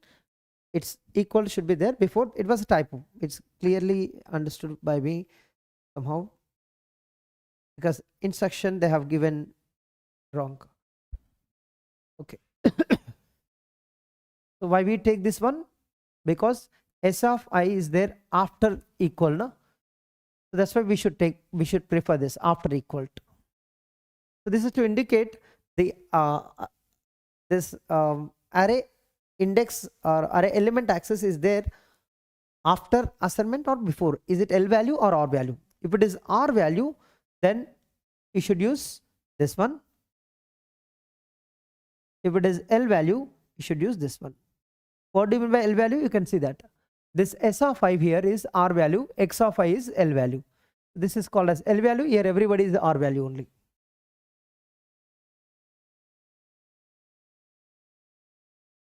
Okay. Answer is the 7 number of basic blocks 7 and largest is 6. Largest number of instructions in largest block. Okay. Which one of the following choices correctly lists set of live variables at the exit point of each basic block? Now they want the live variables exit point of every basic block. Here, these 4 places. At this point you have to compute. I see it's not visible properly. A is equal to 20. Here I don't know is it correct or not. Even I sometimes M is there here. No. I is equal to, I'm thinking it is M but not sure. M minus 1. A is equal to N. A is equal to 10. I is equal to I plus 1. J is equal to J minus 1. This I is equal to A plus, thinking it is 1. Sure again. 1 or I? Don't know. If it is A plus I, then that answer will be different. Let me check that. That I can understand by B3.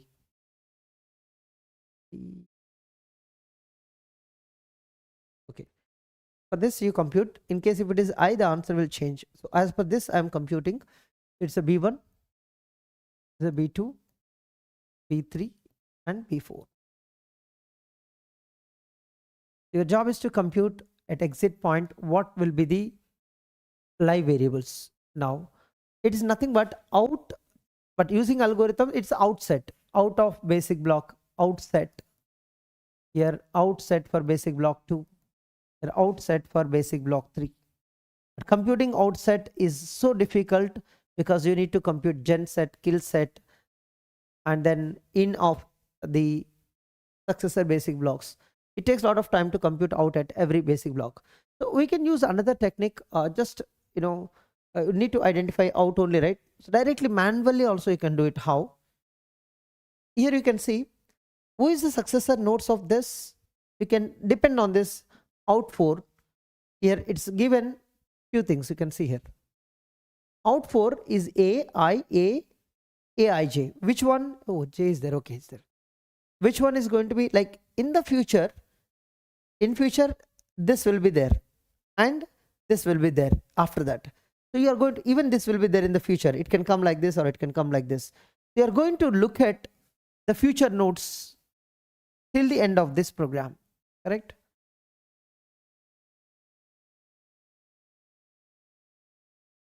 Going to be like this.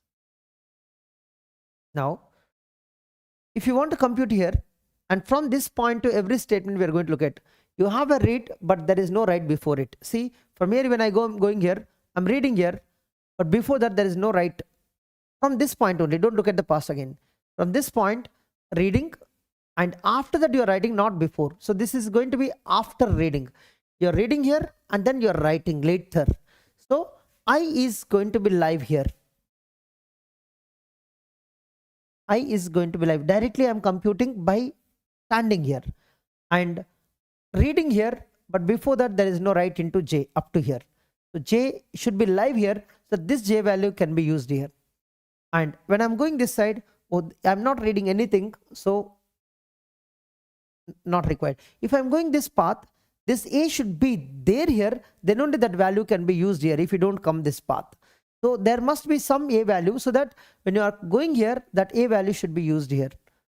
I, j, a must be live, so out of this 4, and D is the right answer. But luckily we got quickly, but you know, we may not be getting answer so easily all the time. But anyhow, we'll cross check, is that B3 same or not, AJ. Here, from this point, you should look at every future point, all the paths which comes here. Okay, here means till the end, that is the meaning.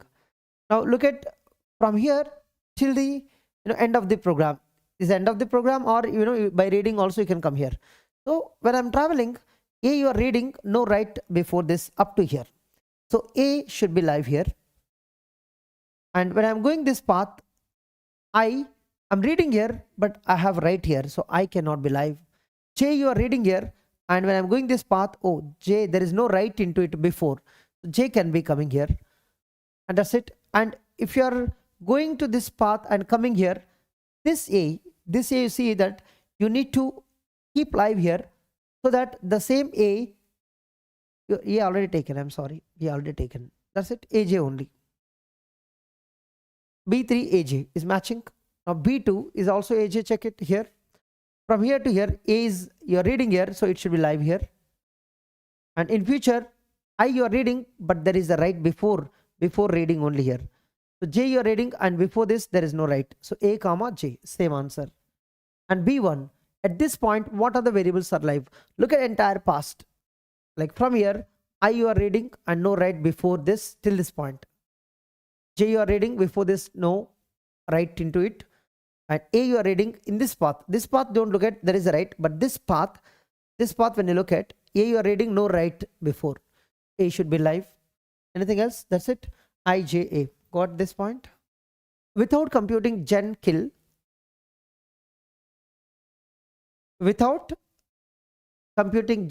set, can compute the live variables at any point just by looking at the successor paths, future paths. Okay.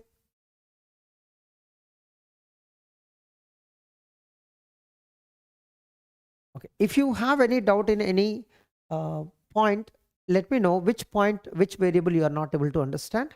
I will help you. Oh, but in B2 is getting assigned. I didn't understand which variable you are talking about. Mention the variable name, otherwise I can't help you.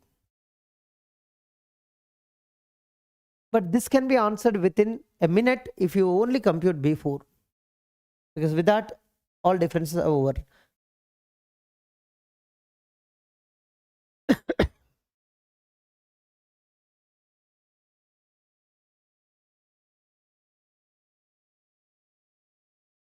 Variable I, look at that. This statement, I is equal to I plus 1. Assume that you're traveling like this. Okay. Now here I is equal to I plus 1 happening. Now you are computing live variable here. Assume that there is no I reading or writing here. Okay. Now from this point to this point, right, you have a path. Yes, you have a path. You're reading I here. Yes, that's why here live we will write I. And there's one more point. There should be no write before reading. Before reading, is there any write here? No, that's why I is live here. This is happening after reading. After reading, we don't look at.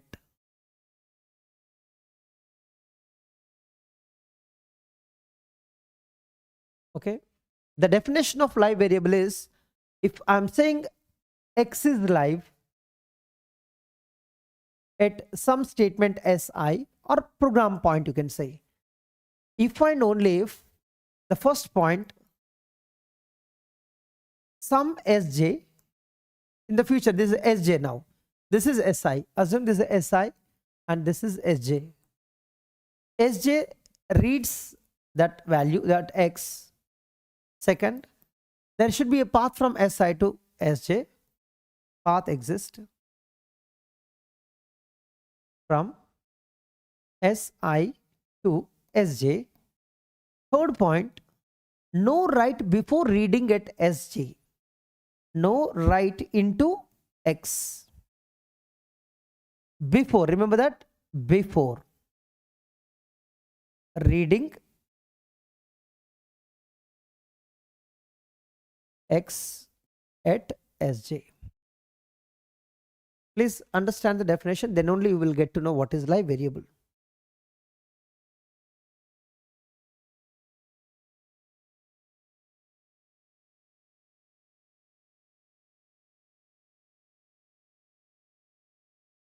There is no successor, predecessor. You are computing at a particular point. Okay. At this point, I'm computing live variables, not for this. If you are computing this, then the way you look at is different. You can also compute here. If you are computing here, you should look at the past. This is also past. This is also past. This is also, sorry. You should look at the future. I'm very sorry. If you are computing here, you should look at the future. This is the future. Is a future. It's a future. It's a future.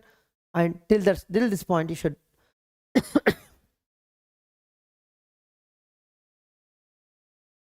Okay. Clearly written. What I'm reading, right? I'm reading before write only. That's a good thing because these two statements are different. Done? Go ahead. The definition of out clearly mentioned everything. It's just definition.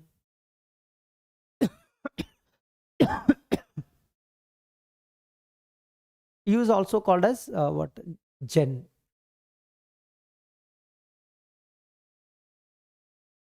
What did they mention? Consider a basic block that consists of two statements, S1 followed by S2. S1 followed by S2. Which one of the following statements is correct?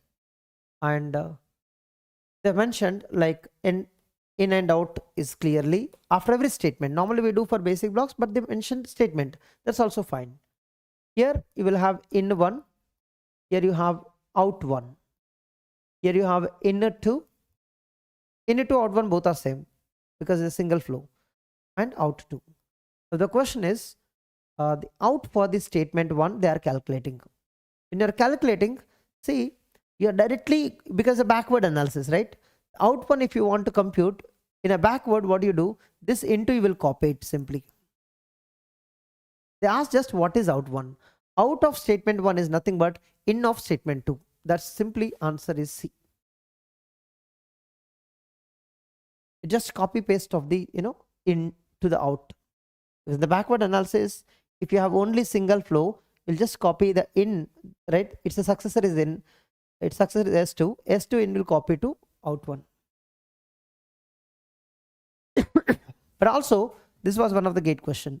You have the basic block or statement, similar concept. If you have the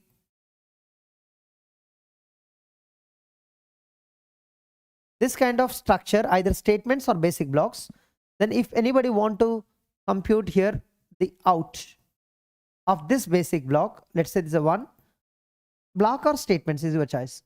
Out 1 you want to compute, then you should take here in 2, you should compute here in 3 you should compute, and union of this 2 will come here because of may analysis.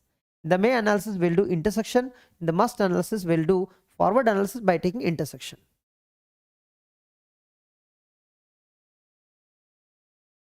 Okay. If you have only one flow, copy in to the out. If you have two successors, then take the in of both of them and do the union. So C is the right answer for this out.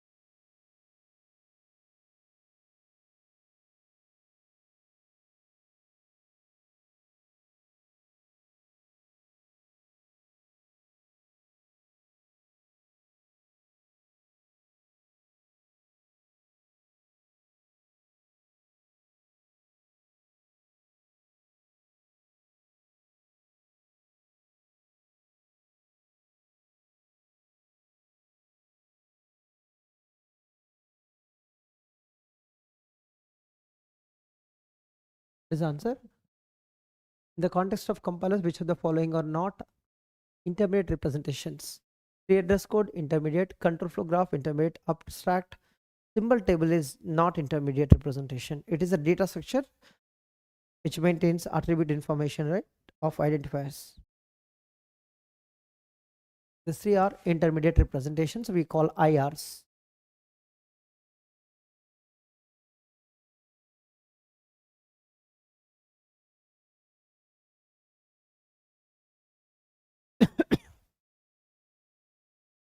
So can I leave some questions for you? Like 10 questions are there. Can you do all of them? Just finding the static, single static variables, theory question, and similar question.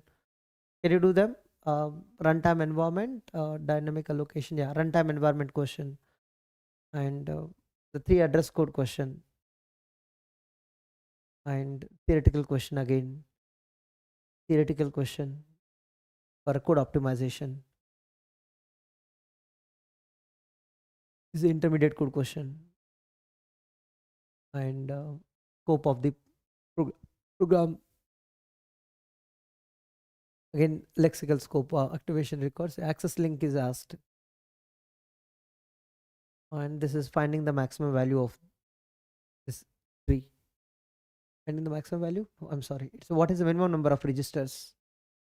Few questions left. I hope can you do it? I have to wind up due to emergency work. Can you try on your own? It will take time, but in case if you are not able to do it,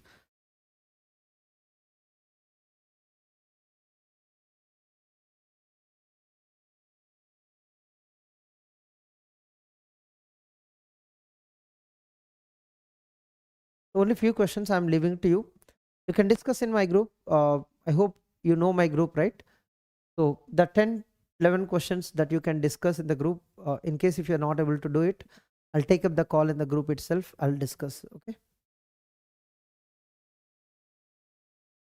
Yeah, you can ask any query that you have right now. PDF, I'll be sharing it in the group as well as you will have a link in the comment section just after this. In the second slide, I have shown Telegram group. You can scan it and you can look at in the group.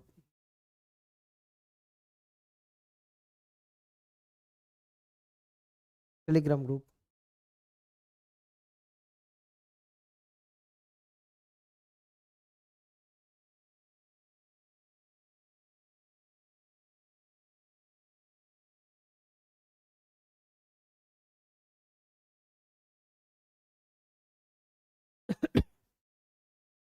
Right away, I'm uploading there. You can download from.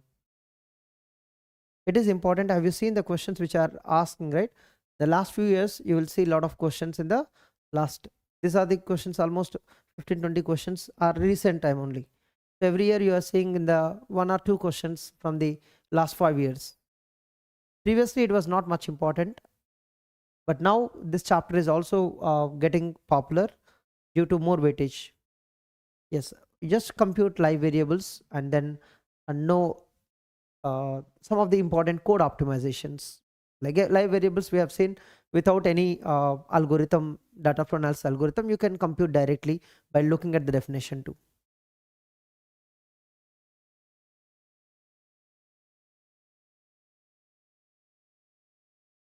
So I'm uploading there in that group, you can access it. The group. Real test is going to happen at GFG Hyderabad Center on 10th January at 2:30 p.m. So you can also, if you are nearby Hyderabad, you can also. You have DBMS PYQ series, very important subject too. So I'm sending that file. You can access in my group. Group name is Devasar GATE CSE.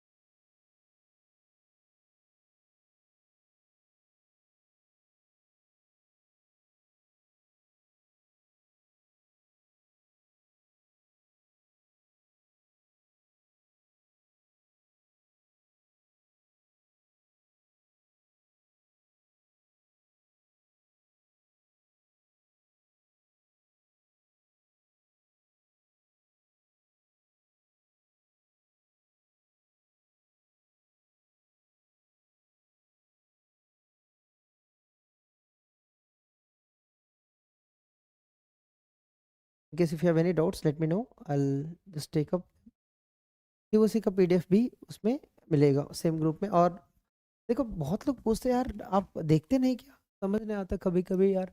चलिए YouTube में जाके कितना easy था आपको, I've informed that in the class itself, like go to your session, the old session TOC. In that TOC you can go down in the comment section, कितना clearly लिखा है, you can find the notes on get set go and click on it. You will have the gigs for gigs and you have CSCDA. So enroll to this. In this you will find the video and notes both too here itself in this. Okay, clearly mentioned all free courses are available here. So in this enroll now, and after that you will find all the free videos there. In that the PYQ video of TOC CD both will be there. There you can find the what. Okay, PDFs. Is it clear?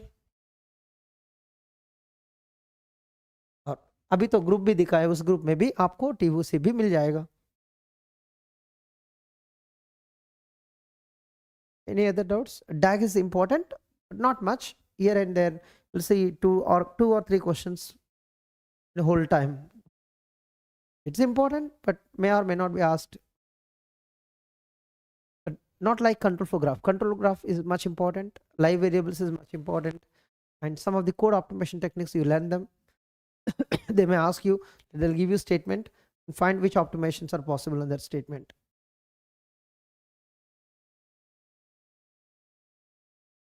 For revision, I'm going to come with right in revision. All the topics will be covered step by step. Like in each topic, what you need to remember, how to. If you have any doubt, I'll take up the doubt too in the revision. Normally, what we do, mostly revision we do first, PYQ later. But this time we are doing PYQs first, and you will get to know how many things you are not able to understand. Then revision, you will gather all the points clearly. Just repeat revision, practice. 1 or 2 times you make a cycle, then you'll get more clarity in the both.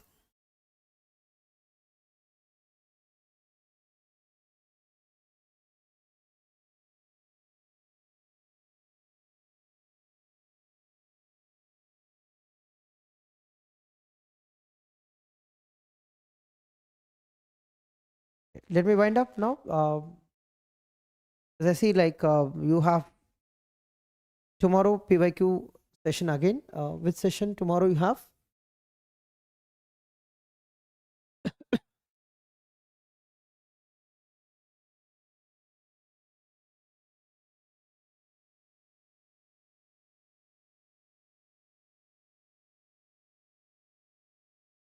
Tomorrow is DBMS, right? So take have a relax, and you have 6 p.m. tomorrow, right? Be ready for it, because it is also tomorrow long session. That's why today I'm taking less time. And DBMS is a more weightage than compiler, you know, right? Compiler will have the weightage 5, 6, 7, but DBMS will have 8, 9 around. So you can be ready for the DBMS by Vijay sir. We'll see in revision session again in the future.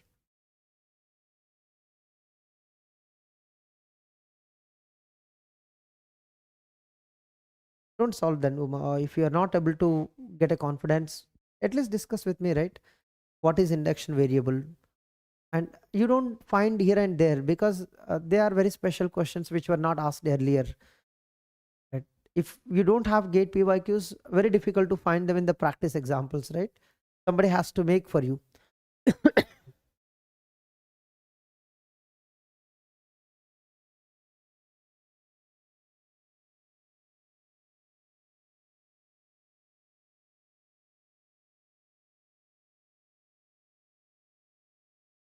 Practice के लिए PYQ is always best. But this PYQs you should practice like regular tests. Don't practice like question by question. Take the set of 15-20 questions minimum, then put a 1 hour time at least, then solve them in one scan. After solving them, cross check how many you have done correct. Okay.